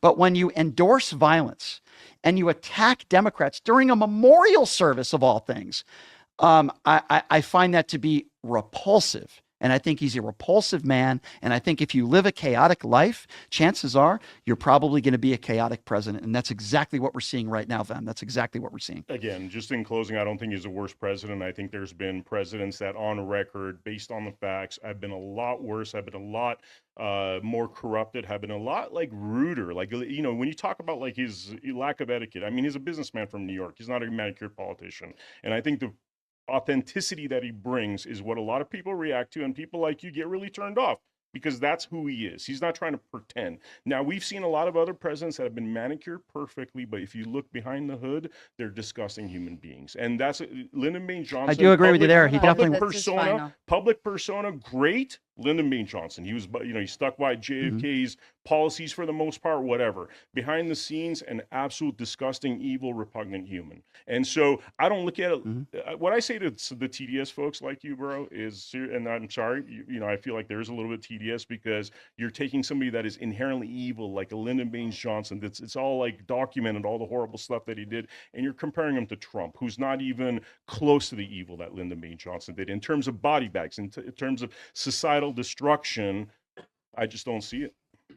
All right. Thank you, gentlemen. Shake hands. Say hello. Hopefully you have a beer later. Thank you. All right, Isa, welcome. Let's make sure you're in front. All right. We also, the prompt is Trump has destroyed the economy. So Isa, go ahead. You're wearing shades. I'm Appreciate we that. playing poker? So first, I would go off with inflation. So under Biden, the highest inflation ever hit was over 9, right?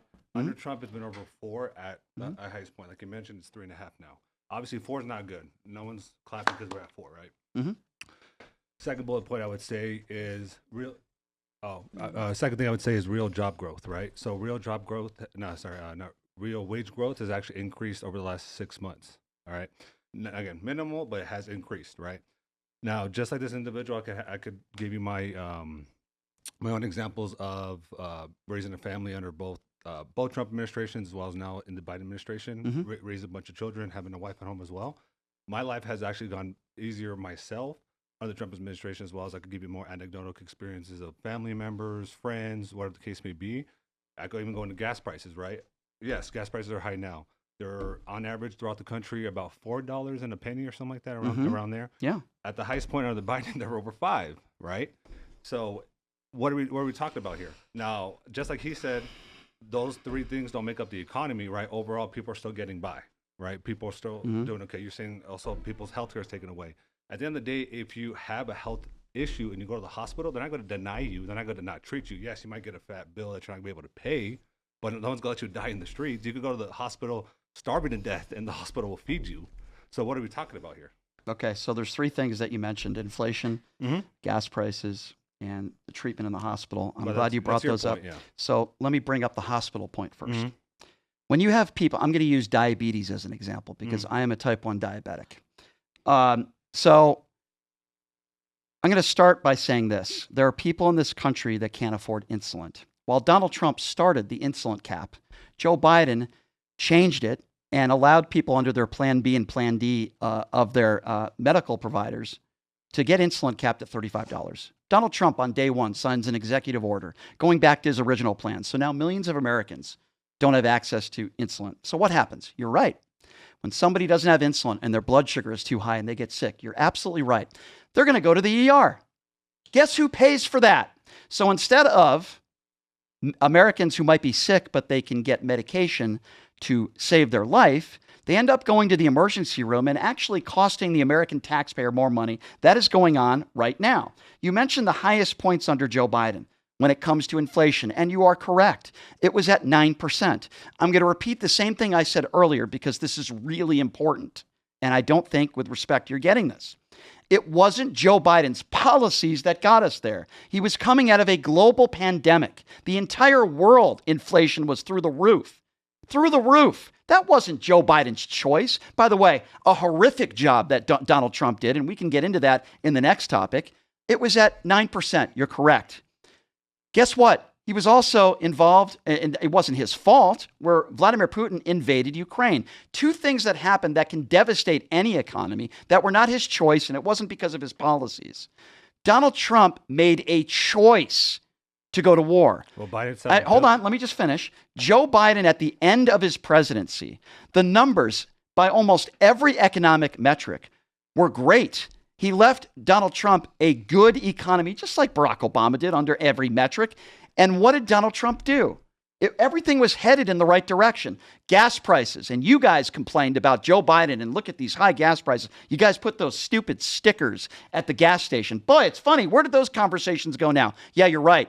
Gas is up over $4 a gallon. I just spent like $100 filling my gas tank. I drive a sports car. It's expensive. But the fact of the matter is, there's one reason right now, and one reason only, and one person responsible as to why gas prices are so high. The reason is the war in Iran. The person who decided to go to war is Donald Trump. It is hurting American families. It's hurting people living paycheck to paycheck. It's hurting everybody. And if you want to talk about the numbers at one point when Joe Biden was president, I'm going by Donald Trump's own statements when he campaigned. He made promises that he would lower prices on day one. He promised everybody he would be a peace president and he wouldn't start a new war. Is he just a liar? Is he full of shit? Or can you admit to me right now that this war in Iran has really hurt American families? And when it comes to gas prices, that wasn't Joe Biden's fault to take over during a global pandemic. Can you at least give me that? He ran. What? If you know what you're running into, the whole country will shut down. You're still running for president. If you don't want that responsibility, then don't run. Was it Joe Biden's choice to take over during a global pandemic? Was it his choice for Vladimir Putin to invade Russia? And was it Donald? He didn't have to keep running. He could have just stepped down and not ran. But the point I'm making is whether he should have run or not. The point I'm making. He said he'd stop COVID. Those More weren't. people died with COVID under him than under Trump. Okay. And he signed Do you understand anything about COVID? Do you know why that took? Do you know why? Do you understand why? Why people died? Why do you think a lot of people died when Joe Biden took office? What do you think? You think it's because of, name me a policy that Joe Biden implemented that you think caused people to die? Because I could give you a lot of policies of why I think a lot of people died under Donald Trump. Give me a policy under Joe Biden that you think Joe Biden shouldn't have done that. It cost people lives. Well, and I'll give you 10 that Donald Trump did right now. Okay, well, Trump shut down the economy, which I was against. He then tried to open No, it Joe up. Biden. I'm not asking about Trump. I'm going to talk about Trump. Right. What policy under Joe Biden did he implement that you think killed a lot of Americans that Donald Trump wouldn't have done? He forced the vaccine, and a lot of people were vaccine injured, and some of them. A couple thousand died from that. Yeah. So let's talk about that. Trump pushed the vaccine. He never By the way, forced people Donald to get Trump is the guy who did Operation Warp Speed, so that completely throws away your but he argument didn't right force there, and people I to give take him the credit vaccine. for that, Okay, by the wait, way. he didn't force people to take the vaccine. Really? So he didn't. Who was forced to take the vaccine? Or Trump? Donald Trump left it up to the states to Correct. decide. Okay. Joe Biden didn't take over the country and say, hey, I'm going to roll that back. Joe Biden did the same thing Donald Trump did. It was left up to the states. So you're factually inaccurate there. It affected the military. A lot of the military personnel lost Okay, their but jobs. that's the same. And that's a federal Okay, policy. so what do you know about the vaccines that you would come on here and say that it killed a lot of people? Where's your evidence to back that up? Well, the statistics I looked, it was a couple thousand. Now, I'm not saying it was in the millions. How many people took the vaccines in this country? Millions. Probably kind of billions of people veering across in the the world wrong took the vaccine. direction. Let's No, but this is important, though, Okay. because you brought something up that is frustrating. Mm-hmm. You're making the case that the vaccines killed a lot of people. Let me tell you something, what really killed a lot of people. People like Herman Cain, when the guy who I would assume you voted for, when we were losing 3,000 to 5,000 people a day, Mm-hmm. and Donald Trump was making people like you sign waivers saying, hey, if you die and get COVID, you can't sue us. When we had literally 3,000 to 5,000 people dying a day. Herman Cain, who once suffered from cancer, and by the way, 2/3 of this country suffer from comorbidities. He shows up to one of Donald Trump's stupid rallies, okay? I call them Klan rallies. He showed up to one of them, okay? And guess what happened? He got COVID, and then he died a week later, okay? So if you want to talk about people that implemented policy that hurt Americans, like when a guy talks about it possibly injecting yourself with disinfectant at the White House, okay? When he shows up to campaign, instead of talking to the American people during COVID press conferences. He's the only living president in American history, even though he got vaccinated and he got the boosters. He refused to put in a video with every other president promoting the vaccine, even though he's the one who did Operation Warp Speed. Rallies would always promote it. That's why people started booing him. Like, what are you talking Okay, about? well, if you want to talk about the vaccines and all that stuff, I can give you 20 reasons why I think more people died. Okay, well, let's go back to the died economy. under. Let's go back to the Thank economy, you. right? So Biden signed the Inflation Reduction Act. That a few months later, that's when inflation spiked to 9.1, I believe. And then he also shut down the Keystone Pipeline. Trump made us energy independent. So that helps us overall. I mean, I personally think we should get an OPEC, but that's a different conversation. But at the end of the day, gas is still not hitting nowhere near what it was under Biden. And on top of that, obviously, like you mentioned, prices go up. What was Inflation- gas? What was gas when Joe Biden left office? When he left office, Yeah. like in the 3s, but It was at low the all-time 3s. high was in the 5s. What's it been under? What's it under Donald Trump right 7 now? months ago, it was in the 2s. Yeah, what is So it now? are we, like, What is it now? it's in the 4s. Yeah. So who do you blame for that?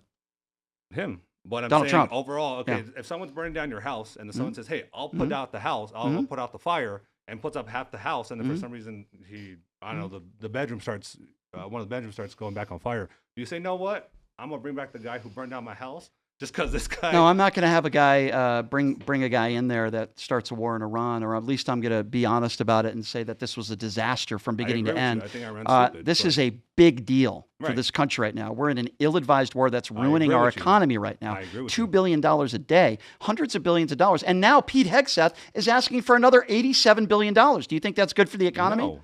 But This is a huge part of this me and the gentleman administration. keep saying this is not we don't want this war. I'm sure none of these people want. I'm this war. glad. I don't think any reasonable person would want But you're this beating kind war. of a dead horse because none of us is for this. This war. is, well, we're talking about the economy. This is one of the biggest issues But for we're me when it saying comes to we the agree with economy. you, so it's like you want. It's the main reason why gas prices are high. It's the main reason why inflation is up. It's the main reason why job growth is down. And I agree with It's you. because of the war in Iran. It's a direct effect of your guy. And then when you talk about Joe Biden, Mm-hmm. okay, I understand when you talked about the Inflation Reduction Act. I get that. But a big reason why those numbers were so high at the time were not his choice. That's the point I'm trying to make. It was his choice to print more money.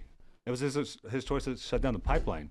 These were all So his you choices. think shutting down the pipeline affected the economy more than this war in Iran? No, but I'm Okay, saying good. he made those choices. Okay, at good. the end of the day, right? Yeah, he made choices, but it Right. wasn't his choice taking So over if during we're a gonna global put accountability pandemic. Under Trump, under whatever he does and affects the country, it's his fault. It has to go both ways. It can't just be like, hey, Trump does But X, the numbers- I hate Trump, blah, blah, blah. No, Biden does X. Hey, actually, I don't know about this. I don't know about that. I will he hold. did sign this, but who cares? I will hold Joe Biden accountable. I haven't heard it once. But well, because the prompt is about Donald Trump and the economy. We're Right. not. The prompt wasn't your- about. your if prompt you is want to that have a the conversation about economy's Joe destroyed. Biden, The economy's not we destroyed. can talk about the Chips and Science Act. Okay, there's a lot of different policies under Joe Biden that I Talk about thought the helped. chargers he was going to build. And he didn't build The what? many. I'm sorry? The chargers for charging cars that he was going to do. And he's The chargers for charging cars. like electric vehicles. Yeah.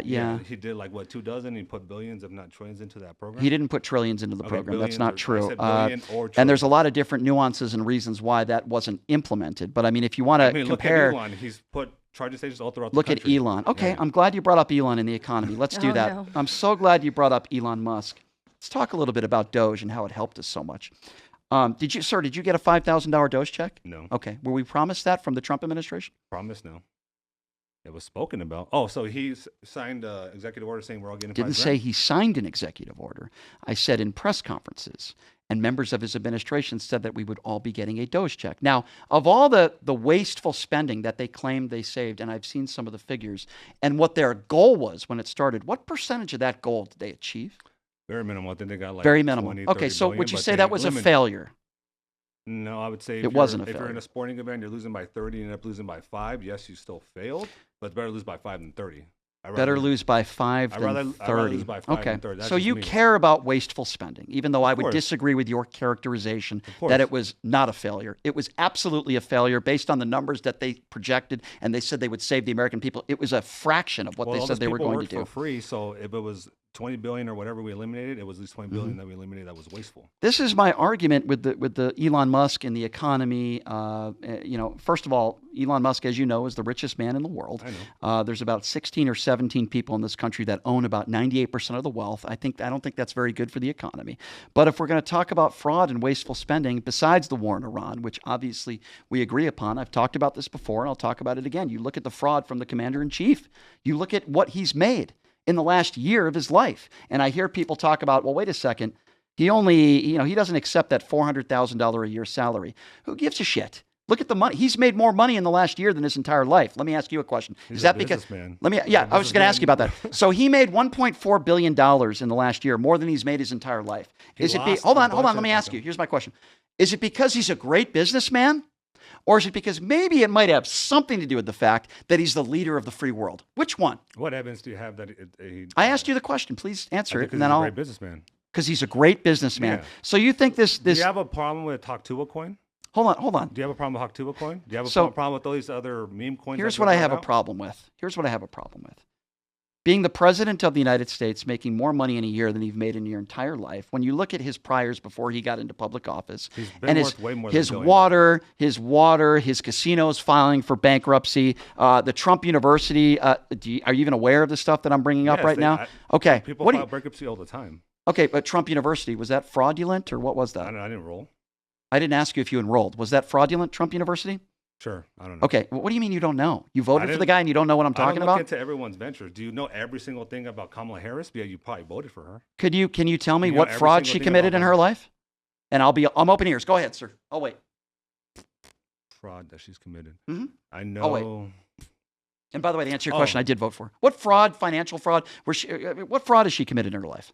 Where she had to pay people out, black people for living What does their race have to do with anything? I'm going to tell you because we're talking about fraud, and apparently you're not aware of this either. But there were thousands of people that filed civil lawsuits against Donald Trump, and he lost, and he had to pay them out because it was racial discrimination, and he didn't want black people living in his complexes. So I'll still wait. What massive fraud or anything even half of what Donald Trump has done? Can you name me something that Kamala has done? Yeah, I mean, she not a fraud in financial terms, but she did keep people in jail in California when she was.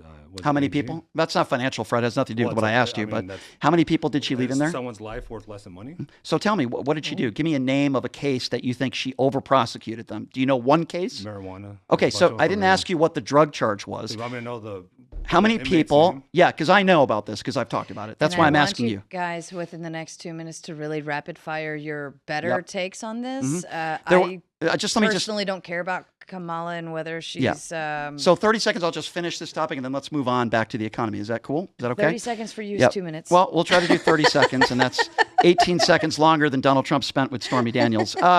So Why do you have that was a TBS, joke. man? Like- Why do you have? Why? Okay, hold on.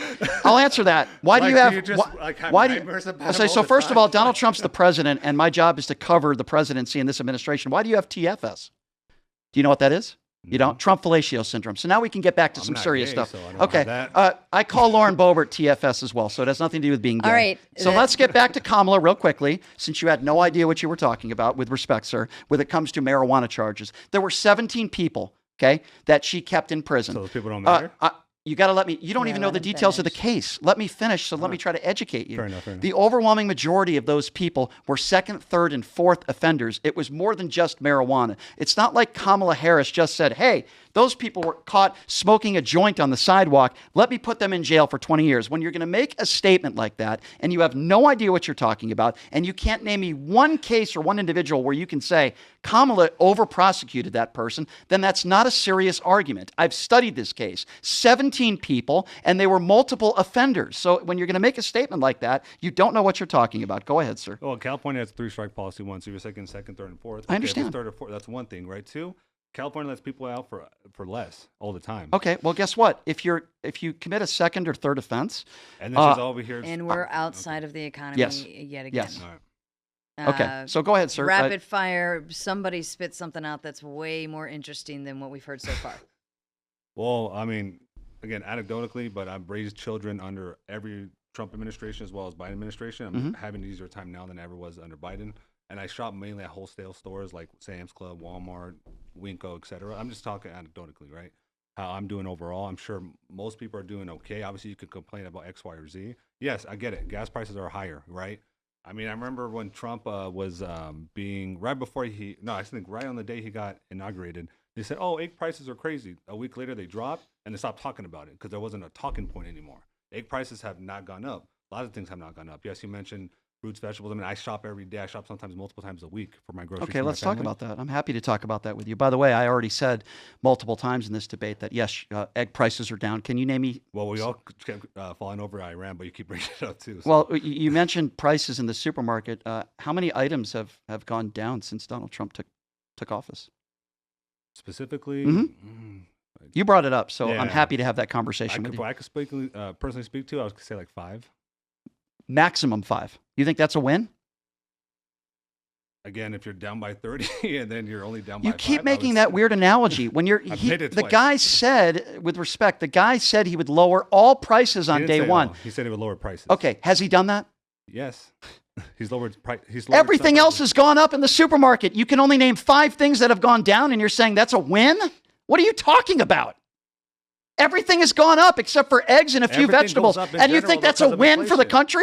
Everything goes up in general because of inflation anyways. Everything goes up. Zero. Everything goes up in general because of the economy. What are you talking about? I didn't say because of the economy, because of inflation. Inflation went down from the start when Joe Biden took over to the end when he left office. It was at 3%. Right. It's gone nothing but up since Donald Trump. Has it gone to 9%? Has it gone to 8, 7, 6? That's your argument? Yes. If there was a global pandemic, right now, I guarantee it would go up to 6, 7, 8, or 9. You're giving him a pass there, but you attack Trump for his policies. Again, I'm going to go back to what I said earlier because I don't think you understood it when it came to the economy. Those were not choices that Joe Biden made. If Donald Trump did the best he could under COVID, and inflation went to 7, 8, or 9%, that would be one thing, okay? I'm specifically talking about Donald Trump going to war in Iran. Joe Biden didn't. I conceded to. You keep bringing that up. Because it's everything, the foundation of the economy right now. That's why I keep bringing it up. Trump for over Joe Biden. And this war only started like 6 months ago. I've been watching you for a long time. Okay. You've been hating Trump since he got inaugurated, if not before that. This war started 6 months ago. So where was all this hate? What was bad about the economy right before Iran started?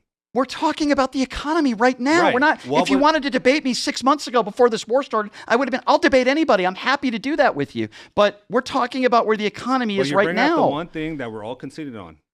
Yes, it's not just the one thing. The biggest tax breaks to the top 1%. I can talk to you until the cows come home about the farmers. Want to talk about all the farmers that are struggling and we had to bail them out specifically because of Donald Trump's policy? I could talk to you about that. I could talk to you about a lot of different economic metrics, not just inflation, but GDP and a lot of it. But we're talking about the economy right now, sir. Well, to be fair, and then we'll move into closing thoughts. The prompt is Trump has destroyed the economy. That would presume that the minute Trump took office, then he destroyed the economy. If you wanted like a very specific... Well, it didn't happen in one day. I'm not making the argument it happened in one day. It happened over time. But I think what they would assume would be starting day one, because you specify Trump has destroyed the economy. So so it takes... I'm going to leave it there. That was just the prompt. So that in fairness... Sure. It takes some time to destroy the economy. Never would I say that in a week or in a day. Well, hold on. But where we're at right now, I believe he's destroyed the economy. Brian, you said the war.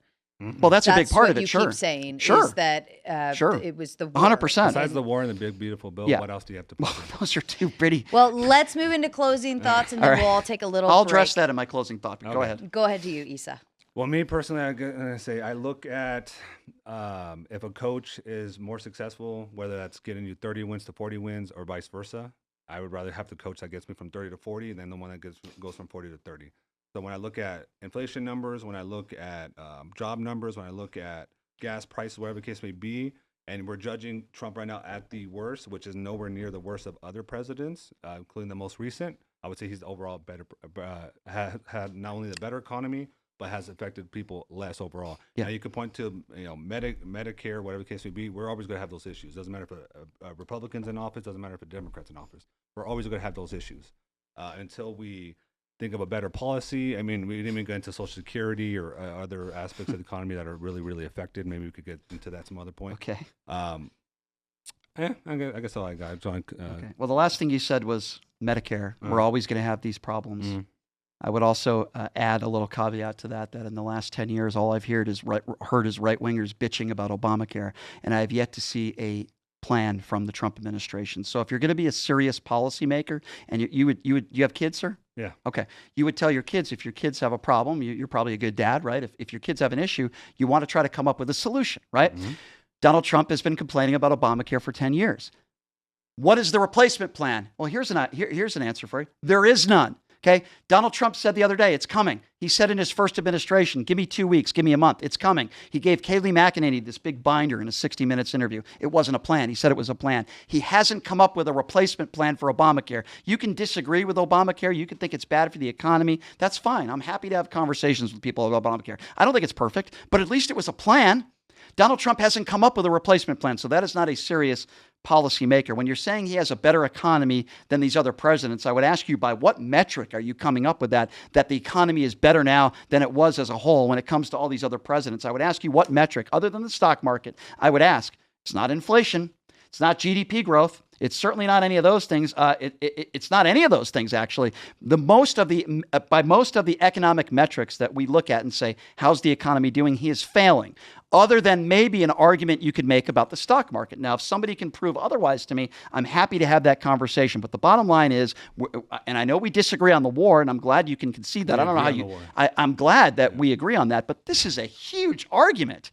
This isn't a debate about I had a lot of issues with Donald Trump before the war, a lot of other issues other than the economy, to be honest with you. And I didn't like the biggest tax breaks for the top 1%. I thought that was atrocious. $100 billion in tax breaks for the top 1%. Think about what we could have used that money for to help the American people. Pay more. I apologize. These are his final closing thoughts. Yeah. And Brian, if you could wrap up. Earlier, I forgot. So, no problem. So in closing, I'll just say this. The facts speak for themselves. By almost every economic metric that we look at the economy, we are worse off today than we were when Joe Biden left office. And, that's where I'll leave it, my friend. I appreciate the conversation. Thank you. Yeah, can I say one thing real quick? Just forgot. Thank you, gentlemen. We can come back to this. I'll tell you what, after the Shake debate, hands I'm happy to talk to you. and, I'm happy to have a conversation with you after the debate. Thanks, brother. Thanks for watching all the way to the end, guys. Please hit like and subscribe. It helps us grow the show and helps us get bigger guests. Thank you so much.